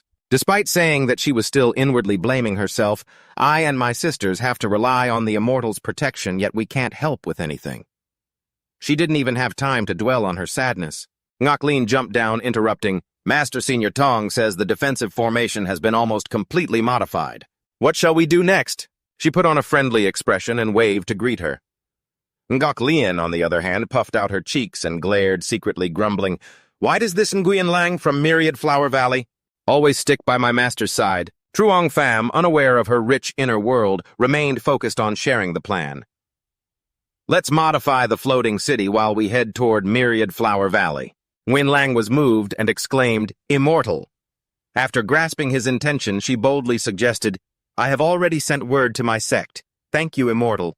But recently, other sects in the area around Myriad Flower Valley have been acting strangely, so my masters can't come over here for the time being. Could you please escort us, Immortal? Trong Pham didn't mind at all and agreed on the spot. It's just on the way, anyway. It's a perfect chance to attend the immortal gathering held by the Supreme Sect, you thought, glancing secretly at the black smoke beside you, praying for the next victim. These troubles were all caused by me. This lingering scent has no effect on me, but I hope the others will know how to fix it. Coincidentally, everyone had their own hidden agenda. With this burial ground still here and the world in such chaos, I have to hurry to the sect and make sure my master and the Valley Master build a good relationship with that high immortal. On Xiao Zhen's side, everyone was scattering like a disturbed hive, screaming for their lives, while Hao Bin zipped through the air, flashing a sinister, taunting grin. Keep running so I can enjoy the sound of your screams out here. But just as he was chilling, his sidekick snapped him back to reality. Senior brother, look, what is that? When the whole group finally got a clear look at the massive object hovering above them, they all screamed in unison, "A floating city!" Hao Bin was so rattled he couldn't even speak properly. This isn't the Zhao family's floating city. This is a southern wasteland island. No, that's not right. This entire Heaven Cloud region has never had a floating island. He hadn't even finished processing the situation himself. His gaze locked firmly onto the strange movement above. Look, someone's coming down from up there. No sooner had he finished speaking than a massive fireball was dropped from the sky like free express shipping. Hao Bin panicked and shouted, "Watch out, the enemy is here!" as Shan Kang emerged from the smoke and dust. "I'm hitting you all with some scorching hot glare today. I just feel like tearing into you all right now." It didn't give the other side a chance to get a word in. It decisively swung its giant hand, aiming to end the fight in a flash. Shan Kang used every ounce of its strength to wipe out the group of ghost-crying valley cultivators, and even while doing it, it didn't forget to finish its line. "I don't want to talk to the likes of you." Seeing it being so flashy, Anya dropped a lightning bolt. "Stop talking so much." It signaled to Hao Bin below, reminding him of what Shan Kang said, "The master has already spoken. Don't let a single heartless demonic cultivator escape." Zhang Fan stood high above, looking down with the eager, gossiping face of someone who just caught some fresh tea. The moment his gaze swept over Shan Kang's sumo-sized frame, the system pinged coldly. Check Pet Shan Kang has killed one Foundation Establishment cultivator, received 400 sword domain points. The sword in Yulian's hand pierced through the air silently, giving its master a private notification. Check Disciple Zun Yulian has killed one Golden Core cultivator, received 1,500 sword domain points. And Ya used a brutal dog-eat-dog method on the enemy as well. Check Zhang Fan maintained a serious decorum, but inside he was already partying hard. Many thanks to the Zhao family for gifting me a floating city, helping me get out of the southern wasteland so I don't have to sit in the manor waiting for enemies to deliver sword points anymore. His eyes caught the status board in front of him. The range of the invincible sword domain had increased to 258 meters. He switched to silent mode, his emotions drifting away without a trace. The required sword points for the next upgrade weren't enough yet. I have to expand this floating city's range to cover the entire domain first, then I'll figure it out. Zhang Fan pondered for a moment, then decisively pressed the system button. System expand sword domain range. Just as the live stream orb shrunk back, the system popped up that old repetitive notification again. Once again, the invincible sword domain's range increased to 258 meters. After finishing everything, he stretched and sighed with exhaustion. It really is a heavy burden to bear, not even having had a chance to rest. Zhang Fan heard Yulian's voice behind him and turned around. "Master those damn demonic cultivators!" Not a single one of them managed to escape. Watching the seamless teamwork of his group with his own eyes, he happily encouraged them. "No need for a script, you did well. Yulian, in the future, when you run into something like this, you can take people to handle it. It's a good chance to hone your sword intent." Her happiness was nearly overflowing, but she still tried to keep a cold face to maintain her decorum. "This disciple understands," she confirmed. Zhang Fan looked off into the distance, letting the elder exert his attack power. "In that case, let's continue on our way." But down on the ground, the mood of those on the opposing side wasn't nearly as calm. "The floating city? No, that's not right. It doesn't belong to the Zhao family. Since when did a floating island appear in this southern wasteland?" Choting slammed his hand down decisively, his voice pouring out without bothering to use a polite filter. "Damn that formation." Fuming with rage, he couldn't help but look like a tool for broadcasting sound, clearly furious. It was clearly snatched right out of the Zhao family's hands. Who could be so bold? He had no idea that the person being talked about was standing there staring at the sky and grinning like a man who'd gone 3 days without his meds. Seeing the luxurious floating complex hidden in the sky, Zhang Fan was silently throwing a party in his heart. If heaven doesn't love you, you have to rely on people, and the people here are the kind Zhao family personally bringing a useless city right to my doorstep. He had just turned on his playful mode, which instantly boosted Yuan Ling's mood. No need for a warm-up attack, no need to be so polite. Suddenly, Yulian came flying through the air on her sword. "Master!" Seeing that hurried figure, Zhang Fan asked in confusion, "Didn't you go with Old Song and the others to purge the evildoers? And destroy the wicked?" Her beautiful face was now intensely focused, reporting every word without missing a detail. Master, the situation ahead is not looking good. Recalling Song Yoon's every word, Yu Lian's voice became noticeably grave. It seems the demonic path is attacking the myriad Flower Valley. Senior Song said the enemy is numerous and belongs to many sects, so he told me to come back and ask Master for a solution. The disciples of Myriad Flower Valley heard the news, and immediately fell into a panic. What, the sect is under attack by the demonic path? Why is our Myriad Flower Valley being targeted? Only Yuan Ling was anxious enough to speak up to Zhang Fan. Hi, Immortal, could we please ask for your help? Feeling that he could handle this task, he immediately ordered his disciple, Yu Lian, take Shan Kong and Anya over there. Facing an unstable situation, it was time to buy some more time. Listening carefully to every instruction, she immediately steered the sword spirit to fly off quickly. Yes, Master Yuan Ling, who was standing around feeling like life had no meaning, tried to sneak into the formation. Hi, Immortal, I will go with the two seniors and the Demon King. He was mercilessly shut down by Zhang Fan. No need for that, it's not safe. The floating island is already about to arrive at Myriad Flower Valley. Stuck between a rock and a hard place, she decided to keep her cool, folded her hands in a respectful gesture, and offered a formal many thanks to maintain her image. The Immortal had agreed to step in and save the Manhwa Valley. A thick mist blanketed the entire valley, making the air go eerily still, as if someone had hit the pause button in the middle of a tense situation. The provocative voice of an outsider echoed everywhere. Hey, you little ladies of Manhwa Valley, stop hiding in there, you cheap puppets of the heavenly demon path. Continuing to hog the spotlight with his loud, annoying taunts. Come out here and play with the big boys. This stirred up the bloodthirsty nature of the blood slaughter sect, and the joyful sect, eager to see what these young ladies' blood would taste like. Come on, join this humble monk in the great path of joyful dual cultivation. Once everyone had finished their chatter, the representative from the fate-defying sect slowly took the stage. Come on out, then. As soon as the beauties sensed the danger, the disciples of Manhwa Valley gathered tightly around. Chao Vu, our valley master, I have already sent out a distress signal for reinforcements. But who knows how many fellow cultivators will actually make it here? The gravity of the situation made her face look heavier than ever. Manhwa Valley had never sought conflict. They only focused on practicing medicine and enjoying life with their sisters and disciples. They never expected to face such a catastrophe. Looking at the sea of enemies, Chao Vu sighed in utter weariness. It seems it's just fate's design. Unlike their calm valley master, the junior sister standing next to her lost her patience. Senior sister, let's just fight them to the death. Even though our Manhwa Valley is better at technical arts, it's not like we don't know how to wield swords to kill. Someone else chimed in. Senior sister Nguyen Lang and the other disciples are still outside and the archives are well hidden. If they survive, they will know how to find the secret storage when they return to the valley. Her hesitation vanished without a trace. Chao Vu stepped up, commanding everyone, not a single person missing. Gather all the disciples and prepare ourselves. She led them all as they grabbed their weapons to resist the cruel mob. We'll fight them to the bitter end, take down as many as we can. However, when they stepped outside, the bullying gangs arrogantly sneered, so the little ladies finally decided to come out. Looks like they couldn't wait for us anymore. Suddenly, from the sky, a halo surrounded the floating mountain, emitting a brilliant light of justice that blinded the entire mob. What is that? The sheer majesty of the floating island didn't awe them.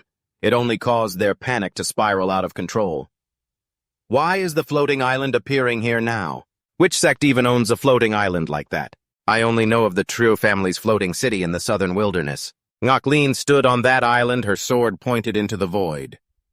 I act under my master's orders. Before her energy dissipated, she unleashed a slogan with a volume that made it impossible to ignore. I order you to withdraw from this place at once. But contrary to Ngoc Lin's expectations, the riffraff below roared with laughter, shaking the very earth. Where did this girl come from? How dare she talk to us like that? Does this kid not know that our blood slaughter sect is famous throughout the southern wilderness? The four major demon sects played the role of scholars analyzing the group that had just joined the battle. Those are two demon kings, one dog and one pig. Looks like these are the owners of the fabled land from the rumors. Lafon intentionally masked his expression, his tone full of false curiosity. My fellow cultivators, what do you mean by that? Thick Nyan's gaze remained fixed on the island, inadvertently revealing his anxiety. I don't believe in immortals, but we should be wary of that floating island. A low growl from Min Hien echoed far and wide, making the lackeys all around tense up immediately. "Make your move!" Bloodslaughter chimed in. "The four of us sex. How could we possibly retreat now?" Hundreds of people charged at Ngoc Lien with immeasurable rage. "Die, you little brat!" Unlike their excited anticipation for the scent of blood, she coldly drew her sword from its sheath. Those destined to die under Ngoc Lien's blade lightning immediately spiraled around it. "You fools, you're the ones who didn't show any mercy." Even Bloodslaughter, standing below to observe, had to raise his hand to block the intense glare. This is sword intent within sword energy. Could the one attacking be a sword saint? Seeing this, La Phone let out a mocking remark. "What's the matter, Bloodslaughter? Are you scared?" This drove him to a fury, screaming manically, "Nonsense! What the hell would I be afraid of?" Annoyed by the noise, Tichingan offered a word of caution. "Enough with the noise. Let's just start the formation. With our combined strength, there's no reason to fear this sword intent." Min Hien was the first to take his stance, starting the formation without bothering to see if the others agreed. "Right, a sword saint, that must be the strongest one among them." All four linked up to create a demonic formation high in the sky. "Just kill her, that's all it takes." Sensing danger approaching, Ngoc Lien immediately swung her sword in counterattack.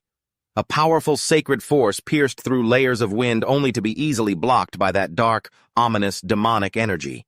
The sight left her stunned. Blocked by demonic energy?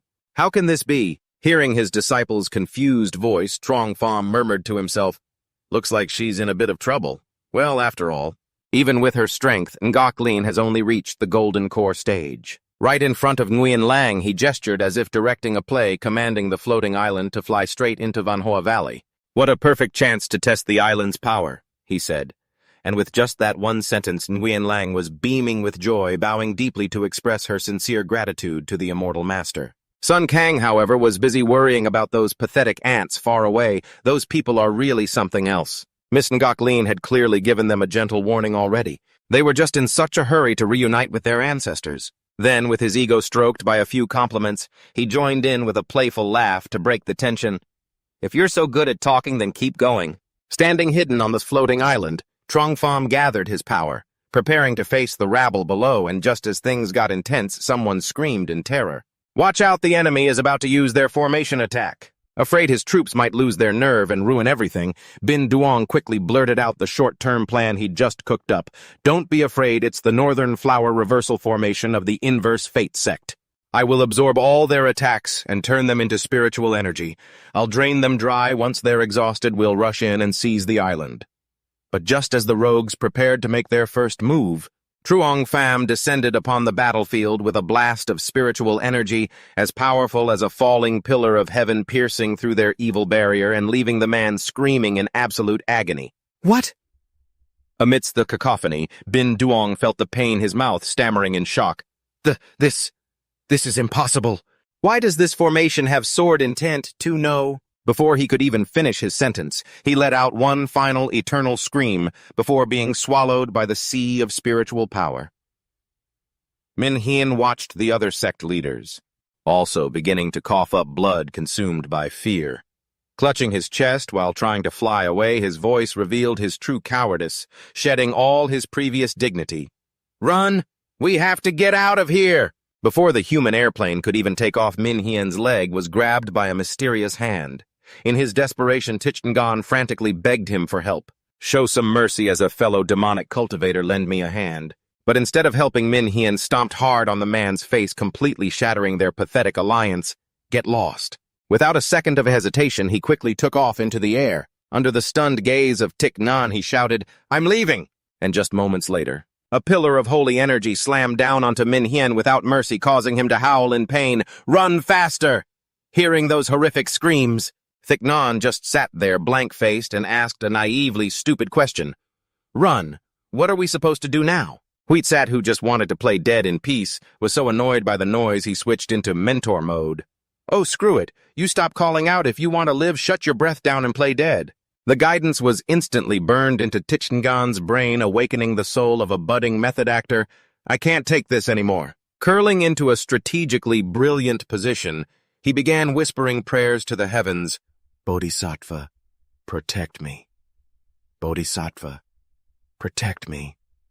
Please don't notice me. Meanwhile, Ngoc stood high above.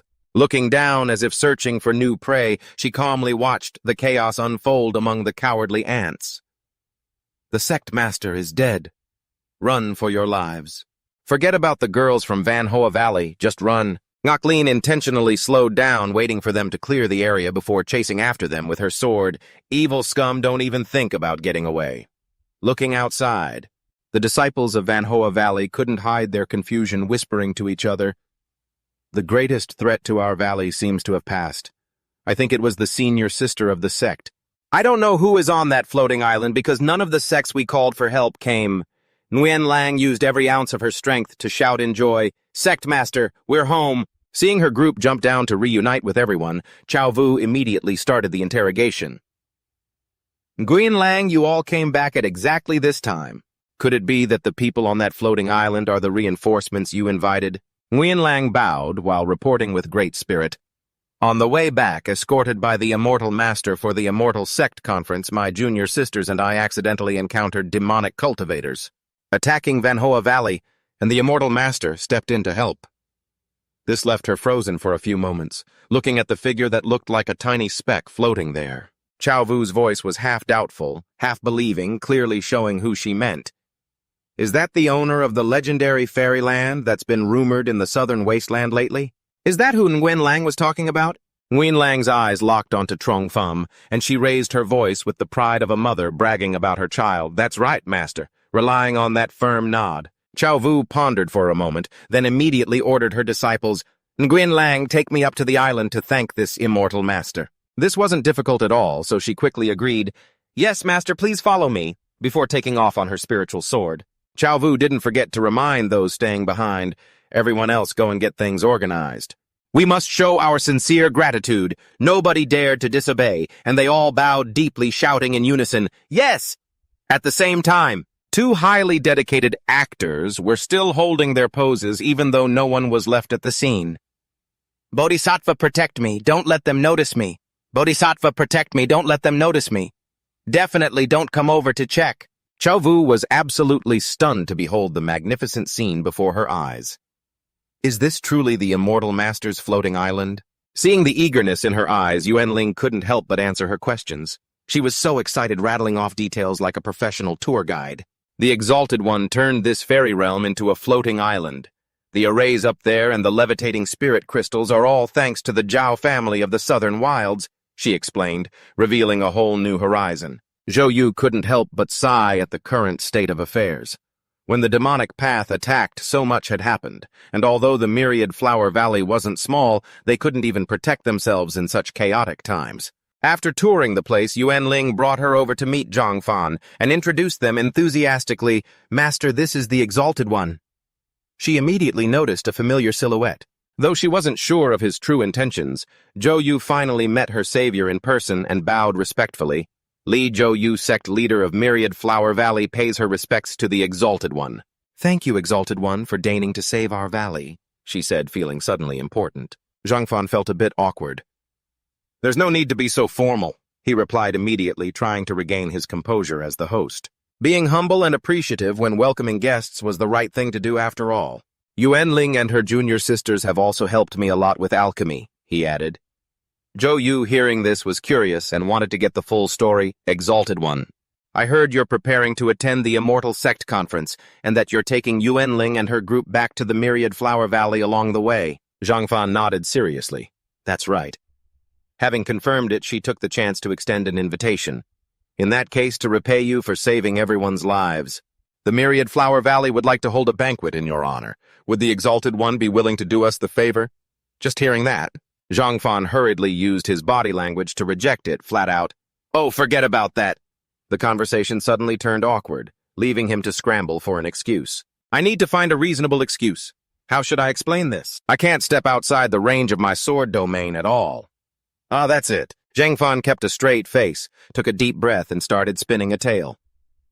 "Sect Leader Li, I heard the Immortal Sect Conference is being held to repair the border protection array for the Tianyun region.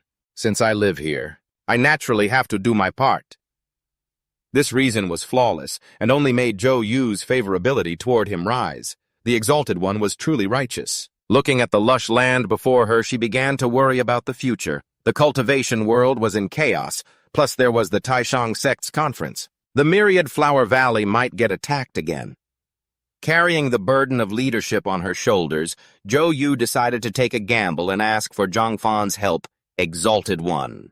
Our myriad Flower Valley was already planning to attend the Taishang sect's conference. Would it be possible for us to travel with you? He didn't object to this request at all. On the contrary, he was actually looking forward to it. Of course, that would be fine. Besides, your valley is very skilled at alchemy. We can exchange pointers. Zhou Yu, afraid he might change his mind, happily arranged, Thank you, Exalted One. I will have my people ready to depart immediately.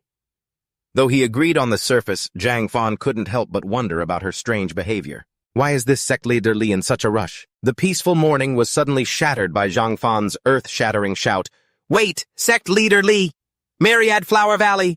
Why are you acting like you're moving house? Zhou Yu saw it as the most natural thing in the world and explained, The valley has suffered a disaster. We can't afford to split our strength anymore. If we go together. Otherwise, those left behind to guard it will be in danger. Perhaps realizing she was being a bit forward, she was reasonable enough to offer a fair price in medicinal pills. These magic tools are a gift from the Myriad Flower Valley. This is just a small token of our gratitude for saving our lives. Zhang Fan would never dream of turning down free treasures, so he gladly accepted, All right then. Only Yu Lian, witnessing this display of mutual affection, felt a pang of jealousy. No wonder they're master and disciple. What's this about going together? Everyone just wants to hog my master. He generously delegated the task. Old Song, go find a place for sect leader Li and her people to stay. After that, we'll get ready to leave. Song Yun followed orders without question. Yes, Exalted One. Meanwhile, back at the scene of the great battle, two familiar figures were still lying on the ground. Under the scorching sun, their acting skills were truly Oscar-worthy. After a long while, Shueisha sensed there was no one around and sat up sighing regretfully. What a shame. Only you and that lecherous monk survived. All the old devil lords are finished. Jian also broke out in a cold sweat, unable to believe that the strength of the legendary master of the fairy realm was so terrifying. We hadn't even met him yet and we almost lost our lives. They both fell silent, each lost in their own sinister calculations. A second later, Shueisha, suddenly regaining his confidence, flared with ambition, Lecherous monk! Everyone has suffered heavy losses. To get our revenge, we need to pool our strength and cooperate.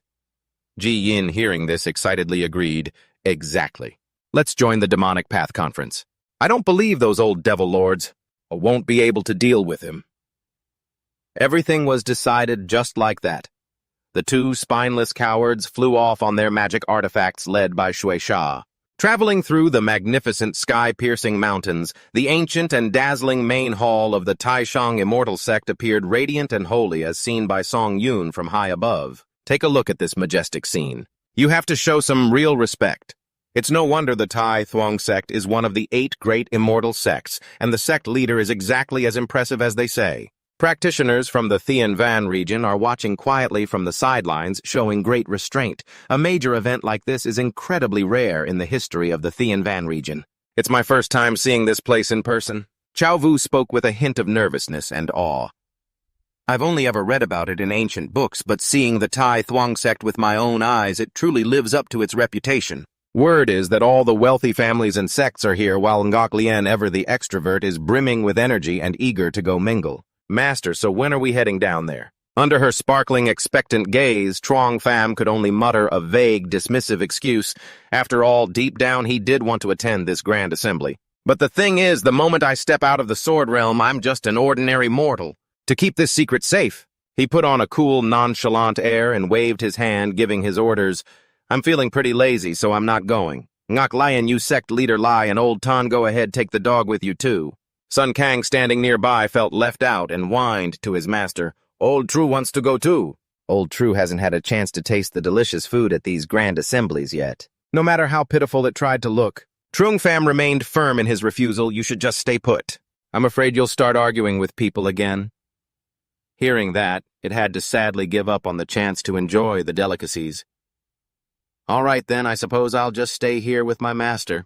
Staying here on the island with you. Outside the main hall, everyone was rushing to arrive in time for the Tien Son Dai Shich banquet. Inside, Thi Hang was surrounded by his disciples, but his mood remained incredibly gloomy.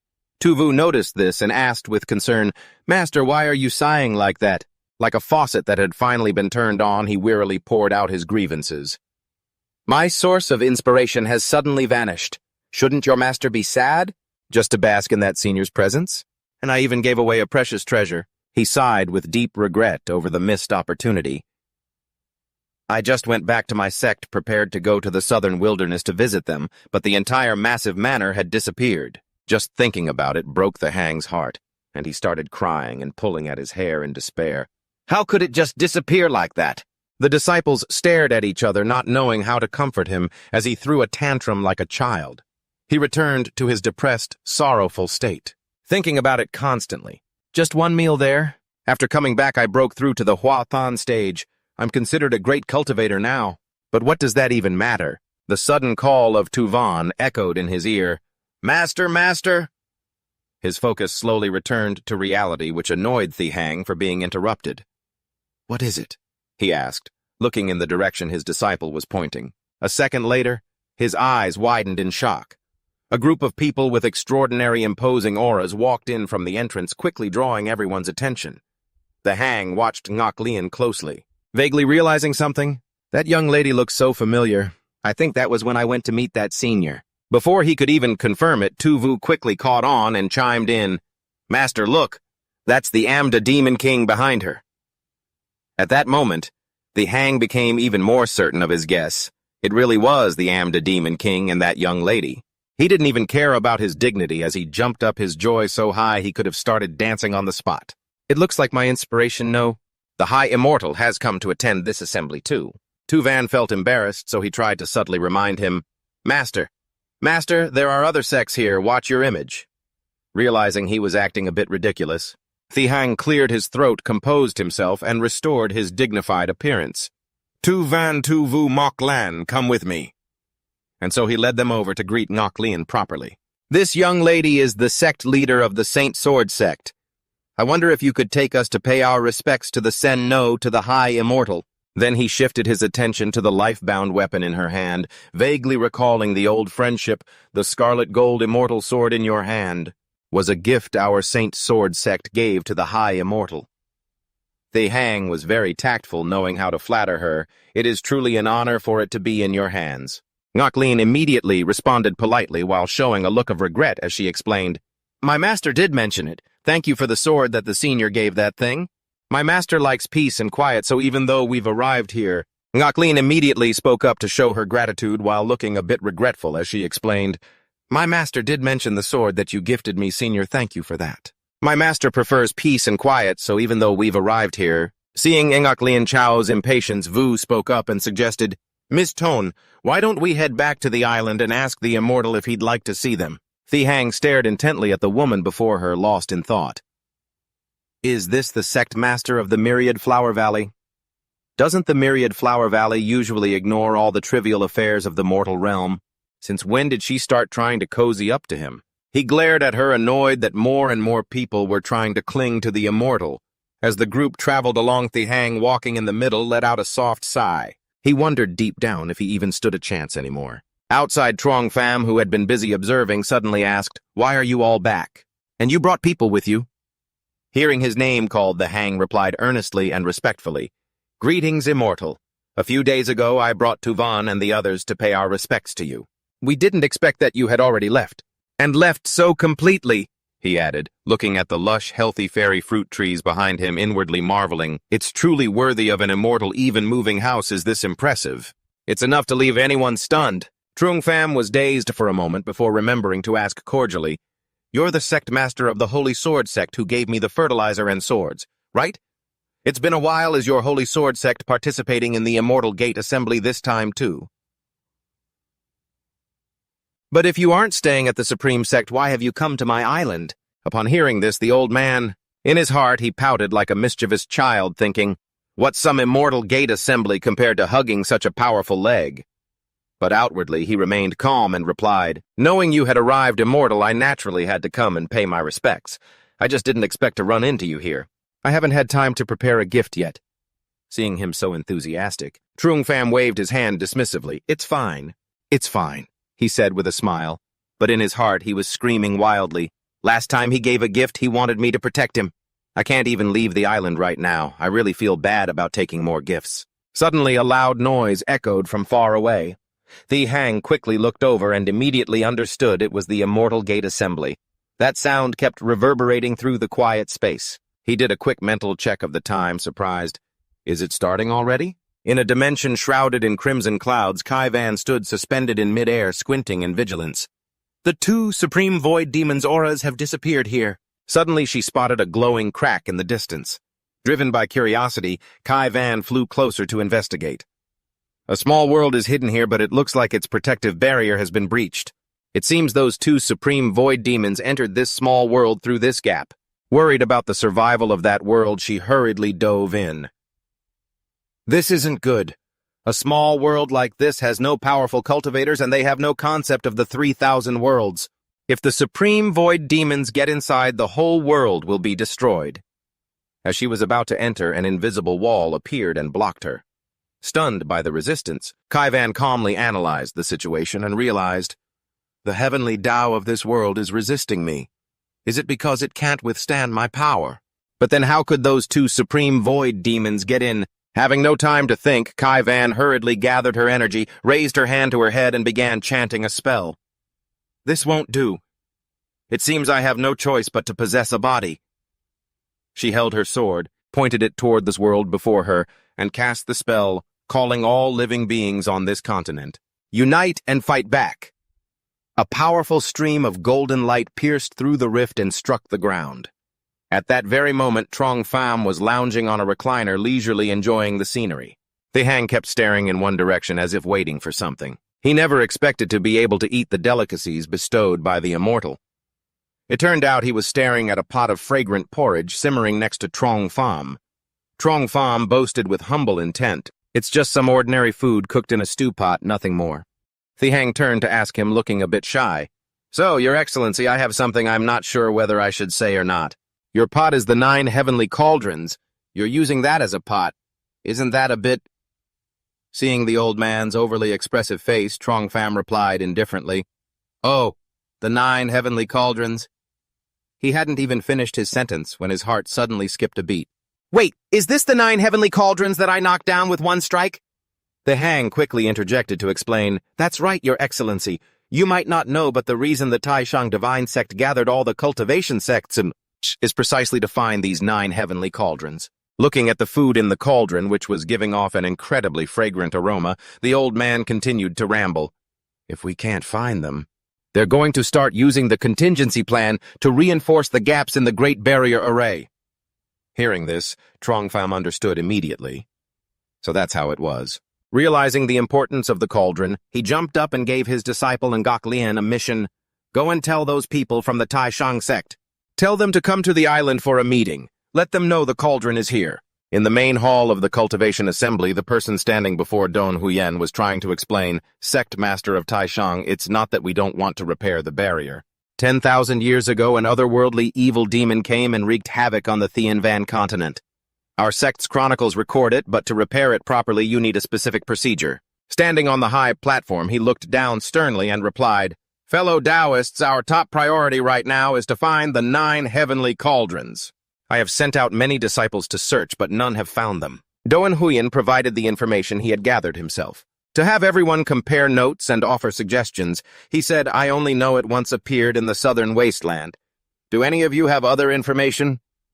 Lang Fi, sitting far away, embarrassedly rubbed his face and spoke up. I also sent disciples to look. Zi Yi, sitting beside him, propped her chin on her hand and mocked. If it's nearby, it's convenient, isn't it? Did one of you southern wasteland sects hide it away? Realizing she was talking about him, Lang Fi gritted his teeth and questioned back. Are you looking down on the integrity of the southern wasteland cultivators? Seeing the argument brewing, Don Huyen sighed and stroked his beard in frustration. It's been 10,000 years. These worldly sects have forgotten the threat from the outside world. Just as things were getting heated, Ngok Lin's group suddenly walked in and provided information. If you want to know where the 9 heavenly cauldrons are, follow me. Like a drowning person grabbing at a straw, Don Huyen was astonished. After squinting to look closely, his heart was in turmoil. Fellow Taoist Thai from the Holy Sword Sect and fellow Taoist Li from the Myriad Flower Valley. Why are you following behind a junior and with such a respectful look? Seeing him still confused, Chao Vu repeated Ngoc Lian's words. Sect Master Don, we 3 know the whereabouts of the 9 heavenly cauldrons. The surrounding crowd was shocked and gasped at the news, then hurriedly asked for the location. What? Speak quickly, where is it? The joy came so unexpectedly that Don Huyen anxiously asked one more time. Fellow Taoist, the fellow Taoist Li and this young friend, do you really have news of the 9 heavenly cauldrons? Seeing their unbelievable luck, the surrounding gossips couldn't help but be jealous. They have such good luck, we almost turned the entire southern wasteland upside down, and still nothing. With a look of skepticism, Zai Ye interrupted. That's the Holy Sword Sect and the Myriad Flower Valley, but who is this young girl? The Hang emphasized once again, we truly know the whereabouts of the 9 heavenly cauldrons. Chao Vu folded her hands respectfully and added, it's just that it's on the island of a certain Your Excellency. Hearing this, Don Huyen was somewhat skeptical. Your Excellency, are you two joking with me? Detecting the annoyance in his voice, she calmly and respectfully replied, how would I dare to joke with you, Sect Master Don?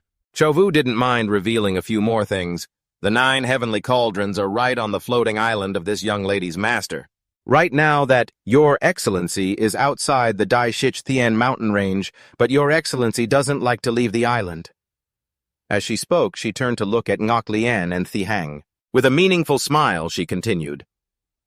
So I would like for myself and fellow Taoist Li to follow the young lady, Your Excellency's good disciple, to invite you fellow Taoists to the island for a discussion.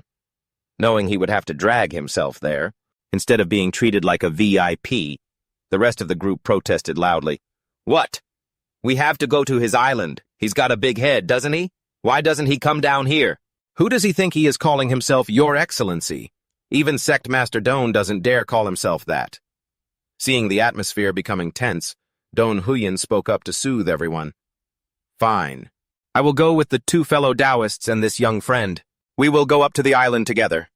To not be lonely on the trip, he turned to ask the others, fellow Taoists, will you come with me to follow fellow Taoist Li and fellow Taoist Thi to the island to pay our respects to this young lady's master? Long Fai was also a bit curious about this, Your Excellency. So he seized the opportunity immediately. If Sect Master Don has said so, then I will follow Sect Master Don's word. And so, everyone present agreed and headed for the door to meet the mysterious Your Excellency, each of them filled with spirit fearless. We have so many people. Even if you gave him 10 guts, he wouldn't dare do anything. True. The hidden in the crowd gnashed his teeth. That woman! How despicable! He clenched his fists bitterly, following behind, spitting, a floating island. That's clearly the floating fortress of my trio family. As all the flying swords followed Ngoc Lian, someone immediately spoke up with a question. This floating island's formation looks a bit familiar. Voki pondered, then made a judgment, ignoring the steam coming out of Trio Thay's head right next to him. Why does it look like the Trio families to me? You Southern Wasteland sects, does it look familiar to you? Thung Li didn't answer his question, but frowned irritably. I'm telling you that, Your Excellency. We've already left the Taishang sect mountain gates. He's not even coming out to receive us. Shakhan, standing next to him, spoke up with a mocking tone. I really want to see this, Your Excellency. So what does it actually look like? Ignoring those brain-dead idiots, Ngoc Lian still cheerfully pointed toward the island to declare her master's sovereignty. Respected seniors, this is my master's floating island. She landed with a bright smile leading the way, then respectfully gestured for them to follow. This way, please. The giant tree standing tall in the vast open space left everyone completely stunned. That was the divine tree. Voki had already sensed the wonders within it, even from such a great distance. I can even feel the spiritual energy inside the fruits on the tree, Bok Vu exclaimed in shock.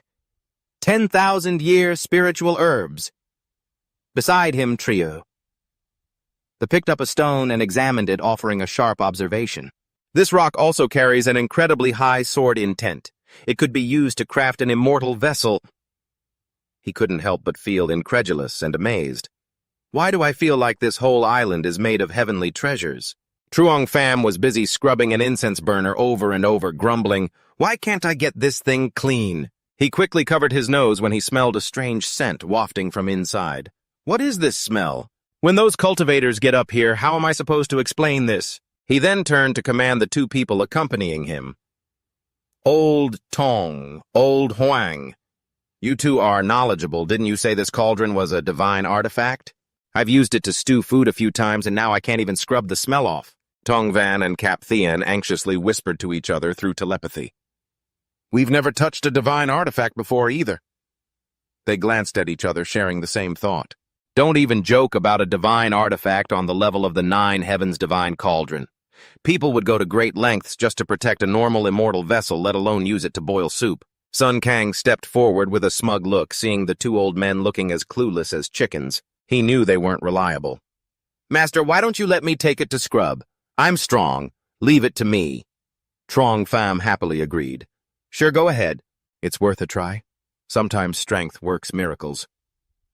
But as Sun Kang lifted the cauldron, Tong Van and Cap Thien immediately tried their best to stop him. High Immortal, no. This is a divine artifact. How can you treat it so crudely? A moment later, Ngok Lien led the group back. Master, she had finished her task remarkably fast. It made Truong Pham surprised. You're back already. Beside him, Sun Kang looked helpless, caught in the middle. Seeing Gwen Lang waving to welcome them back along with Chan Nguyen standing to the side, Don Huyen fell into deep thought. These two demon kings, they aren't even the master of young friend Tan. He fell into a trance, denying his own suspicion. These two young friends and young friend Tan are about the same age. That's impossible. That only left Tong Van and Huang Cap Thien. Even though they were great cultivators, they weren't enough to be called high immortals by Lai and Thai. Suddenly, Don Huyen's eyes lit up. When he noticed Chan and Nguyen here, he immediately looked at him and remarked, "This cultivator's aura is absolutely not that of an ordinary person. Could this stranger actually be a god, an immortal, or a celestial being?" After a moment of hesitation, Don Huyen cupped his hands to offer a respectful greeting to Chan Nguyen. "I am Don Huyen, sect master of the Supreme Sect. I pay my respects to the High Immortal." However, he was corrected by him. "You're bowing to the wrong person. This is my master." Ngok Lien proactively introduced the person to Truong Pham.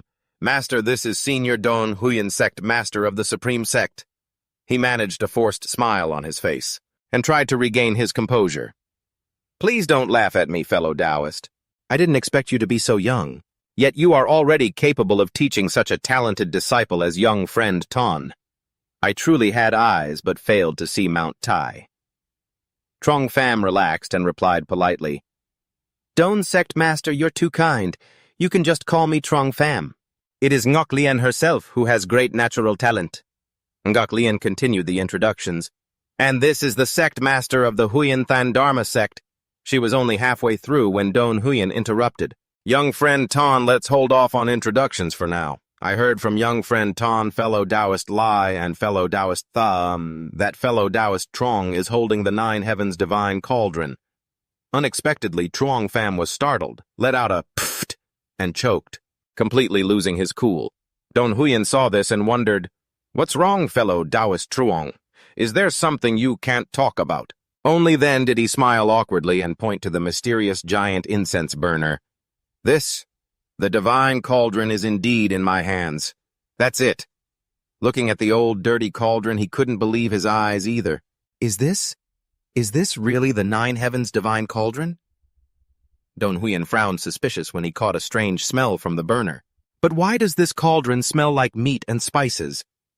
Truong Pham could only smile wryly and reply, "I used it to stew some meat earlier. I think I added too many spices so the smell stuck to it." Hearing this, Don Huyen went pale at the thought of it. Even so, he was still impressed, giving a thumbs up. As expected of fellow Taoist, Truong Ha Ha Ha, elsewhere Vo-Ki, was observing the surrounding scenery with ill intent. "Everywhere is a fairyland. Just casually picking something up is worth a fortune. If we could take this, wouldn't it be—" "Heh."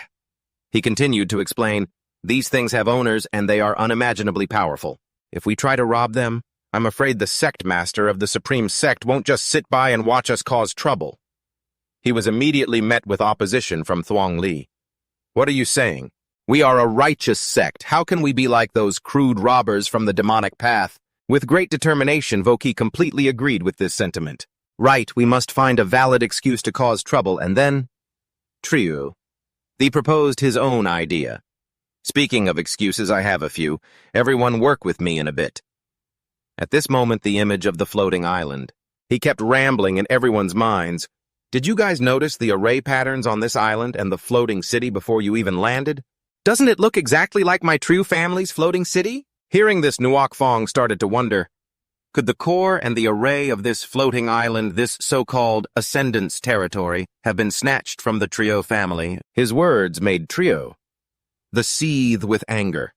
This brat is absolutely shameless. He took advantage of us while we were busy fighting the enemy to steal our Trieu family's floating city. As for the core and the array of the floating island, he claimed them as his own. Voki smiled, pretending to understand the situation. So that's how it is. Da Min chimed in to agree with the Trieu family head, but deep down she thought otherwise. I've heard the Trieu family is quite arrogant in the southern wilds. She mocked silently. I bet you guys just coveted his divine tree and wanted to steal the floating city for yourselves. But instead you got robbed, didn't you? Afterward, Trieu. They clasped his hands together and concluded, everyone this island was snatched by that brat from the floating city, and then he modified everything on it, even if he doesn't give it all back to us. He pointed to the divine tree in the distance. He must at least compensate us with more than half.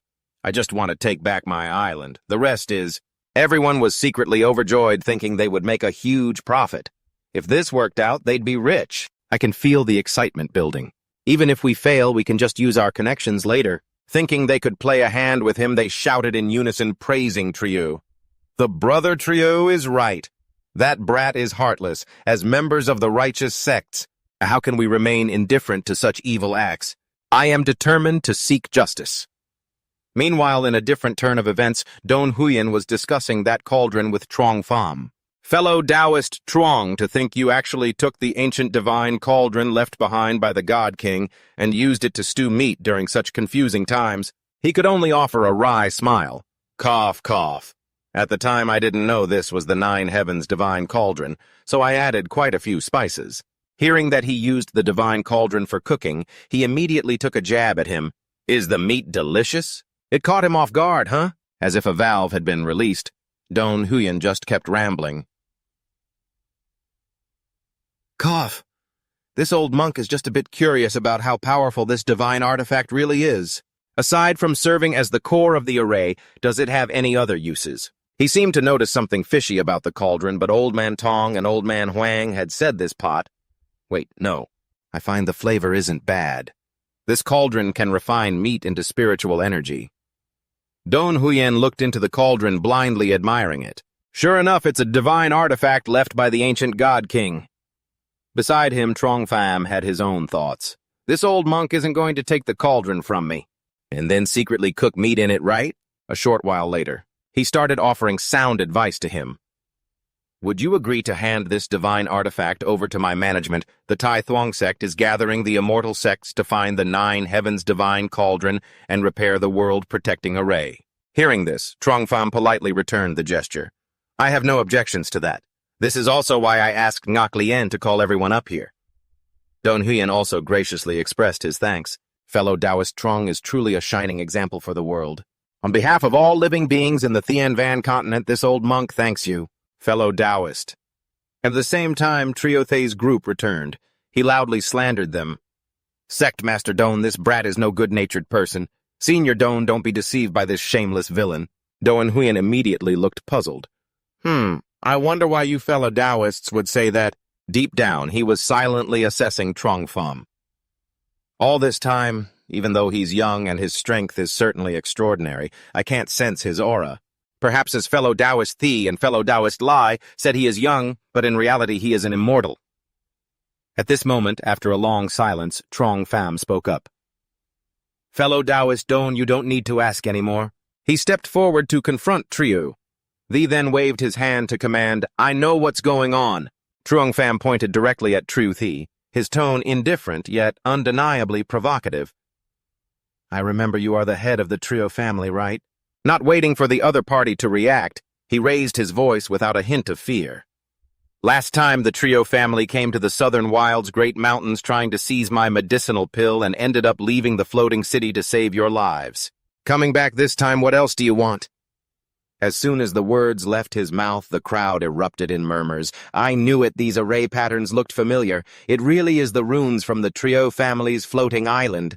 I thought that floating crystal was supporting the island. It turns out it all belonged to the trio family. Triute didn't panic. Standing before everyone, he counterattacked. Brat, don't slander me. My trio family is always righteous and clear-cut. You led 2 demon kings. Basi... and took advantage of the trio family's battle with the ghost-crying cave and the barbarian tribes to sneak an attack and steal the floating city. Those words were like a shot of adrenaline. The crowd siding with Trio. They immediately shouted aggressively, Senior Don, I can testify for the Trio family. I trust in the character of Brother Trio thee. We must deal with this evil person who colludes with the demonic path and the barbarian tribes. Seeing the crowd getting agitated, Don Huyen hurriedly stepped out to calm the situation. Everyone! But before he could finish, Voki interrupted, Sect Master Don, the Tai Thuong sect leads and guides the righteous path of the world, acting without bias. Da Min added coldly, That's exactly who we are. Seeking justice for the Tru family. Truong Pham sneered, his smile a mix of disdain and disgust. Taoist priest Don let me handle this personally. He didn't bother with a long rebuttal, getting straight to the point. If the Trio family claims this island belongs to you, then the divine medicine tree and all the treasures on this island belong to the Trio family too. Refusing to back down, he declared firmly, My Trio family has a 10,000-year legacy. I know exactly what treasures belong in our treasury. He continued, his face thick with unearned confidence. The Trio family has an inventory list. We just need to check it against that. Trung Pham, tired of the nonsense, cut him off. How shameless. I can't be bothered to argue with you, since that's how it is. Fight me. With that single command, Ngok Lien waved her hand, summoning her sword. Trong Pham pointed his blade directly at the group, his voice sharp as a razor. If you can beat me, don't just talk about this floating island, I'll even give you the divine tree. Don Huyen stared at this scene, utterly stunned. Is this young man actually a sword immortal? Just then, Truong Pham shouted, his sword intent, erupting with such force it sent them flying back. Take this strike from me. He stood his ground against that overwhelming power. The entire group instinctively recoiled, their eyes filled with horror. This sword intent is terrifying. We messed with the wrong person. Before they could even recover, Trong Pham's blade moved like a whirlwind. But just then, Doan Huyen shouted in a panic, Taoist Trong, show mercy! He stepped forward, his tone gentle yet authoritative. Could you show this old priest some respect? After all, the Tai Thuong sect invited everyone here for the Immortal Sect Assembly. Thanks to those words, the others were spared, and Trong Pham stopped his attack. He just replied indifferently, fine. I'll give the priest some face. He sheathed his sword, feeling a twinge of regret. Damn it, I missed out on so many sword realm points. Voki now sat on the ground, pale and trembling, looking at him in terror. This sword immortal senior is way too murderous.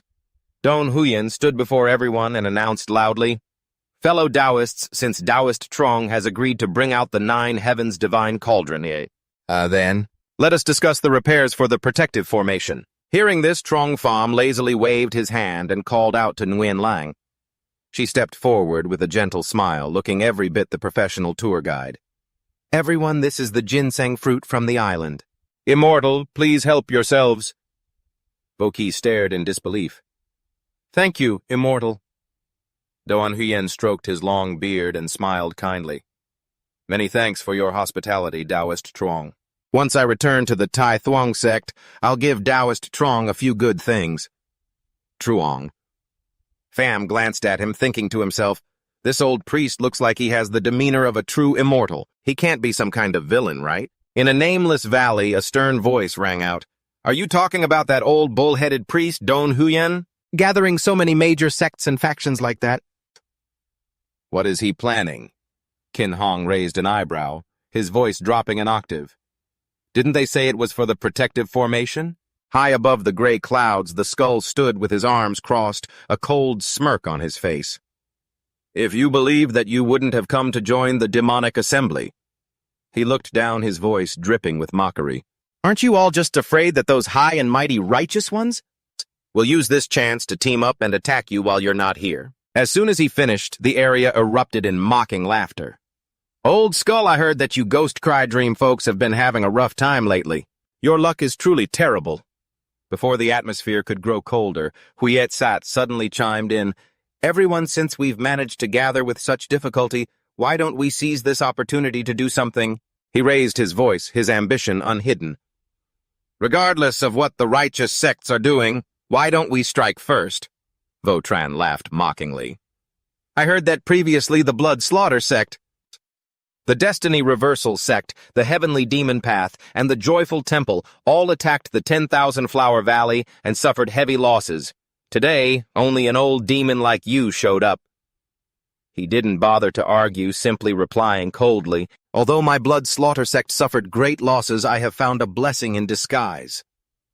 No sooner had he finished than Huiet-Sat unleashed a move, lifting Votran into the air. In the blink of an eye, Votran's entire body exploded. Following a blood-curdling, wretched scream, Huiet-Sat immediately flashed a sinister grin. That's for being a busybody. Witnessing this, the crowd was incredibly unsettled. How did this old man's strength suddenly increase? He mentioned a blessing in disguise. Could he have encountered some major fortuitous event while in danger? He ignored the whispers and got straight to the point. You are all prominent figures in the demonic path. Are you afraid to strike against the righteous sects? Hearing this, Kin Hong lost his composure slightly and asked urgently, Then, Sect Master, what are you planning to do? Huiet-Sat let out a cold laugh. It sounded like a blade scraping against bone, chilling and deep. We are going straight to the Tai Thuong sect. His voice echoed through the air. A path of blood cleansing. The crowd was momentarily shaken. Han Fu hissed under his breath. Is this old demon head crazy? Is it possible he lost his mind because his power increased? But Huiet-Sat was no longer hiding anything. A crimson-red orb began to form in his palm. Everyone just follow me to the Tai Thuong sect. I will give you all a chance to become as strong as I am. With that, he waved his hand and countless red tendrils like roots shot out, burying themselves directly into the bodies of those around him. They felt no fear or pain. Instead, they roared with ecstasy. What is this? My strength is increasing. I actually broke through. Right after that, Blood Fiend arched his brows, looking smug, as if everything were firmly in the palm of his hand. Now tell me, what do you think of my plan? They no longer hesitated or held back. Fueled by burning fervor, each of them shouted aloud, I agree, I love this plan. Without a moment's delay, the whole crowd soared into the sky, their patience with the old Taoist of Taishang sect long since exhausted. Then we shall gather our disciples and prepare to depart. Seeing this, Blood Fiend laughed with cruel delight. Use fresh blood to honor the spirits, offer our lives to our master. At Taishang sect, on the flying ships drifting among the clouds, a low voice spoke with a touch of emotion. Right now, the Taishang sect looks truly like a gathering of 10,000 immortals. Lin Hang gently stroked his beard, his eyes fixed straight ahead as he replied calmly. Whether it is truly a gathering of 10,000 immortals or not, I cannot say. But on the other side, there is truly an immortal superior. Hearing this, the person beside him asked with a hint of doubt, Is it the one who with a single sword made all the clan heads and sect leaders of all the major sects dare not speak a word? The one who calls himself the Sword Immortal on the floating island. Zhang Fan, currently leaning lazily against a tree, sighed. Old Taoist, you all have been holding this meeting for quite a while, haven't you? Shen Yin spoke up, his tone a bit helpless. The materials to repair the World Protection Array are too precious. One sect cannot bear it alone. If we split the cost, each house will naturally argue over who pays more or less. Hearing this, the youth fell into a brief silence. It was truly inconvenient to mention that the crack was his own doing, but he quickly changed his expression and made a suggestion. Old Taoist, if not, why don't you see what you need? You can look around my island and take whatever you find. Xuan Yin didn't stand on ceremony and replied happily, Then I won't be polite. I see that your island has quite a few precious treasures. Zhang Fan put his arm around the old man's shoulders and chuckled. Old Taoist, we are equals, don't be so formal with me. The old man burst into a hearty laugh. Old Dao, go and bring your disciples to clean out Zhang's island later. Suddenly, Thi Hang rushed over to deliver a report, his voice urgent. Immortal Superior Sect Master Don, a coalition of over 10 demonic sects, is charging toward Taishang Sect. They are only 100 miles away now. All the clans along the way have been wiped out. Hearing this, Xuanyin was immediately shocked. What? But he quickly regained his composure and passed down orders. Brother Thi, listen. Brother, go quickly. Gather all the clan heads and sect leaders to Zhang's island to discuss how to deal with the demonic coalition. Zhang Fan stood to the side, his eyes glancing down at the bottom. His voice carried a hint of hesitation. This battle! He paused for a moment, then slowly continued, his tone significantly heavier. It will be quite large. As soon as the sects were fully assembled, a desperate voice suddenly rang out. Please, Sect Master Don, take charge for the Wind Thunder Sword Pavilion. Tik Duong knelt down, his expression full of sincerity. The Wind Thunder Sword Pavilion has been destroyed. Only I and a few brothers broke through the encirclement under the protection of our sect elders. Upon hearing this news, Huyen Mo's expression changed instantly. Since when did the demonic sects form a coalition?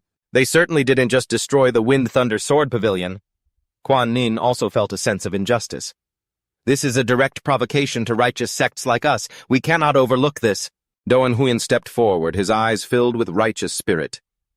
Fellow cultivators, we will seek justice for the Wind Thunder Sword Pavilion, but let us first hold an emergency meeting to discuss our defense. As the demonic coalition prepared to attack, Huyen Mo and Quan Nin immediately responded with enthusiasm.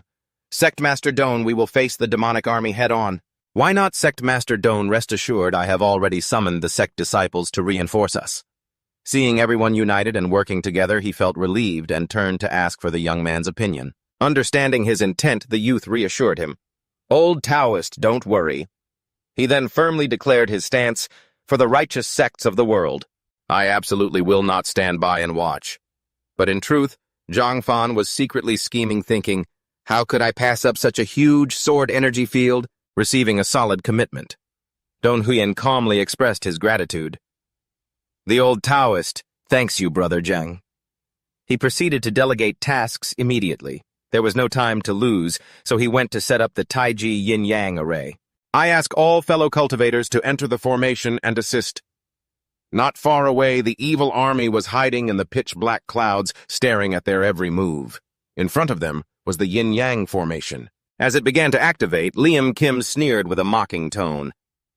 As expected, the old bull-nosed Don is still setting up the Taiji Yin-Yang array, the legendary formation of the Taishang sect. Lack Y. Yao looked back at Bloodfiend with a cunning smile. But we are different now. Seeing the blood-red demonic energy around him, Hanfu keenly noticed that this old devil's strength had increased again. He secretly gritted his teeth and cursed, Damn it! The secret technique he used to boost his strength is definitely incomplete.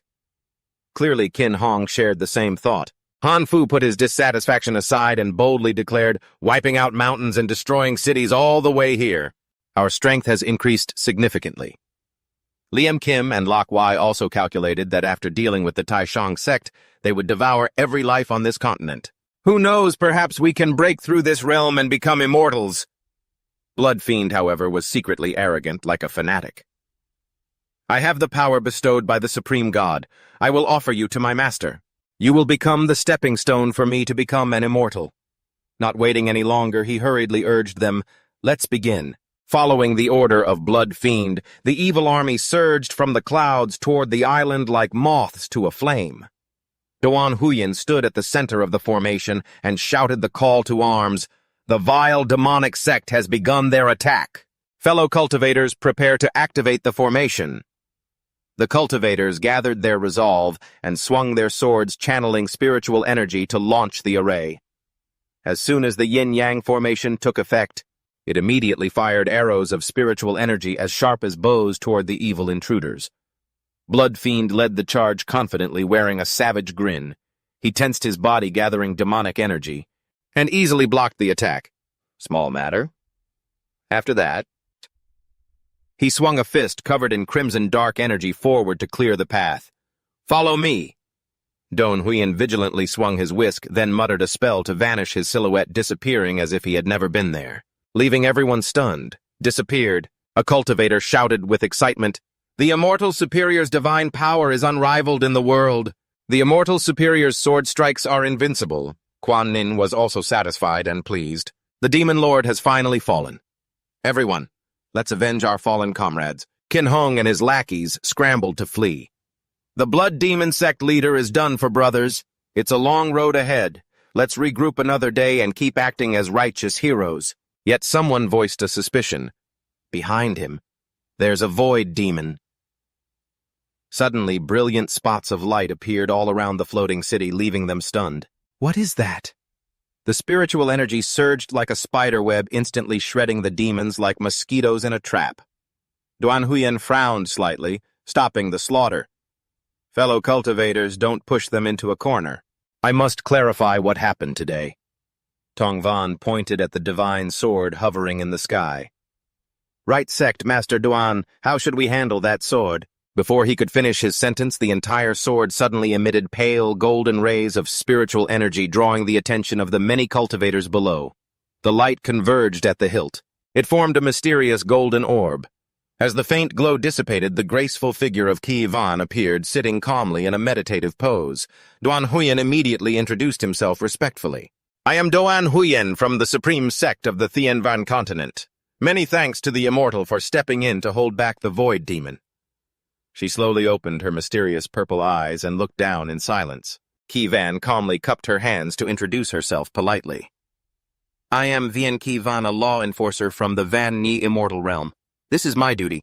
I should be the one thanking you all for your assistance." Duan Huyen humbly suggested, "It is merely helping one another. Thank you for the heads up, Immortal. Would you be willing to join me in meeting the others to eliminate the Void Demon?" She kindly agreed. Of course. In the vast, endless sky, figures fluttered as they flew toward their destination. No one noticed Kai Van's sigh and her knowing smile. I never expected that in such a small, obscure world. I would actually meet an expert with such profound sword intent, she whispered to herself, feeling intrigued. Meanwhile, in the floating city, Truong Pham was pacing around. Qi Van watched him as if observing a strange creature. Every now and then he made weird noises. Being treated like a rare specimen made her glance at him with suspicion and caution. Inside Truong Pham's head he was joyfully calculating. "I can move freely in the air, as such an immortal. I wonder how many sword points this will earn me." "No, wait." He smacked his own head hard, chastising himself. "Get a grip, Truong Pham, I really need those sword points." This foolish behavior made Kai Van a bit worried. Is this guy plotting something sinister? But she still thanked him sincerely. "Taoist Truong Pham, thank you for your help in destroying the void demon I have been tracking." Truong Pham modestly waved his hand. "It's nothing." He patted his chest full of bravado. "Facing such demons that bring death to all living things, I will never refuse to act for righteousness." Qi Van cautiously warned him of the potential danger. "However, you should all be careful. I was hunting 2 of them in total. There is one more hiding on the Thien Van continent. It is very crafty." Hearing this, Duan Huyen asked carefully, "Fairy Vien, could you tell me about the abilities of this void demon?" She did not hold back and revealed everything. Of course, void demon is a general term. There are many grades and they follow different dark gods. Kai Van quickly used the previous demon as an example. Demons with different faiths have different abilities. The one you killed today uses slaughter to convert power into faith for its dark god. She hesitated for a moment, her face showing worry. "But as for the other one, Taoist Truong, and everyone else must be careful." Qi Van recalled the creature's monstrous nature. Its dark god's faith brings pestilence, which it uses to boost its own strength. The demon's abilities made everyone's expressions turn grave. The important thing is that this pestilence and spreads unconsciously. Hearing this, Duan Huyen sternly issued a warning. "Everyone must remember when exterminating demons, if the dark god's faith grows strong enough, it will attract the attention of the void demon. You must wipe out all the corrupted ones." He politely bid farewell and left in a hurry. "Taoist Truong Fairy Vien, the situation is urgent, so we cannot stay long. I must go and organize the others." As they left, Truong Pham muttered joyfully to himself, "One void demon can bring me 500,000 sword points, and that was just one in a weakened state." He flashed a devious smile, eager for points. "You can't get rich without taking risks. I'm so impatient to find the last void demon." Seeing Truong Pham wearing that weird drug-addled expression again, Kai Van asked warily, "Taoist Truong Pham, what are you thinking about?" He answered honestly, "I'm thinking about how to lure more void demons here." The unexpected answer left her stunned, a giant question mark appearing on her face. Realizing he'd slipped up, he quickly covered it up. "I need to think of a way to quickly destroy the remaining void demon so the people of the Thien Van continent don't suffer." Obviously, she wasn't stupid and started to doubt him. "Oh, I can't see through this guy's cultivation level. His sword path is heaven-defying, but why does he look like a complete idiot?" Truong Pham changed the subject by summoning Wen Lang. The other bowed respectfully. "Master, do you have any instructions?" He replied with his orders. "Go to the treasure vault. Get some spiritual fruits and medicinal herbs. Help me refine some pills that provide immunity and cure diseases." Hearing this, Kai Van went on high alert, taking a combat stance. The sword energy permeating the air sent waves of shock through her heart. "This place is—" Kai Van hadn't yet recovered from her shock. She looked at the goofy-looking Truong Pham. She asked anxiously, "Taoist Truong Pham, what did you say you wanted to refine just now?" He rubbed his nose, feeling a bit embarrassed. "Just calling me by my name is fine, Fairy. I want to refine a pill that grants immunity to that hidden void evil spirit. It's going to trigger a plague, you know." Chi-Wan quickly regained her composure and softly suggested, "In that case, Taoist friend Zhang Fan, you can just call me by my name.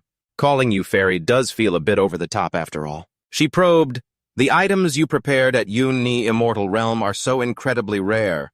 Why waste such precious spiritual herbs, the kind immortals would kill for, just to refine this type of pill?" Zhang Fan nodded vigorously and replied honestly, "Exactly.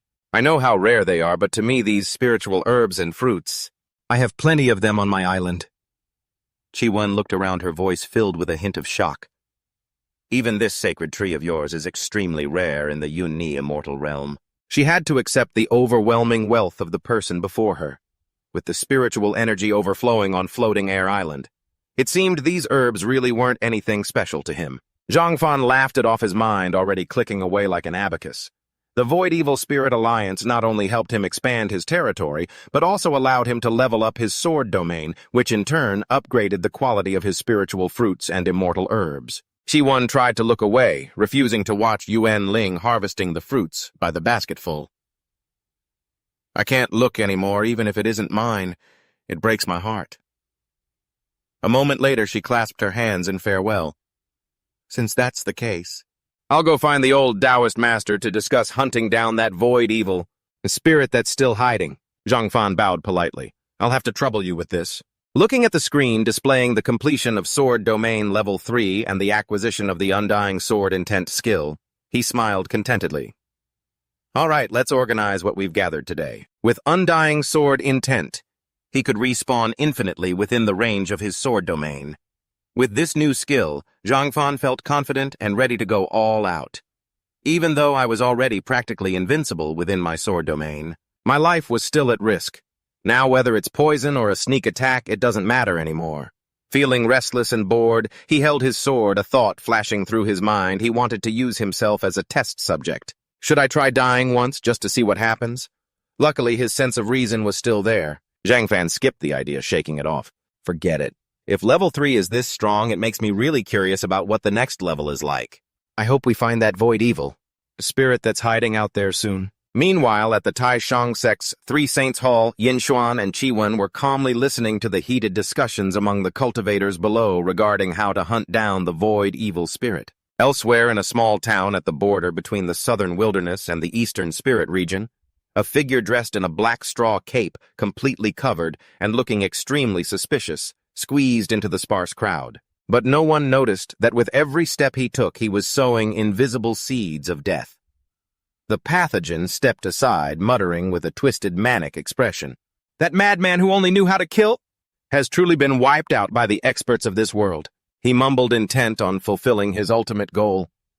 "I will bring this world, oh, a plague." Watching the bustling crowd, the pathogen whispered, his mind warping. "Let's spread the infection." His eyes lit up with a sickly, eerie glow like a fanatic. The general will look upon you with the gentle eyes of God.